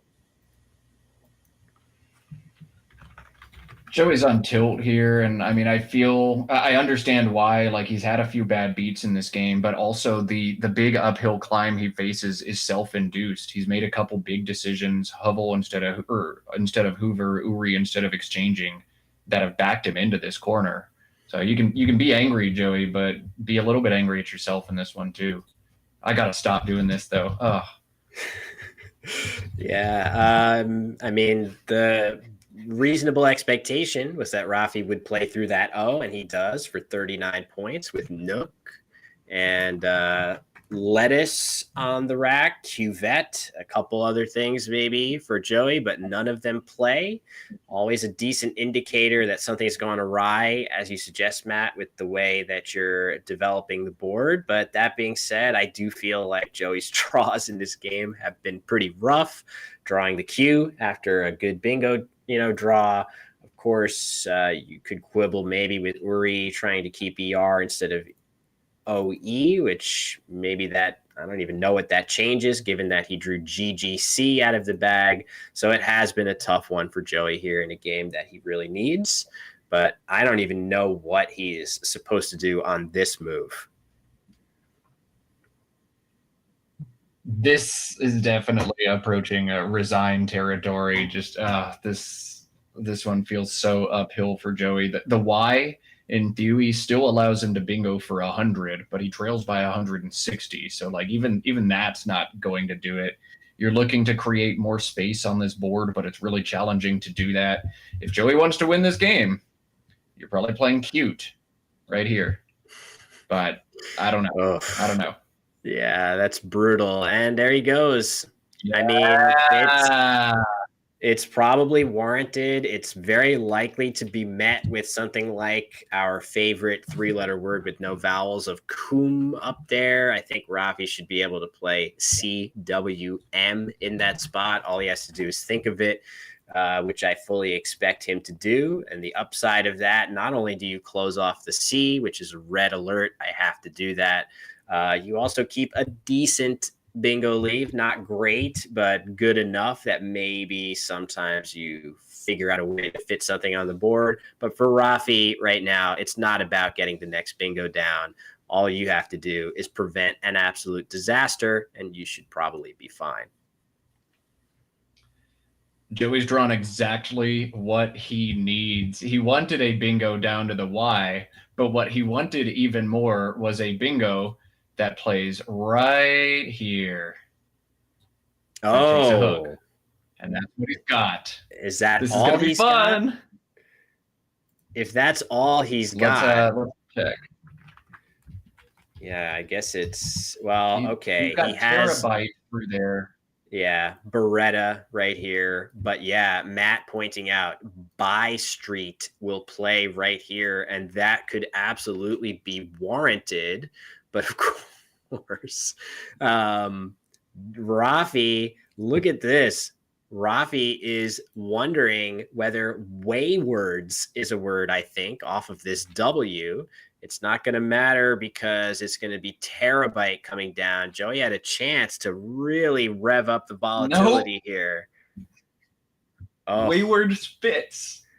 Oh my gosh, that's crazy. So I guess my question is Rafi going to try hooking the S? This isn't actually a valid word. So this is a huge swing. Oh my God. Joey needs to challenge this almost no matter what, because he can't win if this word is valid. Rafi hasn't hit his clock yet. Look at his clock right here. Wait for it to stop. Joey is challenging. This is a big swing. Of course, Joey is still down 100, but now he's going to have an opportunity, Matt, to block the 65-point non-bingo of Wayward, leaving the S off. Kind of a big missed opportunity. Joey did something really smart there, too. Joey did peek at his 7th tile, make absolutely sure I don't have a triple-triple for 300 through this play. He did not, and Waywards is 117 points, so even if you have a triple-triple, you've got to knock this off. Wow. Joey started his clock before the word even before Rafi even picked it up. Joey wants to leave the playing room so badly right now. Wow.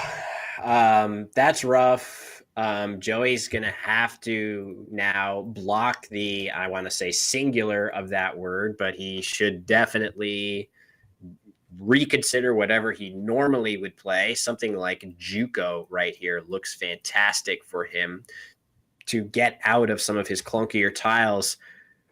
I don't think you can afford to do that here. You probably would have to pivot to something like Jeu, which he does seemingly very quickly. That's actually a great job by him to, now he's back to Juco. But I think he's going to get around to playing Jeu here, which for the moment will preserve whatever his winning chances are on absolute life support, Matt. I think you actually play WAP, W-A-P, and then you play Juco, and then you try to catch back up in this game. But you do absolutely need to take out Wayward. Yeah, I like that. That's definitely a very good two-tile. Of course, there's two-turn, I should say. There's not a lot of time in the game to execute a multi-turn sequence to get back into the game, unfortunately. But yeah, that's that's a tough one. What a troll for him here with this draw. He has no great way to, I mean, there were certainly things that he could have drawn here in this spot. Maybe he draws the F, or I guess we know the W and Y are on Rafi's rack from his perspective here. The B, something along with an S. I guess you also know Rafi has an S. So there's pretty much no avoiding it at this point. It's been a tough one for Joey. It's the ultimate punch to the face when like your opponent plays a word like Waywards and you actually know that it's an invalid like Joey did, and you actually challenge it off, but then you can't set anything up because you know your opponent has the S. Like playing something like Punji feels so good here, but that's not a path to victory because Rafi's got an S and he's not going to burn it anytime soon. Just an extremely tilt-inducing game from Joey. The only mistakes we can quibble with happened several turns ago. WAP, fantastic. Good job, Yeah. Joey. Yeah, it's a good job. I would have probably played Ju as soon as I saw it, but then the fact that this keeps Juco for next turn in a spot that's very unlikely to be obstructed.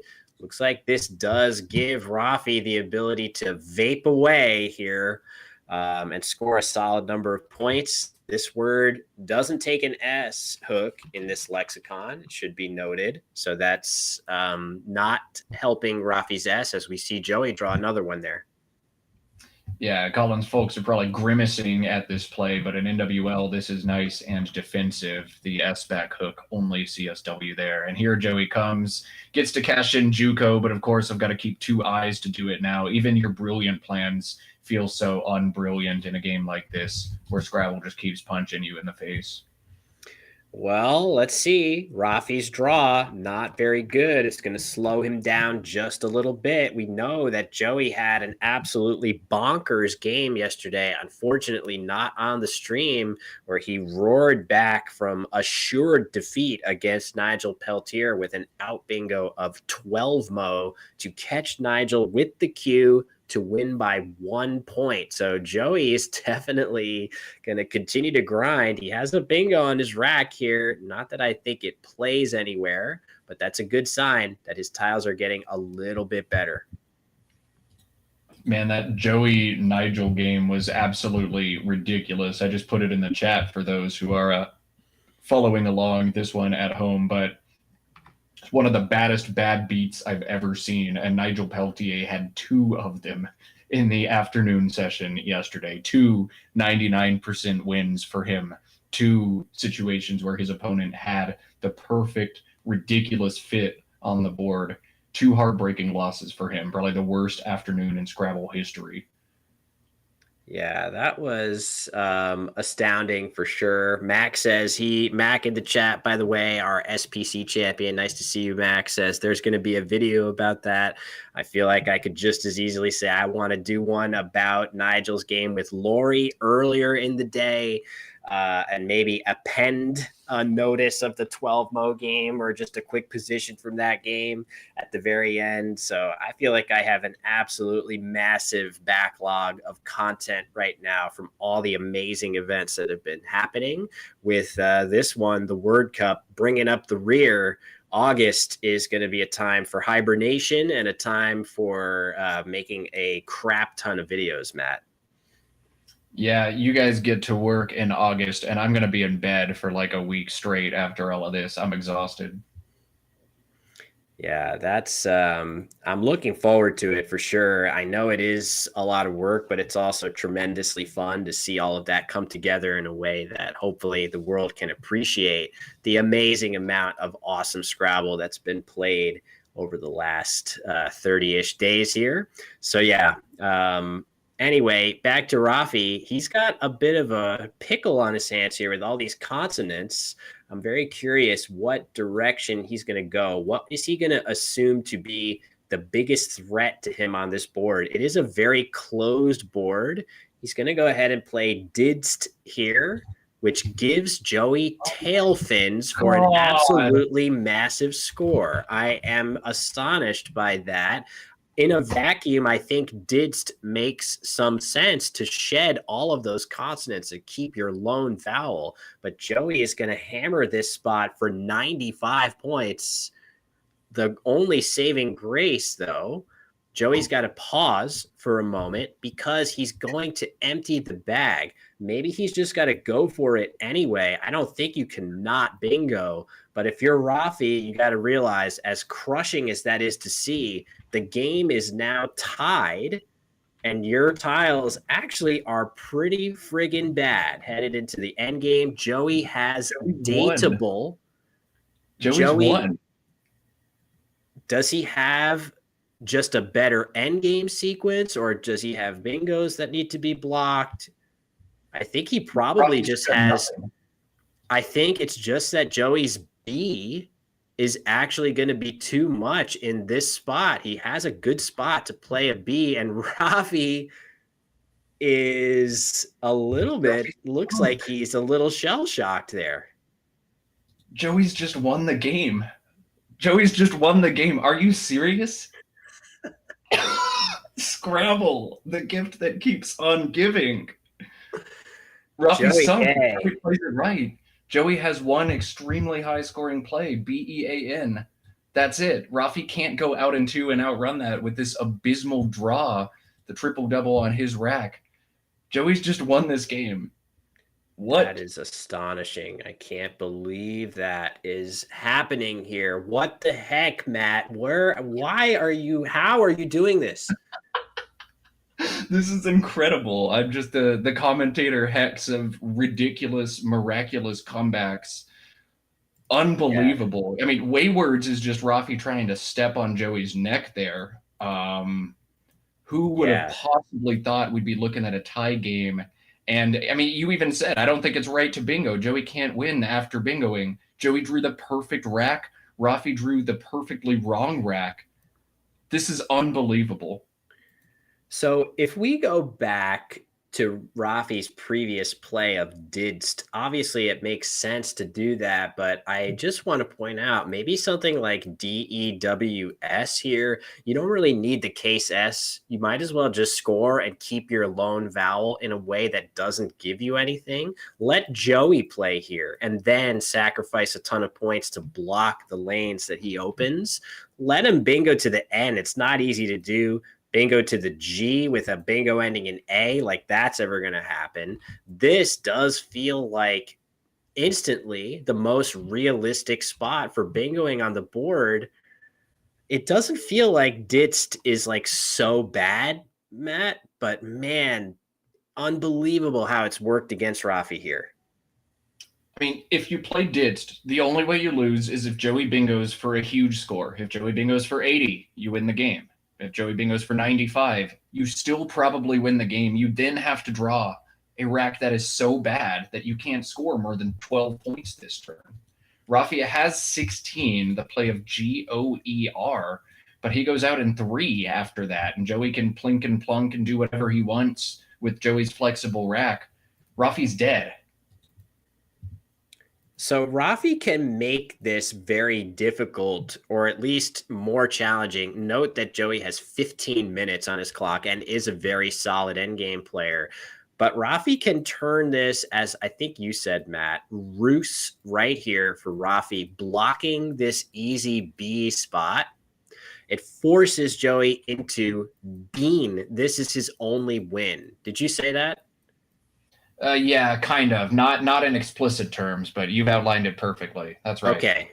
Yeah, because you were talking about Bean going down there, but Roos here forcing this play. I mean, that is a forcing line, as they say in chess, where you have to play Bean if you're Joey, if you want to win this game.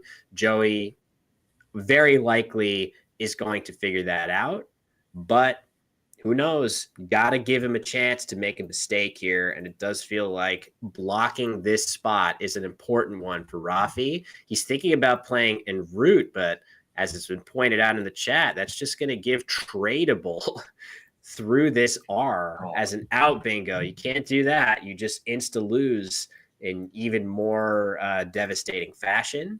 So, oh my God, maybe Rafi's – look at his clock too. This is a brutal spot. You've already just been dealt a body blow in the form of tail fins. Now you have to assume that you have a winning endgame, Matt, and maybe you just don't.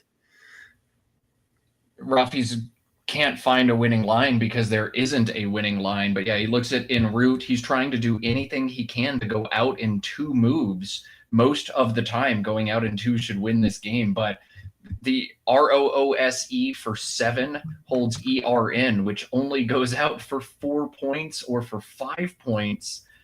That's abysmal. Joey will end up winning by 1 after Rafi's outplay of Rent. Rafi has ways to make things complicated. He can take away plays. He can play ERN now and threaten en route. That would force Joey to block up here next turn. Joey would have to go through complicated sequences. But Joey can play a play like DAUT, hold the synergistic BALE, and still win the game. I think Rafi's best prayer is to try to play ERN and just see what happens. But Rafi can't permutate that entire endgame in this little time. And Joey with 15 minutes on his clock, he certainly can. Yeah, I do like that thought of just playing Earn in the lower right corner for all the reasons you stated. It's just an absolutely crushing game for Rafi if Joey manages to hold his nerve with 15 minutes on his clock. No matter what Rafi does, Joey will have at least one winning pathway afterwards. And there we go. There is the play of Roos that limits Joey's winning moves here to just bean alongside Lab, Yi, and into the end of Tailfins. Nice start. Let me make sure I give Rafi those points here so you can actually see the situation. Roos for only 7. Back over to Joey. And very fast he comes up with the win. 15 minutes. I need 15 seconds to find this, says Joey Kravchuk. Yeah. I think he realizes that the remaining tiles for Rafi don't really play productively very many places. So what is he even looking at if not for just rent for 4? Pretty easy to outscore. Unbelievable. I had written Joey off. We had all written Joey off. But what's the worst thing that could possibly happen after Didst? The worst thing that can possibly happen is tail fins into a beautiful rack. Now, how often does that happen? Less than 1%. But that still happens. It's Scrabble, baby. Less than 1% happens sometimes. And oh my goodness, did it happen here? I feel like we've cursed ourselves to potentially decades of no games like this, Matt. If it really is a 1%er, we've had like 5 1%ers in a very short span. So if the percentages play out as the math suggests over the long haul, we might be in for no surprise endings for a few years at this rate. I had to slog through one of the least fun streaming experiences ever a few months ago when like every single game was an absolute blowout. I was miserable doing the commentary. I couldn't fill the airtime even though I had really colorful, fun co-commentators. Mac Meller and I decided to change things. We made a sacrifice to the Scrabble gods. We took hot sauce shots on stream. And yes, it was very spicy. And yes, I regretted it. But I think those hot sauce shots continue to pay dividends to this day. I think Mac and I, our sacrifice obviously has dealt big dividends for Mac. And I guess dealing some for me too. This is the peak for me. Yeah. The hot sauce gods are maybe who we should be thanking for this. But yeah, really amazing. Did you took hot sauce shots after some of my games at Albany? Is that true? I had a couple of crazy ones on the stream there too, Frank. I don't remember it was the first 2 days of Albany that was so bad we did hot sauce shots. I think that's what it was, but I know I took hot sauce shots and tried on stream, and then immediately we got bangers of games for the rest of the tournament. And bangers were getting here. Now, I got to say something very important while we're here. If there is any possibility that this game is misscored, we will not communicate that to either of you players. All right, we cannot interfere with the outcome of a game. So if Overhead Mike reveals a different score, a tie, anything like that, nobody can inform these players or you're in violation of tournament rules. So just want to put that out there right now. Don't inform anybody of anything. Let the players come to their own conclusion here. But it looks like Bean is going to be a 1-point Joey Kravchuk come from behind victory. Astounding. Yeah. So the possibility there, Bean 22 points for Joey, Rent 4 more points for Rafi, collecting 10 more points from Joey's rack. All that is enough for what I have and as what Matt clearly has as a final of 390 for Rafi Stern to 391 for Joey Kravchuk. So this is like, first of all, very important procedural point that Matt just made. Secondly, I definitely think that this is a huge gut check moment for Rafi. Rafi has done amazingly well in this tournament. He lost his previous round game and Jackson Smiley won. Jackson appears to have won again. So Rafi, after losing this game, which we think is going to happen, Joey has seen his winning play. He's probably just rescoring the game. Rafi's going to drop out of first place for the first time in a while. And he needs to realize that he still more than controls his destiny. He's going to be just fine if he plays the way he has been playing. He just has to fend off a pretty tough challenger in the form of Jackson Smiley doing the unthinkable, Matt. Jackson is right there in the standings. He's about to be in first place with just a few rounds to go, winning his 3rd straight Word Cup. Jackson Smiley at the SPC last week was 9-10 and awarded the bye because he was the lowest ranked player who had not yet had it. He had an abysmal tournament. And when I saw that he was awarded the bye in round 21, I texted him and said, "You're winning Word Cup, aren't you?" And he said, "Absolutely." We'll see if he's able to manifest into a victory here. That's astounding. I mean, this event is absolutely crazy difficult to win. There are a lot of super, super strong players throughout both divisions, frankly. $10,000 on the line for the winners of both the WoW Division 1 and Collins Division 1. So, yeah, look at Rafi's clock. He's just agonizing. He's looking. He has 10 seconds. He has to look at him, shake his head. So painful for him. He plays Rent for 4 points, and maybe we'll cut down to the table and see what they're saying that final score is. Ever made in my life. I totally just thought it was a word. Just slapped it down. I thought for a second, like, is there any chance it's not a word? Holy, I want to like break my glasses out. Oof. Go away, please. Go away. Like, why you shouldn't be here. All right. Yeah, this is a tough one. Maybe we'll bring it back to the booth on this. This is going to be a real tough one for Rafi to break down. Of course, the player that he is, he's going to be still thinking about, well, he's recounting the game, of course, trying to make sure there's no scoring error, but it certainly seems like they have the score right. But yeah, this is a tough one. The faster he can shake it off, the better. He's still in phenomenal position in this tournament.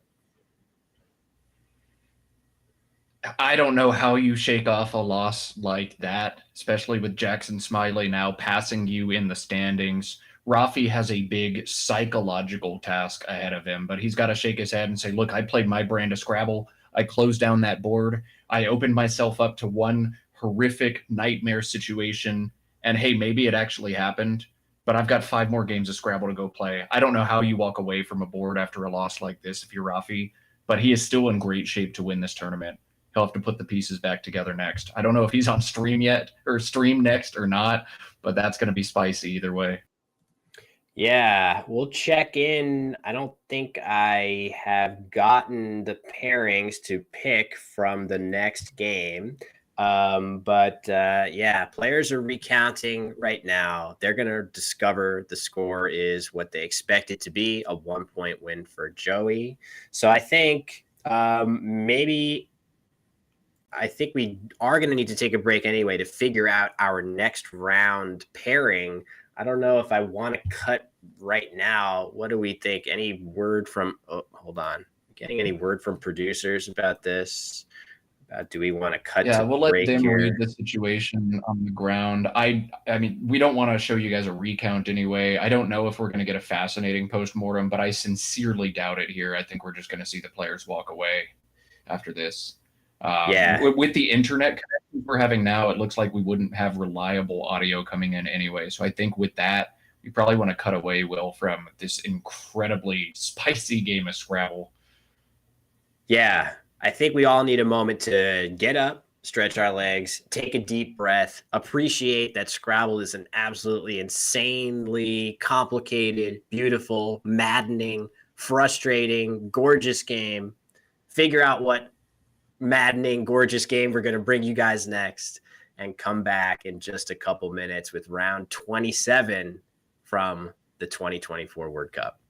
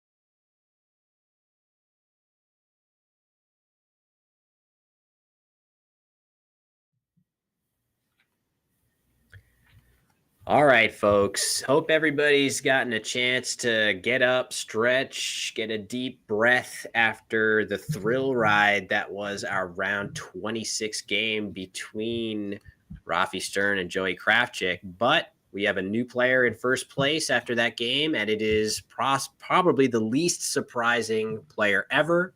Two-time defending champion Jackson Smiley assuming the first place position. He'll be going first in this game against a bit of an underdog, but still a strong expert player in Alex Jake. Definitely expecting a good matchup here, Matt. Yeah, the big question mark is how much rust is there for Alex? He used to play a lot from the 2007 to 2014 window and kind of dropped away from Scrabble entirely. He was a strong player back then in the 17 and 1800 range. Stepped away for a while, it looks like, but has been playing recently again. We will see how strong he is, how much rust there is, or sometimes when players step away from the game, they come back stronger than ever before when they do make tournament reappearances. It seems like Alex is on something right now. 15 wins is great in this field, especially for a Class C player.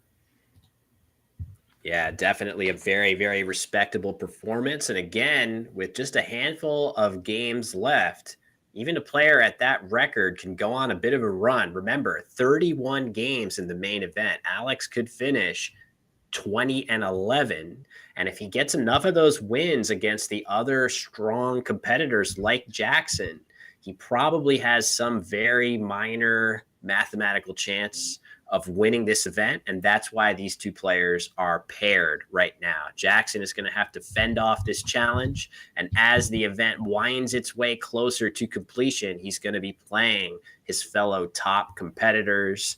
And in any case, it is Jackson to go first. He's got a bunch of clunky tiles that don't mesh that well together, Matt, but also the blank. Yeah, and he's got a very natural play here in Forum. This is going to be very high scoring for him. I'm honestly a little surprised it took Jackson a minute and a half to pull the trigger on this. It looked pretty straightforward, but Forum is indeed the play for Jackson. W blank. He'll either have an intermediate fishing play or may just reach in and draw a bingo immediately. We'll see. Alex's first rack is EGOOPTU. That's kind of yucky as well. Probably play off the P and some of those O's, a word like pogo or pout, likely coming from Alex, but yucky opening racks for both of these players.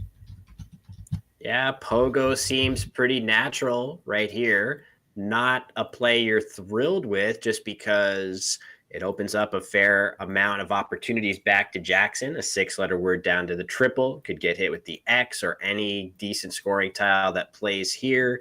But you've got a lot of problems on the rack right now if you're Alex, between the duplicated O's, the G and P not meshing very well together as well, and throw the U into the mix. So solving a bunch of those problems at once by playing pogo, at least to my eye. Also getting 23 points, probably the best that he can do here. Seems pretty reasonable. But Jackson to his W blank with not the draw he wanted to see to get a quick bingo down. Yeah, if you're looking to bingo, drawing JQ is generally not the best idea, but that's going to be interesting to watch Jackson try to play through. I was about to point out this placement of pogo. It leaves 3 points on the board, but is far more defensive, and I think this is a reasonable decision from Alex. Yeah, I like that from him. This does a lot of things to mitigate the danger of the other positioning of pogo. You get all the same benefits of getting those clunky tiles off the rack. And isn't that funny, though? Pogo in this positioning, we were talking about how it's a little bit dangerous because of the X going down. Of course, Matt, wouldn't Alex draw the X after playing it in the safer spot? Wow, Scrabble be like that sometimes. And this pogo is extra punished by the fact that now Jackson has Shook for 32, just dropping S and Q. S-U-Q. That's killer. That's now Jackson's standout option. Yeah, looks good. 32 points. If Jackson wants to play cheese. It looks like he's considering that as well. I think I prefer your option, but maybe. Okay, there we go. It's just too many extra points. 8 extra points playing it here. And Matt, this board very difficult to maneuver on without an S in hand. If Alex doesn't have one, Jackson could easily get a nice opening on his next turn. Now, these are the plays I hate making in games like this. If I'm Jackson, if I'm one of the top seeds and I'm playing someone from Class C, I don't want a game that comes down to who draws goodies. And this board now just so strong for whoever draws an S. If Alex draws the next two, Jackson could be stuck with some very frustrating decisions as Alex gets some easy ones. But Shuk was so much stronger than anything else. It's the kind of play you don't want to make against someone from the bottom quadrant. I'm sure Alex is a fine player, but you don't want games to come down to luck when you're the overdog here. Unfortunately, Jackson was backed into a corner and had no other choice. Yeah, I would agree with that. Very natural play in response by Alex of just XU parallel to the P of Pogos. I want to point out an absolutely hilarious play that the computer engine likes from Alex's POV there. Instead of playing XU, the engine wants him to play Tup for 5 points, setting up an enormous place for him to play Hex. Practically speaking, that is never going to fly. A player of Jackson's caliber is just not going to let that stand. Very ambitious idea by the computer engine, but I much prefer Alex's play here, Matt. Yeah, the computers are cute, but they are also sometimes wrong because in Scrabble, you're not playing against computers. You're playing against humans with brains who can snuff out your plans most of the time, especially in Division 1 like this. Jackson has a really hard turn here. It's exchanging, which it looks like he's about to do, playing Goji for 12, ending one short of the triple word is unappetizing, or playing MIM from the M, also just a terrible choice. So Jackson is only exchanging 3, which is interesting to me. I would have opted to change 5 there, get 2 extra shots at a blank and hold just R blank, or get extra shots at an S rather in a game where S's are huge. But Jackson had a different plan. Jackson exchanging 3 on that turn. Yeah, leaving IMR. That's interesting to me because maybe he's thinking in this situation, is it possible that he's trying to draw something in this spot? If he did, then I'm not sure I would keep the M along with it. Maybe he's imagining that, am I going to get into a situation where I want to play MIM next turn? That can't be it either. I'm not 100% sure. Maybe he's thinking with MIR, if I draw an E, I'll get Murex as a simple bailout if I don't get a bingo. I don't know, Matt. Can you suss out any reasoning for the MIR blank keep on that exchange? Not really, except that the sim also preferred keeping IMR blank by a point or so. Now, a sim really struggles on these boards where the rules are changed. In this game, AERT are not valuable tiles for you. In this game, S is the valuable tile. I don't know why Jackson held IMR there. I would have taken the opportunity to go digging in the bag, but he's a fantastic player. I'm sure he had a compelling reason for it. Alex has a really interesting turn here as well. He does have one of the S's that are so huge for this game. He has some plays that cash it in, but he also has this really fun play here of TETH. If the S is already extremely powerful, why not make it even more powerful? Set up S, and continue keeping these lines open. That is crushing a sim right now as well. I don't think Alex should burn the blank and play TETHS here or here. Burn the S. The S. Burn the S, rather. Yeah, I don't think he should burn the S. Here it comes. Is he going to play it, though? He is. Oh, the less fun option. Yeah, it's very normal. Tacking it on gets you 9 more points, but I do think that the S has a little bit more value than usual. The axiom that we sometimes say is don't use the S unless you can get 8 or more points extra than you would compared to not using it. So I do feel like that roughly lines up with that. But just look at how difficult this board is to maneuver without it. Alex, meanwhile, just goes ahead and draws another one. So maybe no big deal after all. I do want to point out one thing, Matt. The engine did also like the idea of just playing the G right here, leaving his rack would have been EHLTTS.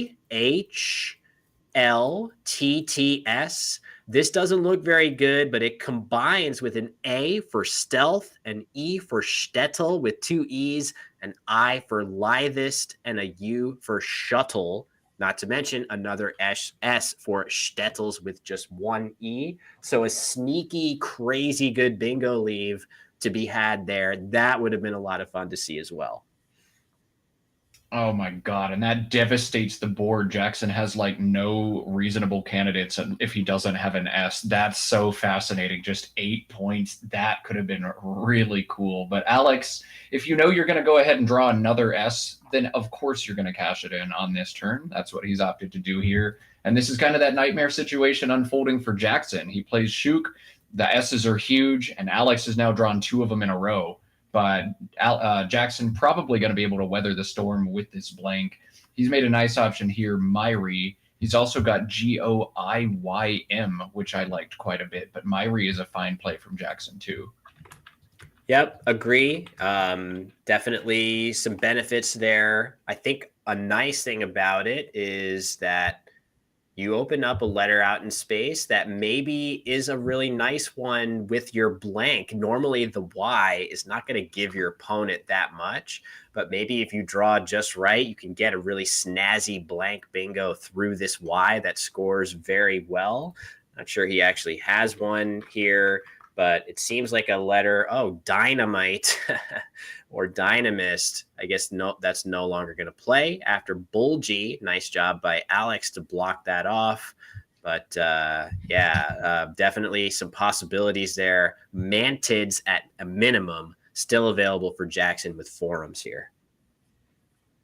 Mantids at a minimum is actually Mantids is the only choice. Mantids the only bingo Jackson has on this play after Bulgy comes down and obstructs this board. How fortunate for Jackson that without the S, he's actually going to be able to take that spot away. Alex could threaten big plays there very soon, but Jackson's drawn a big bingo and it fits.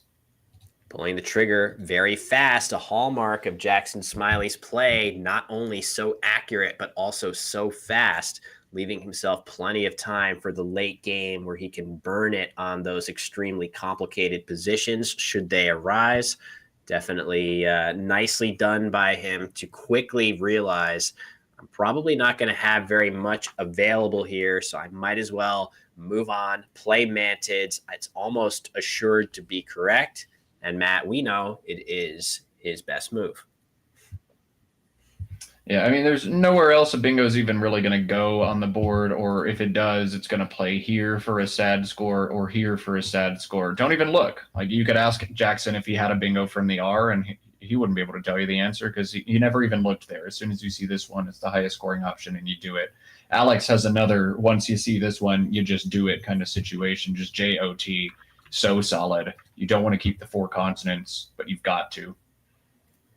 Yep, makes sense. And I have to say, pretty impressed by Alex's play so far. He's not been bothered by the fact that it's a slightly closed board, a more difficult board to play on. Maybe that's the sort of board that Alex likes best.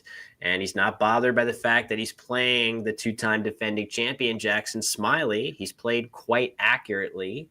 It's very, very minor. If we were going to quibble with Teths, I hesitate to call that a mistake, but otherwise, nicely played game so far by Alex.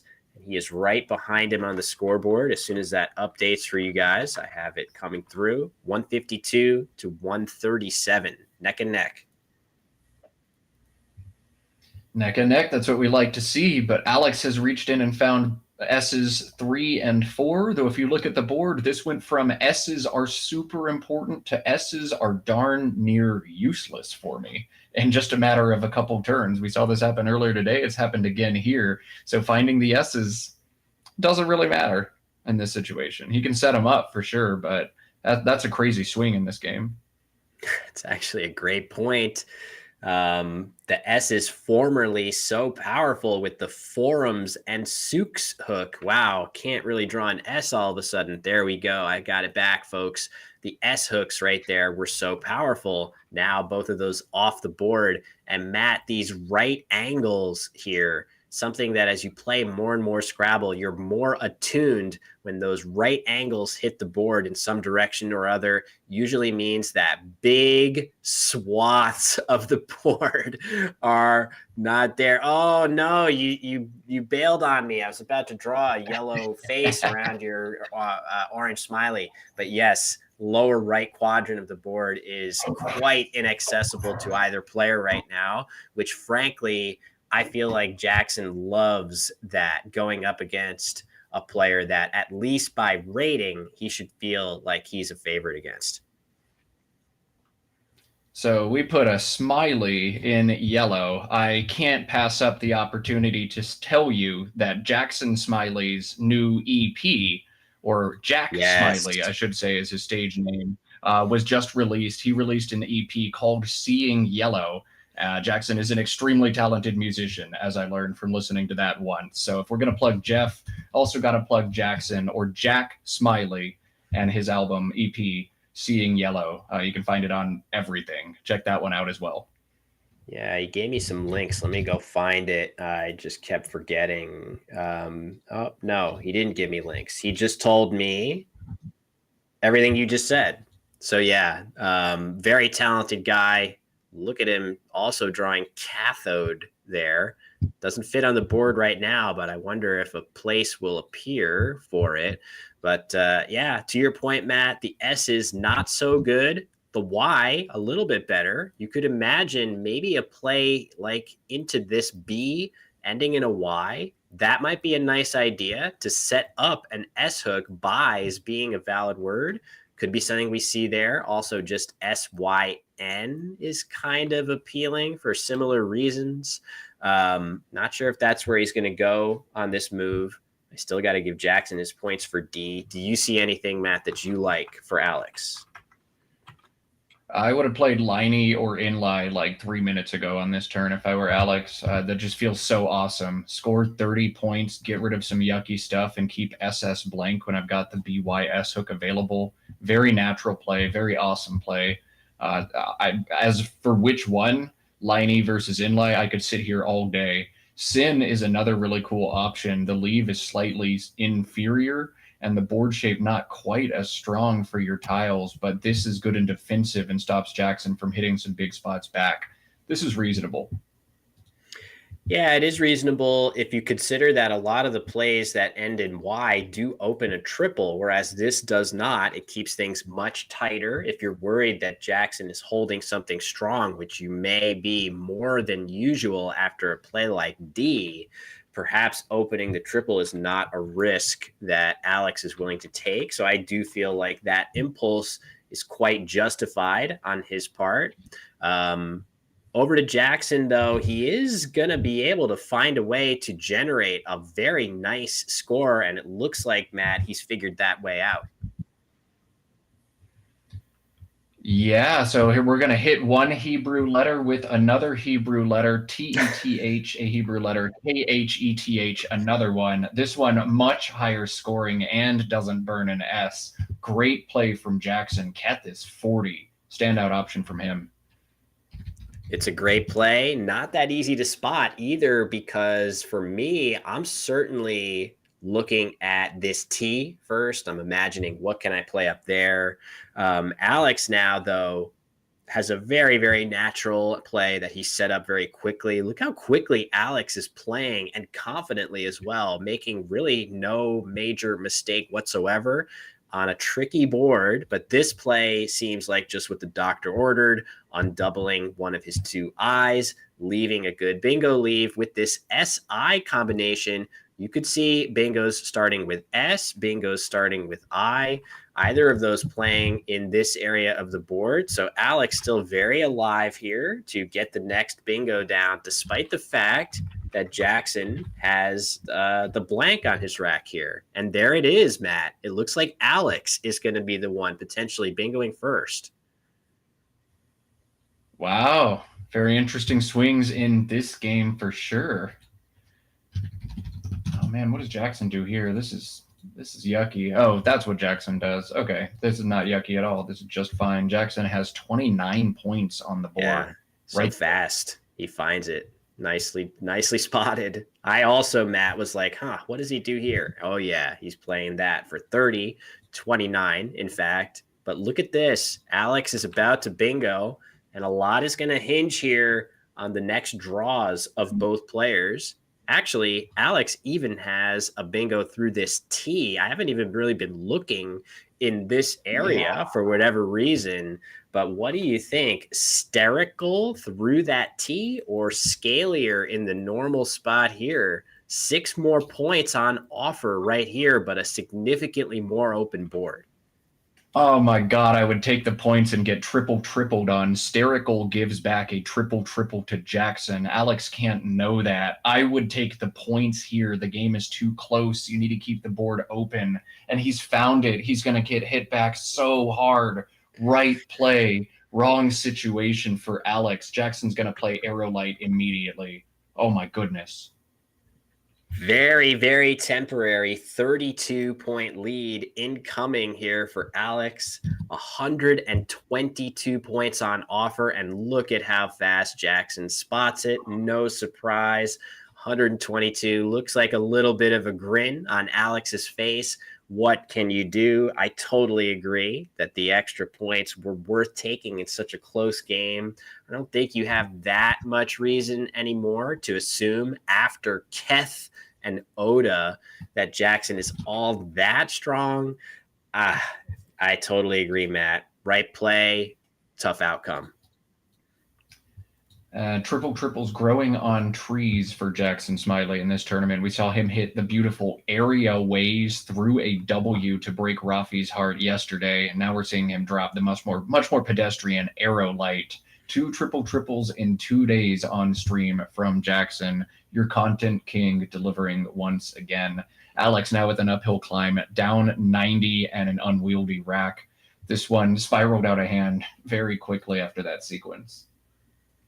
Yeah, it's it's crazy, right? You were just talking about Jackson no longer than a week ago was slogging through the Scrabble Players Championship, struggling to stay above 500. But we know what an incredible player he is. Anytime we watch him compete, it's just a treat to see how precise and how creative he can be. So just get him in front of the Word Cup banner and just watch him go, playing triples, playing incredible Scrabble, and putting himself in great position with just a few rounds to go. Matt, talk a little bit about winning an event like this 3 years running, what that means to us in this community.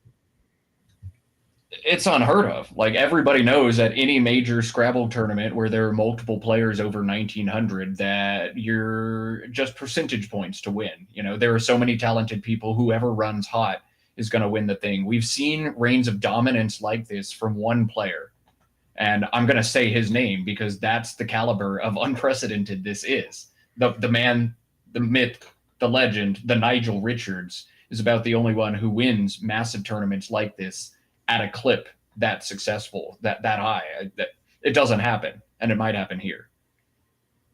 Yeah, it's crazy to think that really that is the only player that I can also think of capable of doing something like that. These Word Cups have become every bit as difficult to win as any event that's around here. You know, just look no further at the Collins division this year, with a whole slew of players that actually were not in attendance last week. You've got Wellington Jigare, Jesse Day, Dave Wiegand, players who are just astounding. Our current top player in the field, Eda Caro, Nigerian Grandmaster player.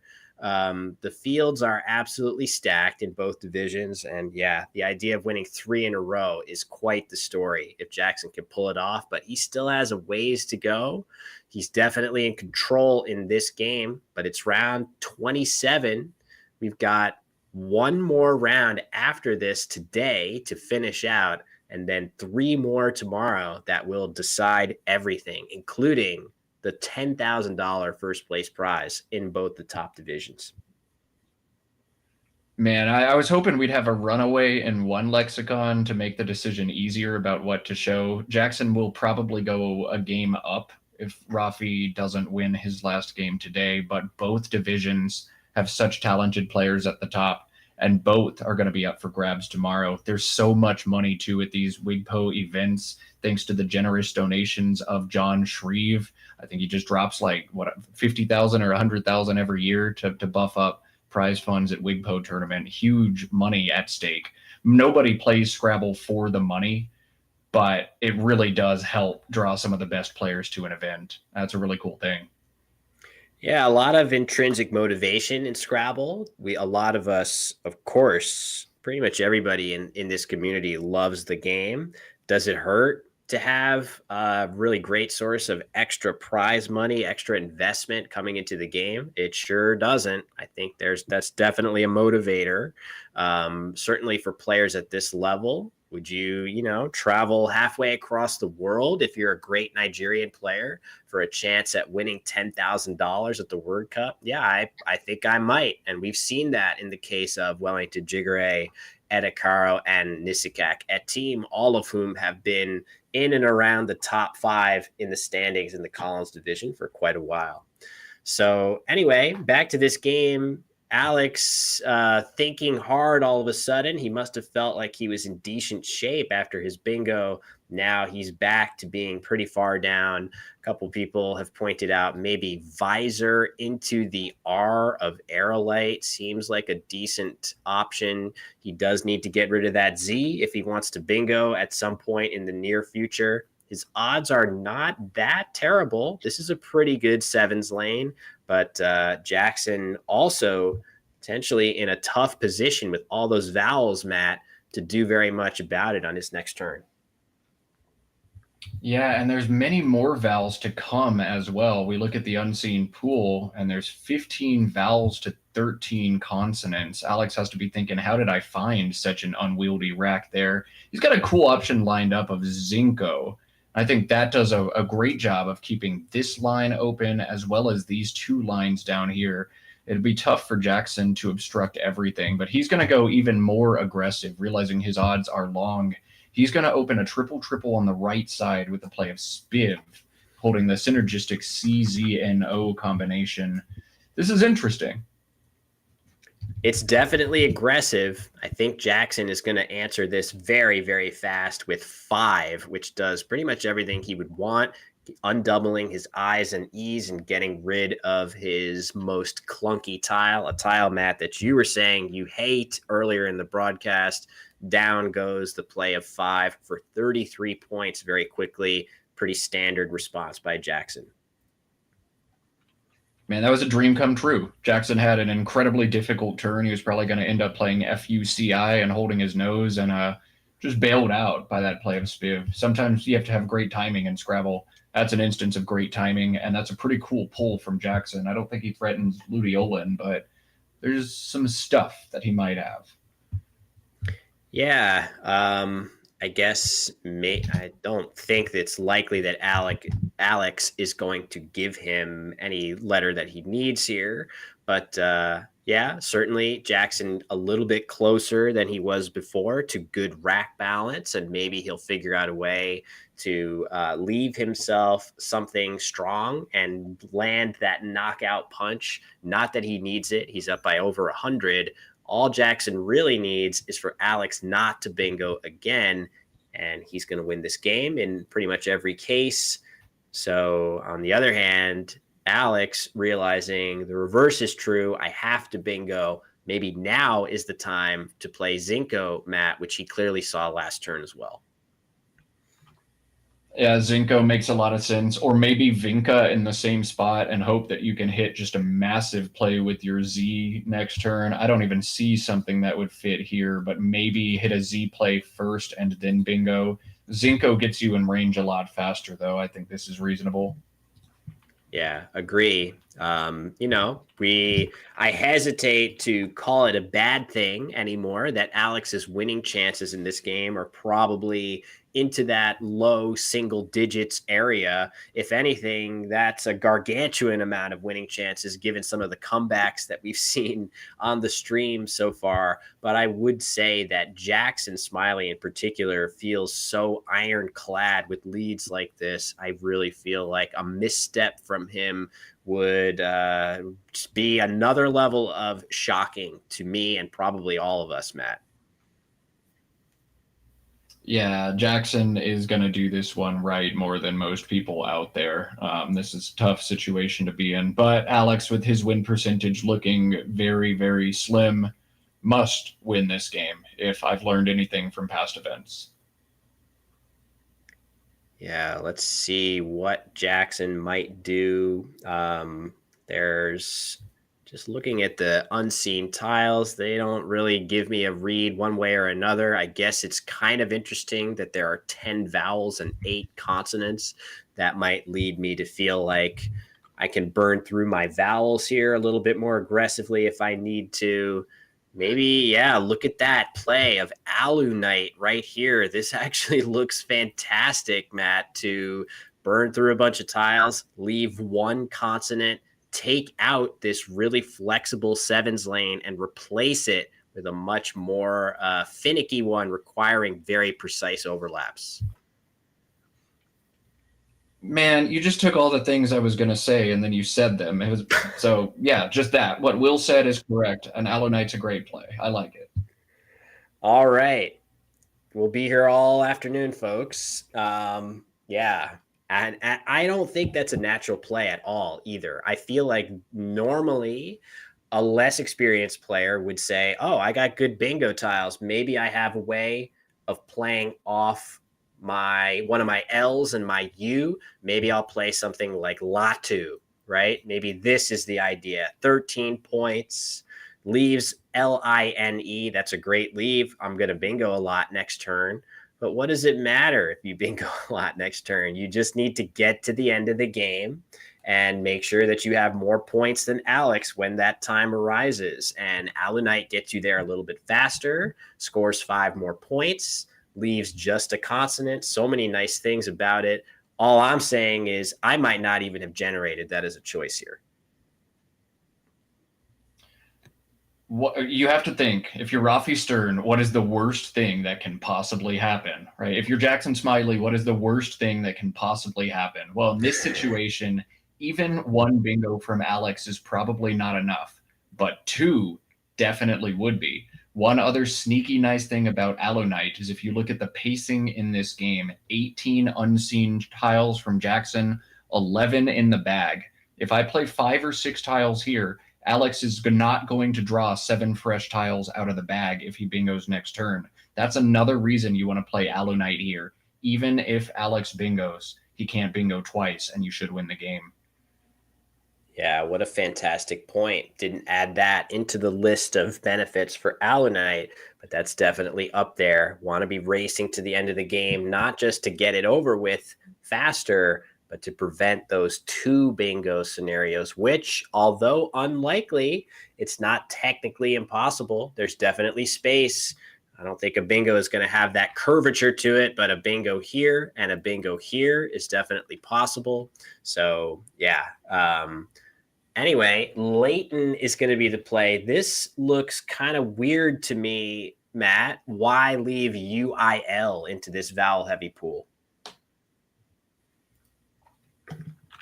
There's no more U's to draw and only one I left to be drawn, but that feels strange to me. I don't know. I don't know what that was, but it feels bad. I at least at first glance. Jackson's really smart. Maybe we'll catch something in a post-mortem on this one, but that feels off. One thing to consider is Alunite going right here. Does leave a pretty easy opportunity to play something nice to the triple. Maybe Jackson is thinking to himself, if I play Alunite for 18 and Alex has something good starting with a W like wave going into this triple, now I've lost out on that exchange by a fair number of points. And I've allowed Alex to set up, I should say, a lane that's going to be kind of annoying to block, while also obstructing all the other stuff that's open on the board in these lanes. So maybe that's some of the thinking. It makes sense on that basis, but you do expose yourself to some tough draws. Let's see what Alex does here with not the type of rack that Jackson's going to be very afraid of. No, yeah, nobody's home, or nobody's even close to home for Alex. That house is condemned at this point. He's just going to roll over and lose. Drawing AAW was not what he was looking to do last turn. With 7 in the bag, trying to think, is there anything he could maybe throw out as a prayer? I don't even see that. He's just kind of sunk. Yeah, what to do here? I guess for me, the only way to, it's being pointed out, can you just play wave into this E? That doesn't really feel like it accomplishes a ton. I guess you can play Avian. The nice thing about playing Avian up here is at least it scores 27 points, which is not that bad. You're trailing by not quite 90. It looks like Alex has set up the letters for Avian on his rack, which would be a pretty nice play by him to grab some points. You don't love keeping the W on your rack. Oh, instead, he's gone with Awe in the corner. Maybe he has a very specific draw that he's hoping for with the rest of his tiles. But yeah, as Matt said, I don't know if his chances are very good at this point. No, yeah, you're just praying for like the perfect draw and the perfect spot. And I was going to say, like, a G could make things interesting, but I don't think this one's anybody's home here. Yeah, I think so. Yeah, nobody for the eye anywhere, yeah. But it's funny, Jackson's tiles are so poor here that I think he has to be at least a little concerned about proceeding with caution here. He should be up by enough for it to be just fine, but the fact that he really isn't going to be able to score any more than, I don't know, in the like mid-teens to maybe he can get 20 points here if he's lucky by playing something like ARE right here. That gets you 20, but that still feels a little too close for comfort to me in a game where I'd love to just know for sure that no matter what Alex does, I can't lose. I'm not 100% sure Jackson's there yet. Yeah, there are a lot of possible bingos that Alex could threaten. It looks like nearly all of them play here, but stuff like Bravoed, Braving, Gravita, Dogvane, Deeving, Boinged, Beating, Bread. Like there's a lot of stuff that could be had. But I think what Jackson is more concerned about is, okay, I can probably block this line, but what exists in this line that I need to be worried about? If I block this line and empty the bag, I'll lose to a bingo here. Otherwise, I can probably outrun it. I think we're going to end up seeing Jackson settle on a 4-tile play to leave 1 in the bag and avoid that nightmarish out bingo here. And I think he's going to leave 1 in the bag to avoid giving Alex any opportunity to set up more space. I thought we might see LIEU, but I think Jackson feels like this will score enough that even if he has the bingo, I'll hold on and win the game. And I think he's right in that analysis. Yeah, it's cool because it scores not that great, but 14 points is actually a pretty decent score for him in that situation. And the thing I like best about it is that, let's say Alex bingos now here, or even through the eye of Spiv, which you pointed out, this would be the really dangerous spot.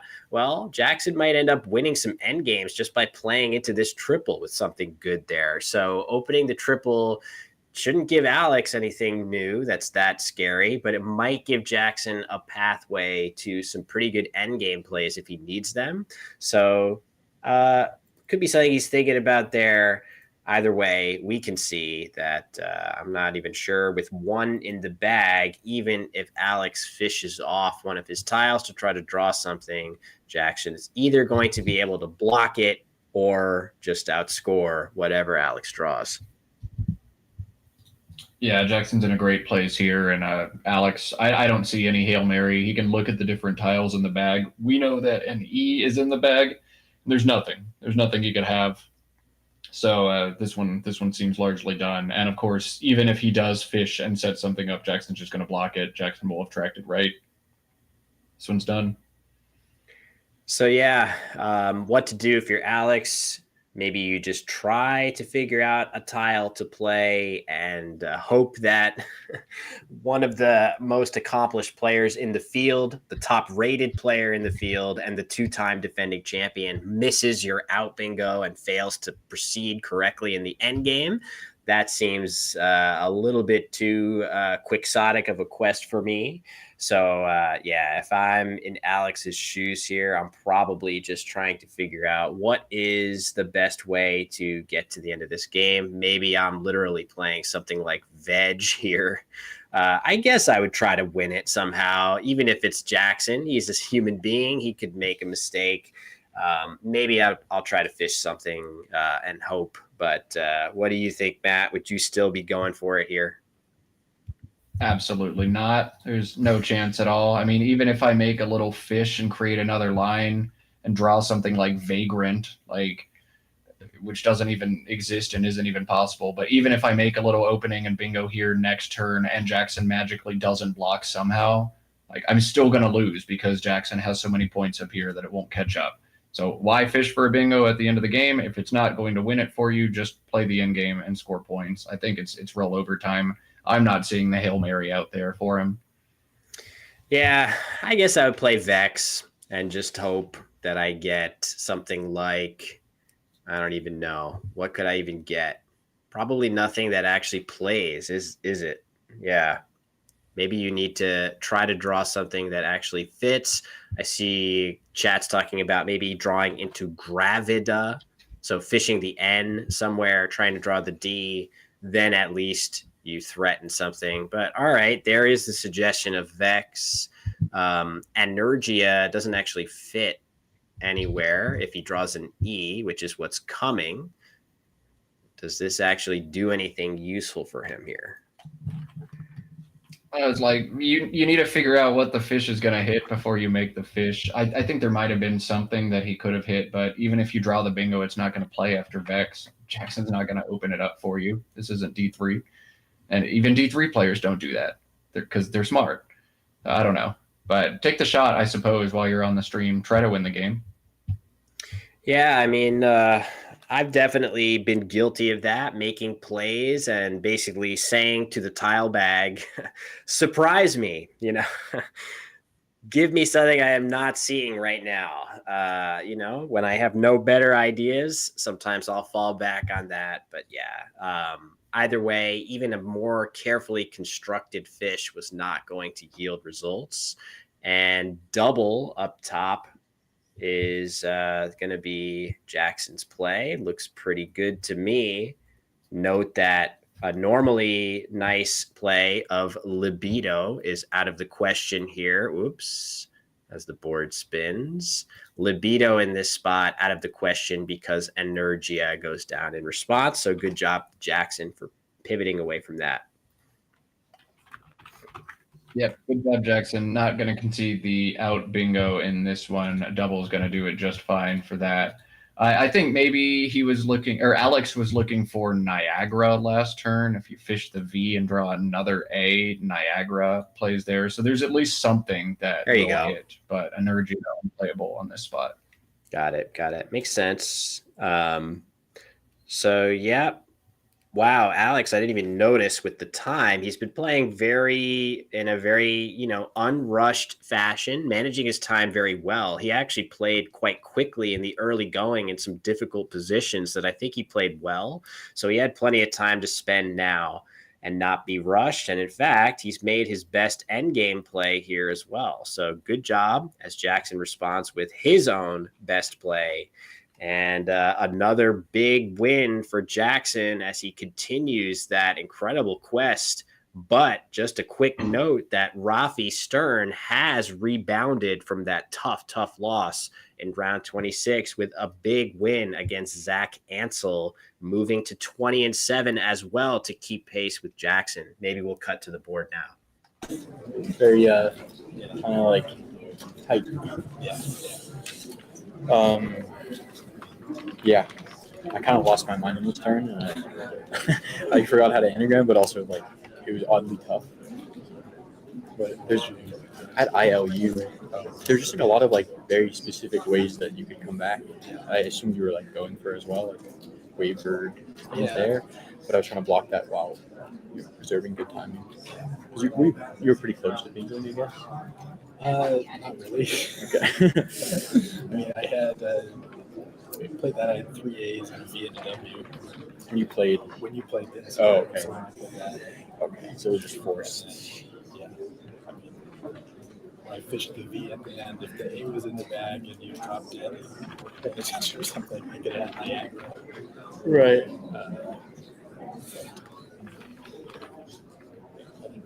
It's good to go for those. Like 1 in 100 times I do drop dead. Happened before. Yeah, when you start laying this down, I'm like, you're playing hysterical. So I was waiting for the L. I was like, fuck, sorry, man.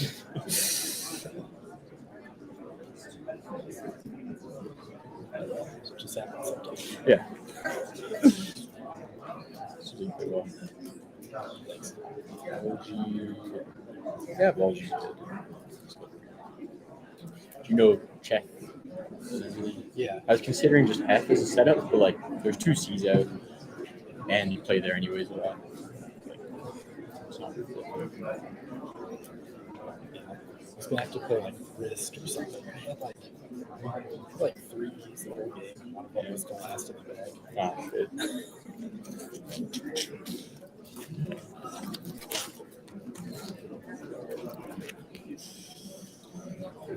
Calcimethus. Not All much right. happening there. Sometimes the best player in the field just draws both blanks on you and beats you. But Alex is definitely underrated. Is my big takeaway from that one. That was not a 1700 caliber game. That was well played by him. Jackson just had all the stuff and crushed him. I agree. I was very impressed by Alex's play there.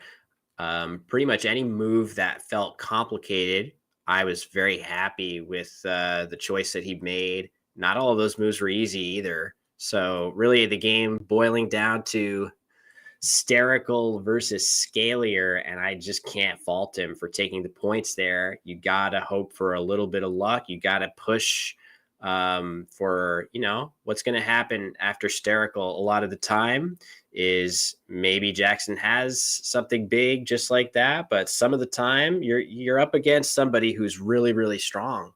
One more good draw for you there in that situation, and you can seize command of the game against a super strong player. I actually like that choice.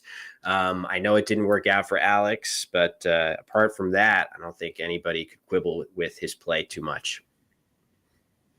Yeah, solid game from a solid player. No surprise that he's up near the top of this if that's how he's been playing all tournament. But Jackson, an unstoppable train. Jackson's so hard to beat regularly, but when he draws both blanks, it's almost impossible. So we do have one more round coming your way today until the conclusion of day 4 from the Word Cup. But just looking at the standings, Jackson and Rafi are in first and second in that order. Jackson with a slight lead in the spread tiebreaker, cumulative margin of victory over Rafi Stern.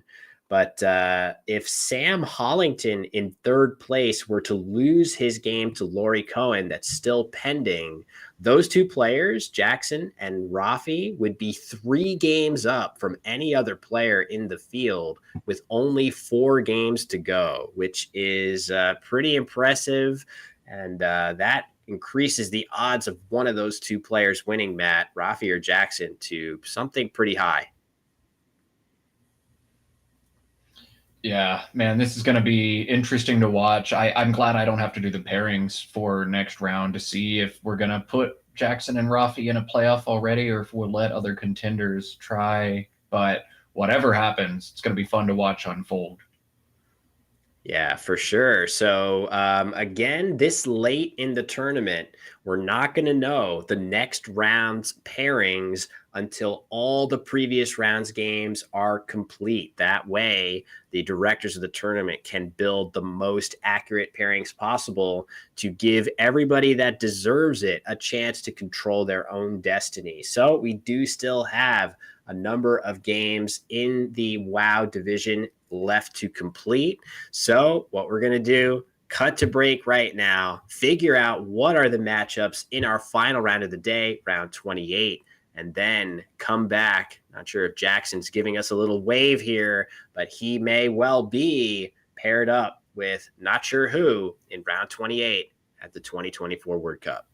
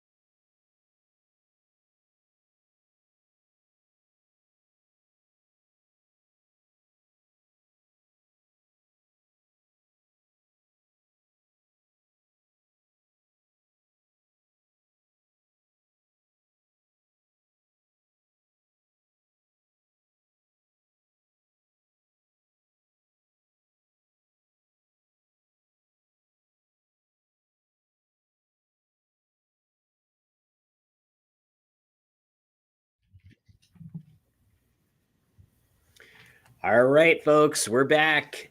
Final break of the day, final game of day 4 of round 28. The marathon is reaching its final phases, and two players who have been here before many, many times matched up in Matt off stream. You were calling it Ori's Last Stand.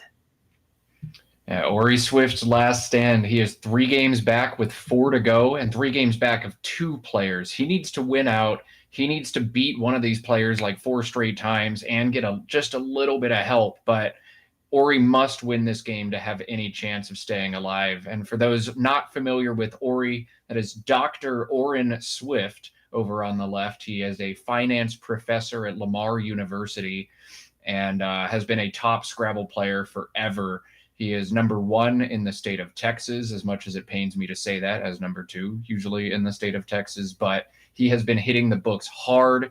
He has 2 young children at home and gets to kind of stay at home dad, work from home, and just grind the word lists. And Scrabble is not even the game that Ori is best at. He's a world record holder in a bunch of different early video games for speed running. He's a video game speed runner and a world-class Magic the Gathering player who has been flown to Europe twice by Wizards of the Coast to compete in high-level Magic competition. So Ori, a man of many talents, we'll see if he can add World Cup champion to his list of accolades.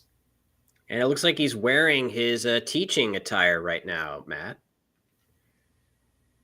Oh, very good. Yeah, we like that. No, just kidding. He's got his Sonic the Hedgehog shirt on, which is, definitely on brand for a speedrunner. But yeah, Ori is a fantastic player. I feel like I've had a number of extremely traumatizing losses against him where I just cannot believe that he found a way to win a game that he had absolutely no business winning, as he very, very quickly plays firm to start this game, leaving RRV probably just good enough to play as opposed to worrying about exchanging or anything like that. No real quibbles for me on this. And Jackson with a tough rack, no bingo available with those nice tiles, only the Y getting in the way. Kind of a tricky decision how to proceed for Jackson here. Well, yeah, this one is rough for him. Wow, what a sequence. And welcome to the stream, Ori. Your first rack is FIRRRMV. Enjoy. Have fun with that. And there's your second rack, too. Have more fun on stream, Ori. But Jackson's turn is so fascinating to me. I love watching players play through these positions and just the nuance and the differences they make in the decisions we all face in Scrabble. Trains, the 6-letter AINRST, hits with like almost everything. The Y is one of the most frustrating 7s you can have. Playing just MY for 7 feels okay. Playing MAY for 16 feels okay. FRY for 10 feels okay. I have no idea what to do in this situation as Jackson. This one's hard. It is hard. It's going to be very different depending on what he chooses. So MAY here feels a little, it feels like you're getting a bunch more points, 16 more points compared to just MY in the same spot. The thing about this, though, is that in Ori's particular case, he's going to play Devour with the weird spelling and Mayo. What a bailout that would be compared to if Jackson just plays MY.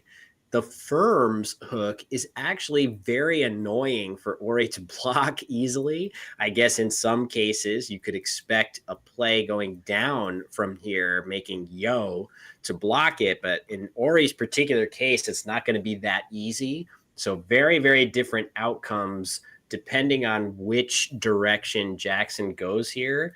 And as you mentioned, Matt, there are even other options like Fry, which are totally different. Not exactly sure what Ori would do after that one.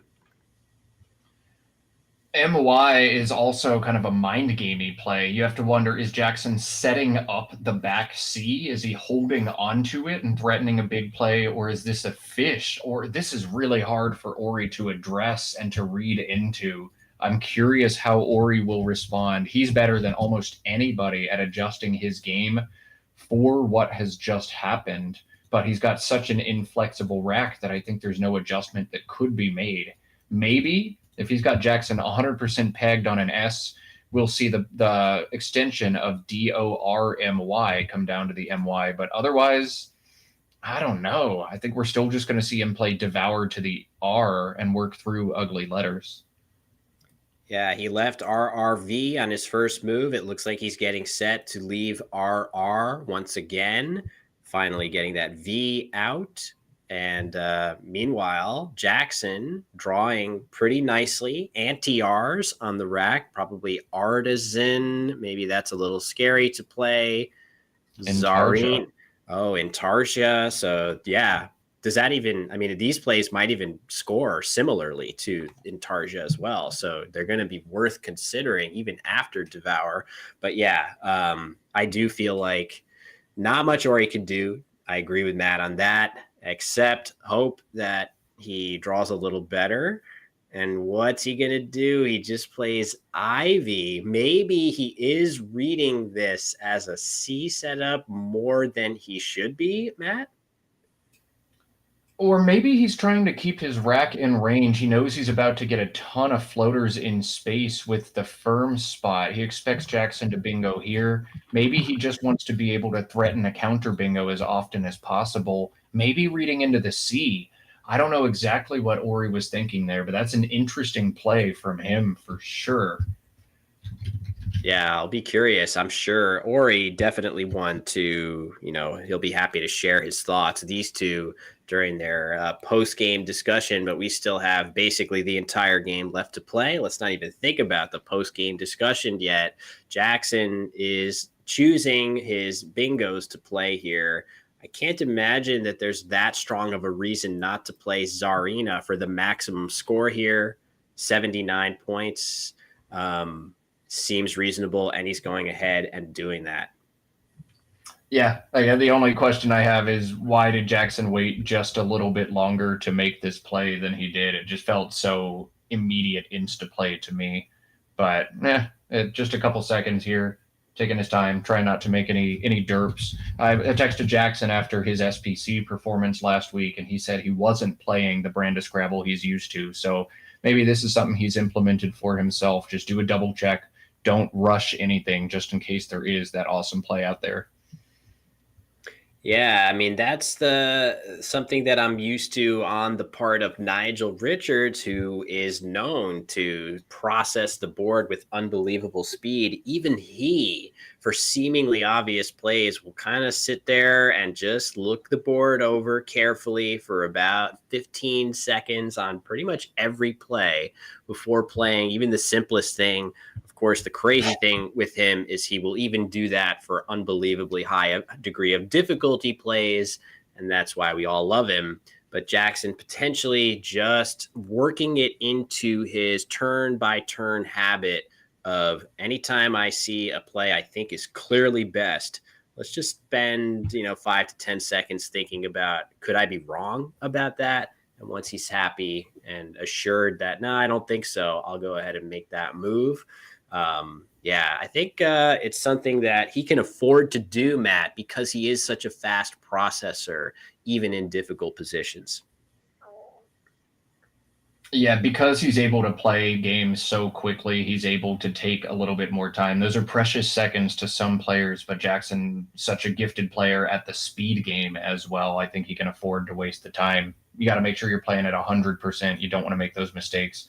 Ori is making what looks like his best play once again. Redo is hard to pull the trigger on. You don't want to get rid of that E, and a play like DURO right here made sense as well. But Redo just scores so well, and DURO has a major back hook that it would set up as well, DUROC, or he's not going to allow that volatility into his game. That's not his brand of Scrabble. Redo gets a thumbs up for me. Yep, totally agreeing with that. I also agree totally with your, assessment of Ori's style. He is definitely a player who is very, very comfortable playing a defensive style. He, is somebody that I think better than almost anybody is good at assessing the risk inherent in various Scrabble positions. I think that's something that we've talked about this before, something that he carries with him in his Magic the Gathering career as well. And you see it a lot with him. And he has a decent set of tiles. But I thought Jackson was going to consider playing Boho in that spot there, Matt. He goes with the much safer foe, holding onto that lead. Yeah, wow, that was an interesting decision from Jackson. He is ahead, and you'd like to preserve the lead, but that's the kind of nice little tactical setup that we'd expect him to make. Now, with two unseen S's from Jackson, he gets burned there sometimes, but that felt like a risk worth taking, knowing that he has the X and unsure about Ori. Maybe there's a read he made after redo, the fact that Ori took so long. Maybe he's got Ori pegged on S sometimes. But a neat decision from Jackson. I don't think it's one I would have made, but it's one that makes sense. Yeah, it could have been a case for calculated aggression there, holding that S. And of course, he draws another one as if to sort of hammer home, hey, you could have done this and probably been safe. But yeah, I find it difficult to quibble too much. He's got the lead. The board position is very tight right now. And, playing it safe makes a lot of sense to me. Meanwhile, Ori has Loosh set up on his rack. Curious to see where he will play this. He probably, I assume, would play it here just to create a little more openness. But I guess if he had a compelling reason, he could play the word here with the Yer hook. Is there any reason you see to play Loosh here, maybe setting up the R hook going down, Matt? Yeah, you just said it. Loosh right here sets up Yer and strengthens your R. I feel like I would actually opt to slide this over and leave just 1 point on the board. This placement 24, the other 23. I think I like setting up the R there, but it is splitting hairs on this. This is also fine. Yeah, this does at least have the benefit of opening a little bit more in the way of floaters that Jackson will have to address. Of course, it also happens to open a big X spot that Jackson should feel pretty comfortable plopping a word like box down. He'll worry a little bit once box goes down on the board that if Ori has an O, he can get re-overlapped pretty damaging, in response. But not something that Ori has actually drawn. On the other hand, Matt, he has drawn a blank, which Ori loves to see.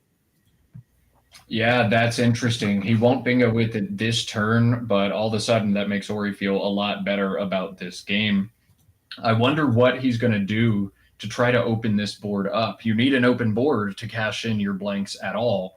I wonder what we're going to see. He's got the opportunity to make plays down here, things like B-U-R-K.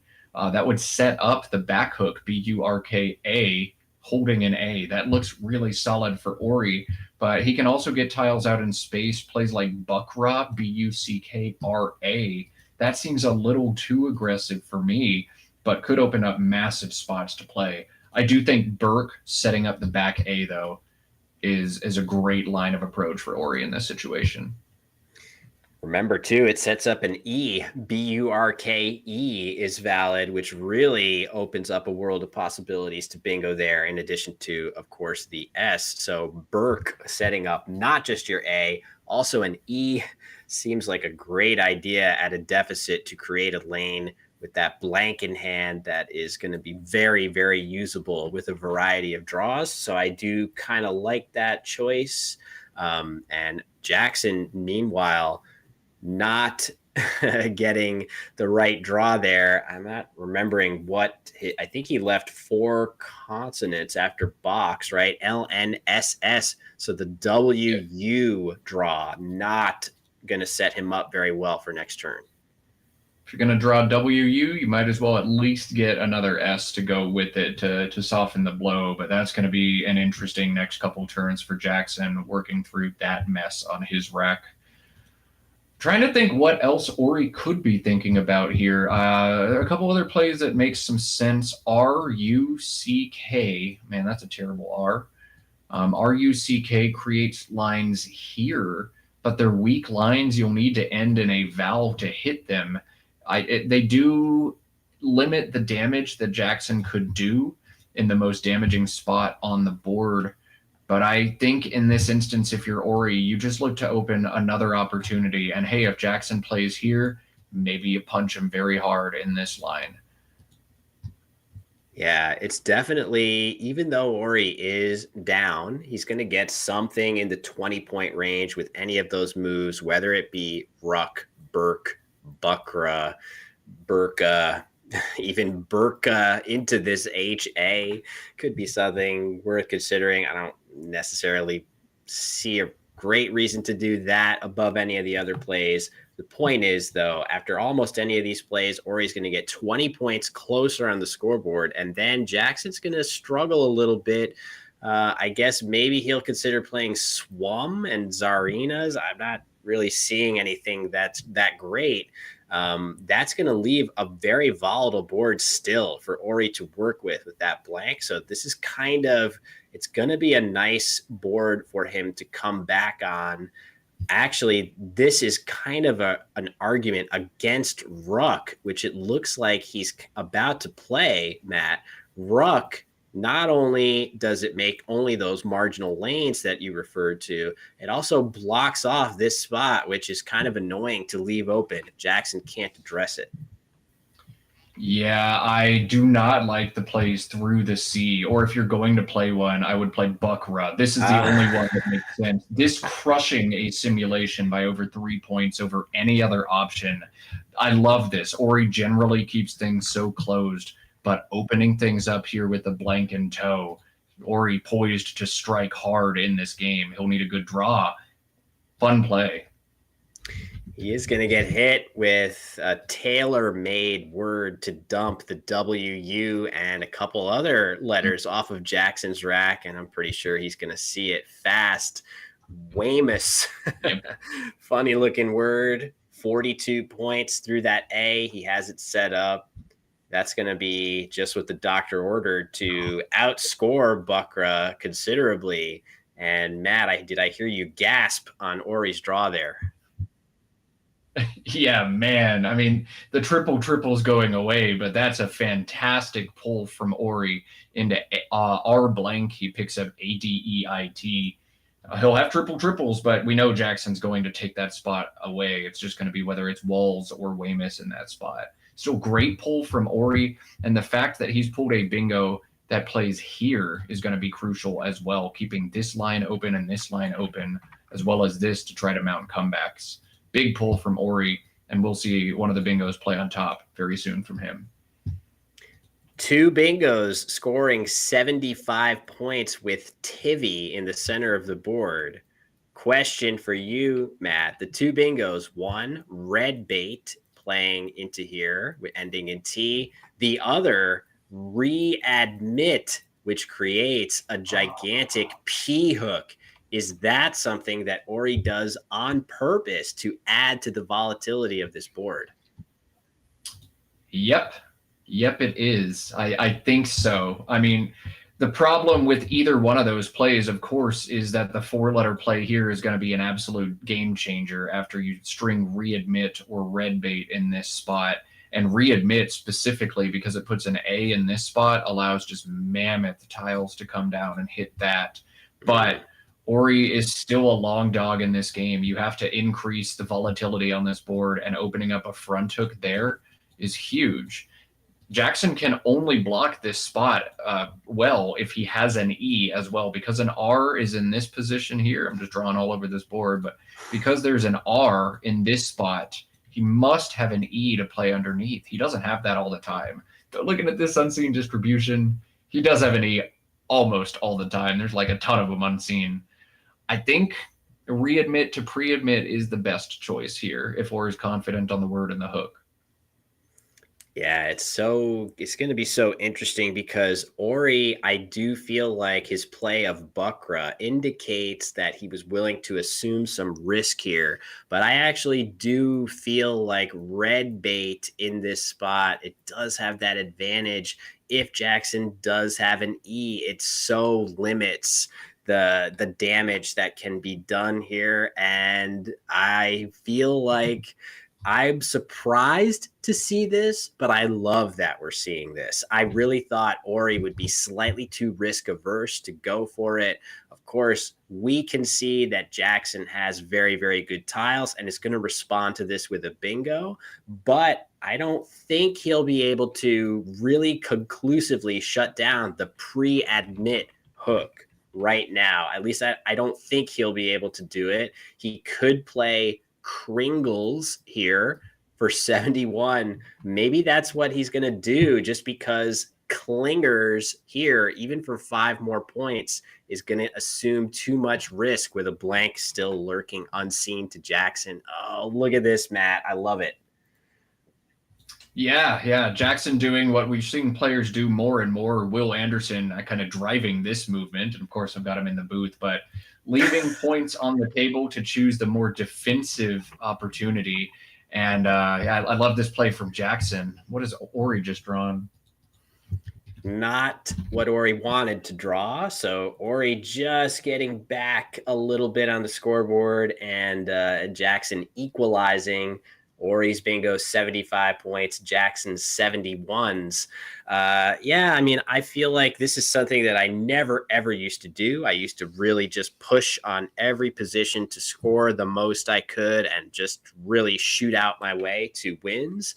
But I don't know. I just feel like I've had better results since I started caring a little bit more about board position as opposed to just the raw score of my play. I have been known to sacrifice some points there. One of the P's finds its way onto Jackson's rack, but just as fast, Ori dumping AI to balance his rack. I think it makes sense, Matt. That was an interesting turn from Ori. I think a lot of players get impatient in this game and play AI right here, thinking, I must open and I must open right now. But AI just gets crushed by Jackson so often here. You've got massive plays that Jackson can threaten here. So Ori's saying, I will take my time. I will take away your biggest threat, and I will wait to open this board until maybe I'm in range a little bit more. Ori playing a little bit of defense there rather than just playing AI and getting obliterated. I like that decision from him. So quickly comes down the 50-point wipe in the lower left, which looks like it would be game over under normal circumstances, except Ori in the nick of time, and this is going to come down instantly, sedation through the D of readmit for 86, just in time to bring Ori back. What will the draws be for both players here? Jackson drawing Plure, a 7-letter bingo, but Ori, will he draw that second blank and keep this thing close in, again, what we called Ori's last stand coming into this game? He needs a win desperately here. Jackson's got an interesting turn on his hand as he's missed the blank and he's been hit with about the worst thing that could have happened. All of a sudden, this is a close game again. Jackson has to figure out if he wants to try to control this board. There's just one major bingo line left right here. There are some horrible overlaps that could happen here. Possibilities from the E, maybe FOHN plays or NS plays through here. There are a lot of marginal lines, but this one has to attract a lot of Jackson's attention. The problem is there aren't reasonable plays that are going to obstruct that spot. And so I think what we're going to see Jackson do is something that feels a little bit weird, and that's just to play either Plura or Pelau, P-E-L-A-U, in this spot. It's going to open even more lines, but also knock out some of the existing lines. It's going to put a lot of scoring pressure on as well, and that's what you're looking to do. But look at the draw from Ori. AEE-GNN blank will threaten bingos again next turn. We still have a game on our hands, Will. The crazy thing is I'm looking like crazy for one that starts with a vowel in this lexicon. A bunch of them available in Collins, but in WoW, I'm not seeing a 7-letter word that plays here, which is a key for Ori. He's going to be grinding away, trying to find a word like that, but is there anything that he's actually going to be able to play? Or maybe Plura will somehow give him something on the bottom row, Matt? Oh my God, this is brutal for Ori. He's thrilled to see that blank, but man, it would be amazing for his winning chances to get a bingo down immediately as opposed to waiting. I looked at it. Nothing plays now, and Plura gives back nothing, but the play of Pelau also gives back nothing, actually. There's not a lot of hope. Oh, man. Trolled. Wow. So, all right. I mean, there still is hope long term, of course. There's definitely a lot going on this board. There's still, you could definitely see stuff come down in this area that would score a lot of points. This lane is going to stay open after Jackson's next play, almost certainly. If Jackson does go ahead and play Plura right here, this is also a lane that's going to be open long term. So Ori will have some level of openness on the board, even if he's not able to bingo, which we are pretty sure he will not be able to do. So the game is far from over. He's only trailing by not even 40 points. Of bingo here for him would definitely get him right back in the driver's seat. Yeah, and even if he doesn't bingo this turn, he's got the stuff to try to bingo next turn. Lines are going to stay open on this board, even if it's not all of them. That blank is going to unlock a lot of opportunity for Ori in this one. And there's still a ton of space, just completely untouched up here. Ori could make a play like Gene, set up a front A. There's all kinds of stuff that can happen yet. Ori won't bingo this turn, but he's got a lot of stuff yet to happen. What is Jackson looking to do? LEE setup? I have no idea. I'm very curious to see if he goes. He mentioned on that turn last game when he played Leighton, and he just had kind of a brief moment where sort of his brain stopped anagramming. I feel like we know for sure that he saw Plura. I'm pretty sure he basically had it arranged on his rack. He doesn't have it now. But he's probably balking at that very same issue. If he plays Plura here now, he's created another dangerous spot. And if he's learned anything from either competing in or listening to the tales of the other games that have been played at this tournament, he must know that opening, 1 in a million lanes that could be devastating to you is something to avoid, at least right now, whatever's in the water in Albuquerque. Or whatever's in the air or something. Yeah, the 1% seems to be hitting frequently at this tournament. So Jackson wants to make sure he makes this 100 and not 99%.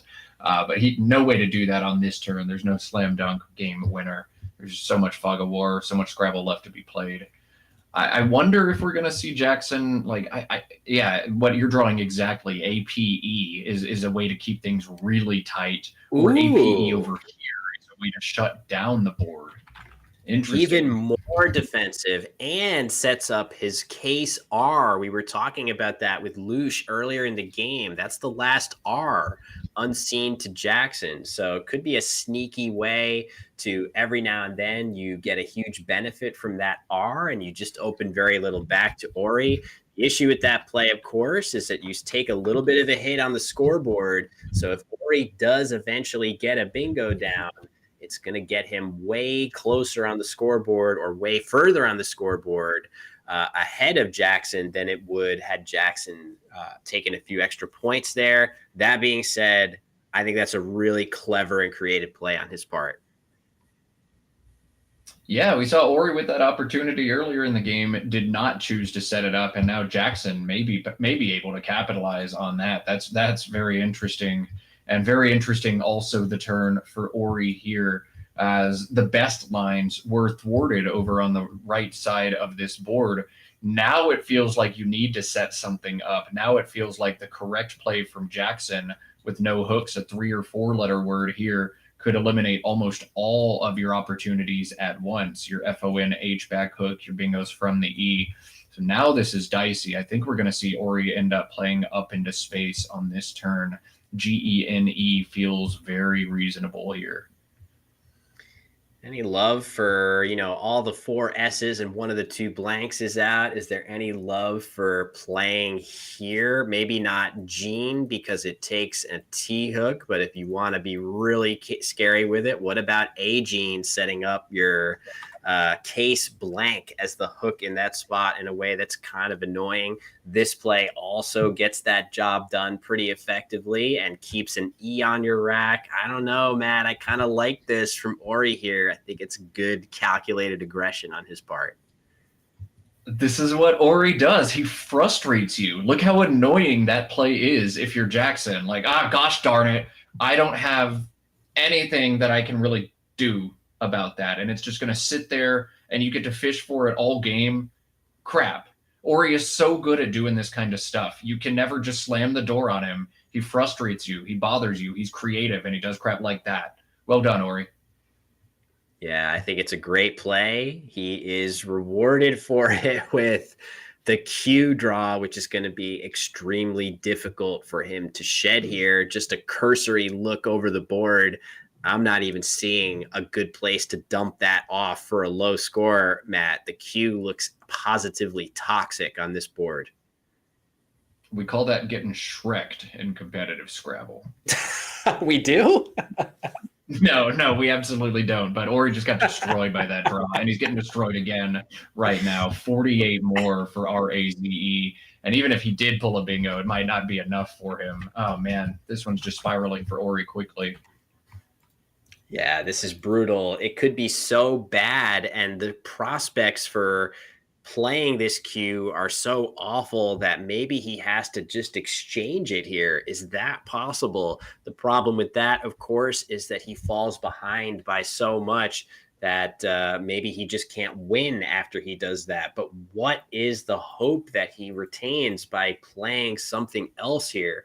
I'm finding it tough to identify a pathway, either exchanging the Q or keeping it.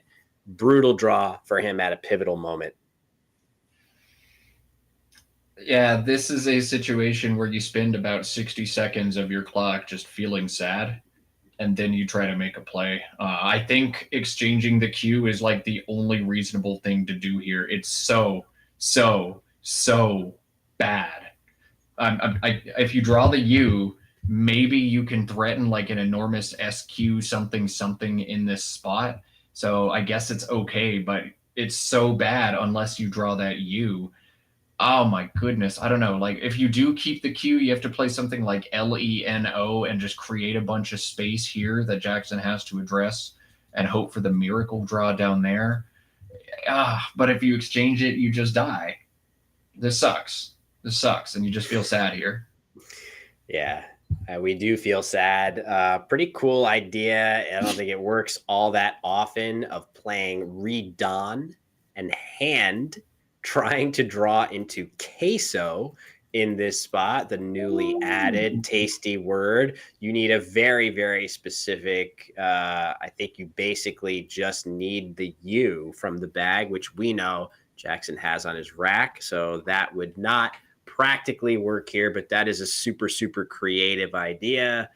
The engine, dumb engine, wants Ori to play Olden and Phone, which is an insane looking play, getting rid of his most dangerous asset on the board and trying to draw into Kadi. That will immediately be met by Judo for Jackson, and that is a GG just as fast. So yeah, no option looking very good for Ori. And Ori's last stand looks like it's run into the impenetrable wall that is Jackson Smiley.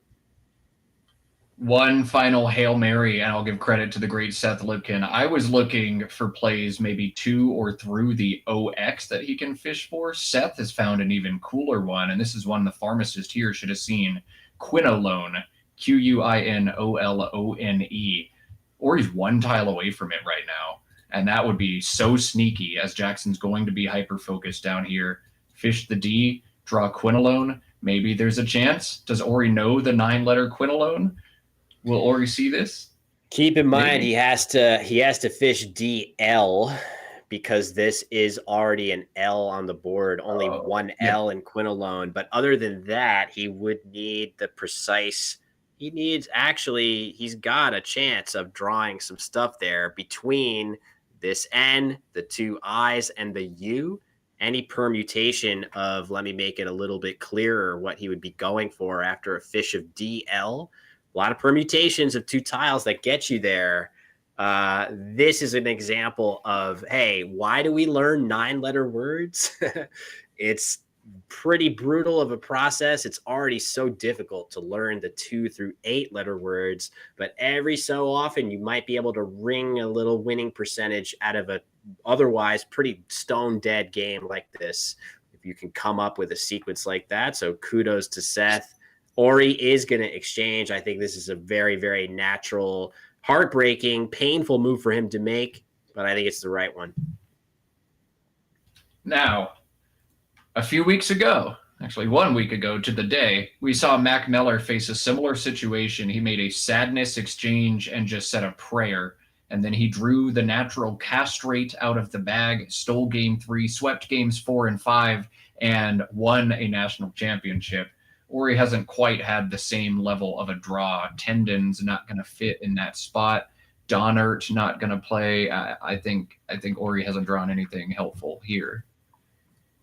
Yeah, I think that's true. And it looks like Jackson is setting up Goer in this spot right here, potentially realizing that it scores very, very well, and that maybe Ori is trying to get something through there that I need to address. Jackson doesn't have a good way of obstructing this spot that also scores points at all. Goer, 33 points on offer up here. That's going to be enough to withstand basically anything, even the hardest hitting things that Ori will have with the hook he set up at the base of the board. So this looks like a fantastic play by Jackson. And Ori, despite a decent draw, as you said, Matt, a lot of bingos that could be formed with these letters just do not fit on this board. Man, Tendons almost fits FONS or FOHN and Sarina's, but not quite. His own play ended up blocking that. A frustrating draw for Ori after he's put the Q back. And because Jackson didn't draw it, Ori's likely to just draw the Q again after this play. Sadness. all true.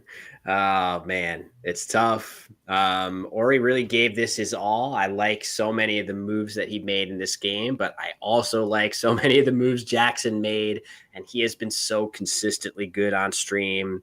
It really is a pleasure to watch both of these players, but of course we've seen Jackson in a number of these games play so friggin' well. Is it really that surprising that he's won this event 2 years running, knocking on the door of a third, with potentially only Rafi Stern standing in his way? All right, I found it. I found the way that Ori tries to win the game. You fish for deontology. That's it. That's the one. Where does that even fit? Or, oh, wait, through log. Oh my God. Very nice. You would probably have to. What if you catch Jackson with QJ on his rack or something like that? Maybe you can. Ooh, there you go. Deontology. That is amazing. What does he have to fish here? An N? And what does he draw? Another O? Demonology, almost. I don't know.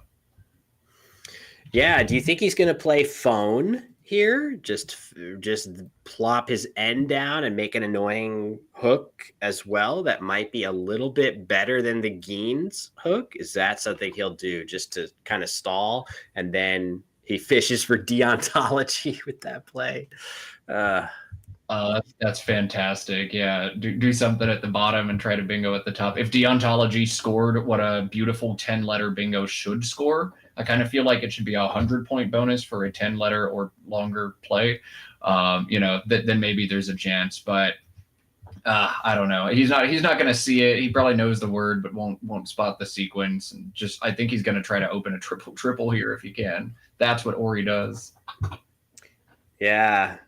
Maybe getting just set to play Nod right here for some points, which feels like, I mean, Ori can't feel great about that. But frankly, I don't really see. I mean, yes, you could open the triple, but against Jackson, that's never working anyway. The nice thing about this play, Matt, is it makes it a little tougher to obstruct this hook and still scoring points. Maybe it would have been possible. Well, I guess there are no hooks to EN, so maybe that's just wrong. But maybe a play down from the Y that doesn't hook with anything could have been possible before that and isn't now. Maybe it's just a little protection of that hook. But let's see what Ori draws. Oh my god, he It's didn't draw just the not Q, there. but come on. Yeah, brutal. All right, so Jackson could play AJI, and that would make this game fun. But otherwise, I don't think there's much that's going to make this game fun. Ori's just got another horrific draw, as he's been having several of those this game. Yeah. So tough one for Ori, but again, just to broken record this thing. Jackson's played great, no surprise. He's put himself in a commanding position. Maybe not commanding. He still definitely is going to have to contend with Rafi tomorrow. Almost no matter what happens, Rafi can be at most one game back of Jackson after winning this game. Or if Rafi wins against Sam Hollington, a game taking place right now, I wonder, I guess we can't spot him in the background there somewhere. I don't see him anywhere. But that game looming large. If both of those guys win, they're going to be locked in battle for most of the day tomorrow, figuring out who's going to take home 10 grand and the prize of World Cup champion. Wouldn't that be a wonderful way to win this tournament or end this tournament? Just Jackson and Rafi play off in a best of 3 tomorrow. I think that would be great Scrabble. We saw a great best of 5 between Mac Miller and Dr. Ian Weinstein last week. That'd be a really fantastic conclusion and a dramatic conclusion to end this tournament. Rafi's last stand on stream, but we'll see. Sam Hollington has had a fantastic tournament and really seems to have turned a corner as a player. He was a solid Division I player for years, sitting in the mid 1700 range, but really seems to have turned it on the last few years. He's been playing a series of WIGPO tournaments. His rating has jumped over 150 points in just a few years, and with his performance here, he's threatening to break 2,000. Just a fantastic job from Sam Hollington. I hope if Rafi loses, I hope we get to see him at least once on stream tomorrow because he deserves a lot of kudos for his performance here. Yeah, that's true. It's kind of a fluke that he hasn't been on the stream yet. It just feels like we've always had some other incredibly juicy matchup to prioritize. But yeah, it's surprising, and I'd love to watch him play. And it's just it's agonizing to only get to watch one round each. Either one game each round in depth like this, but who knows? Maybe someday we'll have eyes in the sky and looking at literally every game that's being played on the top boards of these events. We can only dream of the content. I'm just stars in my eyes as I imagine the content. Actually, I'm a little scared of that, Matt, because I already feel like I have a backlog of like 10 YouTube videos I want to make over the last month's worth of Scrabble content. Well, fortunately, we have you. We have Mac Miller. We're going to get some videos made on it. But yes, this is a tournament that deserves many, many videos from such fantastic games we've seen across the way. Jackson playing Juba, I think he realizes the worst thing that could possibly happen is I draw the Q and I sit on the J and something terrible happens in this game. So I'm going to play Juba here, get rid of the J, and know that I can at least jettison the Q with QI in most instances. Wisely not emptying the bag. That play does everything Jackson needs it to do. And as he pulls those last tiles out of the bag and realizes Ori has a terrible rack, Jackson's got to know he's got this one. Yeah, not a ton of places to play that Q. I guess I'm looking at this one right here. Pretty easy. Hard to imagine Ori will obstruct that. Is there anything else I'm missing in terms of Q playability here? I don't know. Could Ori kind of try to not that it would win him the game, but maybe he would try to take that spot out and just create an annoying endgame situation. Jackson up by way more than enough points for it to matter. Yeah, I think you can execute a Q stick here from Ori's perspective. I think it's just the QI spot. So even if you just play like SET, maybe a Q stick, but Ori's going to swing for the fences one more time. Wonder what he is fishing for. Solvent. Solvent, that's it. And he'll get an E instead. Story of the day for Ori. Yeah. So Jackson with just the one spot for the Qs, probably likely to play that right now. No O to come for Solvent right here, which would be kind of annoying for Jackson to block and also shed the Q. So it's not to be for Ori. Jackson correctly playing off that Q. And back over to Ori. No bingos for him to close the gap. Let me get these scores updated for you. Another win for Jackson, Matt, to close the day out. It's going to be a barn burner of a day tomorrow. Friggin' Scrabble giving us one more incredible end game. Yeah, QI is Jackson's one of Jackson's two best end games, but there's another one that ends up just as well. That's fantastic. There's another puzzle for those of you at home. If you haven't done enough Scrabble today, figure out, a little spoiler there, but figure out Jackson's other optimal end game. Assume QI is unplayable and figure this one out for him or something. I love Scrabble. Can always get puzzles even in dumb games. Yeah, you mentioned it before, Matt, talking about how you really can get some incredibly fun end game puzzles, even in games where it just doesn't matter to the outcome. It's great practice. Ori playing svelte here. I don't think with very little time left on his clock, he's not going to be that worried about permuting endgame sequences out to the absolute best of his ability. And yeah, this game hurtling along to its conclusion. Looks like they're already post-morteming about this game before it's actually over. So I don't know whether it's unprecedented to cut to the overhead mic during the game, but I'm tempted, Matt, to do it in this instance to hear what they're saying. It looks like it's settled now. You never know when you're going to get that fun stuff. But yeah, Christian, if it's fun, just shut us up and put on the overhead mic. Yeah. If not, we'll watch Jackson go through the rest of this end game. He's getting set to play Doit parallel to the Q. That seems pretty reasonable. Getting 4 of his 5 tiles off the rack and scoring 20 points. That looks like the best he can do. And that'll give Ori an opportunity to play his N in the phone spot. Almost certainly should come down pretty fast. And that would do it. Ori's got 26 seconds to find that spot. Let's see if he does. Oh, the answer is no, he won't. It's kind of surprising, but it doesn't matter one bit to the outcome. I'm waiting. Come on. Not giving him his points. Actually, I'm just going to assume. All right. Game over. Final score, 465 to 352 in Jackson's favor. I think they're going to have a good discussion here. Where'd that keep? Shit. D-U-R-R-O? D-U-R-R-O? Really?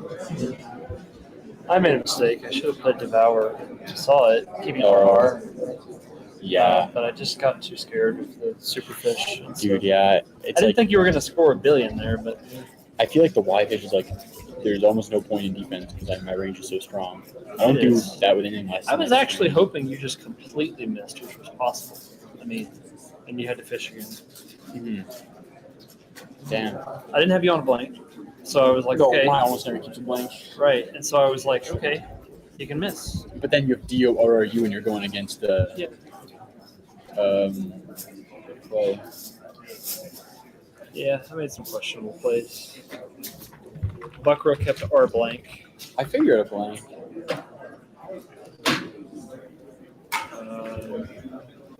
Lush kept R, I think. Yeah, that's cool. hard turns, even though I was in a good position, like really tough positions. All right, let's see if I missed. I saw Pangene. No, that's the only 7 in here. That was my best shot when I played Gene. Angeen, but it just didn't. Yeah. I was trying to go through HA or NS here or something, but I had a few shots to like just throw it wide open, but there was so much garbage in the bag. I know you don't want to reach his back too far. Yeah. You can't bank on me having the J, Q, and I just couldn't figure out what to do with the Q. I had to exchange it. I had QLDONE blank. And like I can play Don E and keep QL blank. The thing is, there's no U's to draw, so it's like your blank is dribbled as a U. It sucks. I either have to try to bingo with the Q or sticky with the Q. Yeah, the thing is, like, given this has to be an S, there's no S's, so like, your blank can't be an S and a U, and you really want a big bingo. I don't think you can afford to have a Q there. Keep it. I should get the big game. So. Yeah, I don't think I missed a bingo. Oh, Matt sent me a very nice message. What do you say? Just got destroyed. Wow, Thank you, Matt. Wow, come on. Come on, what do you mean just got destroyed? This was pure skill. I had no chance. Pure skill. I hope I didn't miss a bingo with the Y. This was just horrible. AIEST with AI. Huh? I had AIEST with this. Yeah, I figured you had something like that. And I'm just like, come on. You should have laid down the I first and slowly played the A. Why? Psychological torture. Oh, for QI, I get it. Sorry, I always bag you, Ori. I hate Every single time. I hate you. I have to play blank for like 28 points.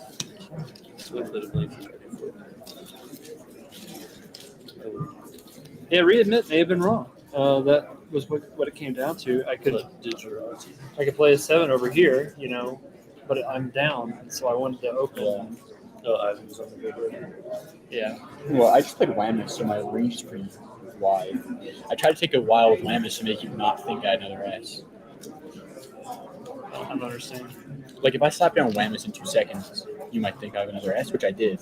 But it took a little while to make you think I had another S. Honestly, All right, so you weren't reading it. like no, that wasn't even in my mind whatsoever.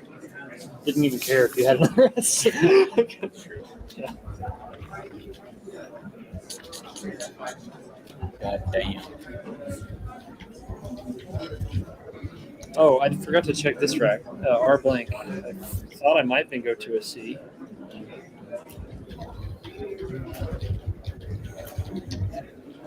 No.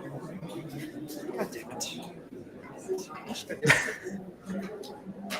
My butt ruler, no less. It's tough. Yeah, I should have just played Devour on that second turn. Yeah. Or Vum. Vum is actually not bad. No, you played the Y. I was gonna Oh. play Vum. Never mind. Vum was definitely my play. Never mind. All right, looks like they're winding things down here. Ori agonizing over that first move, Matt, of Devour. We were a little taken aback by Ivy. It seems like he's regretting that one now.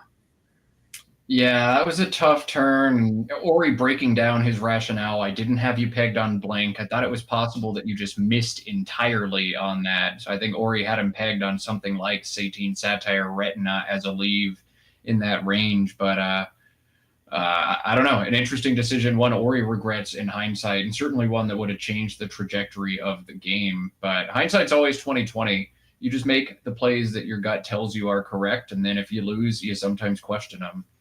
But Ori definitely questioning that pivotal turn in this game.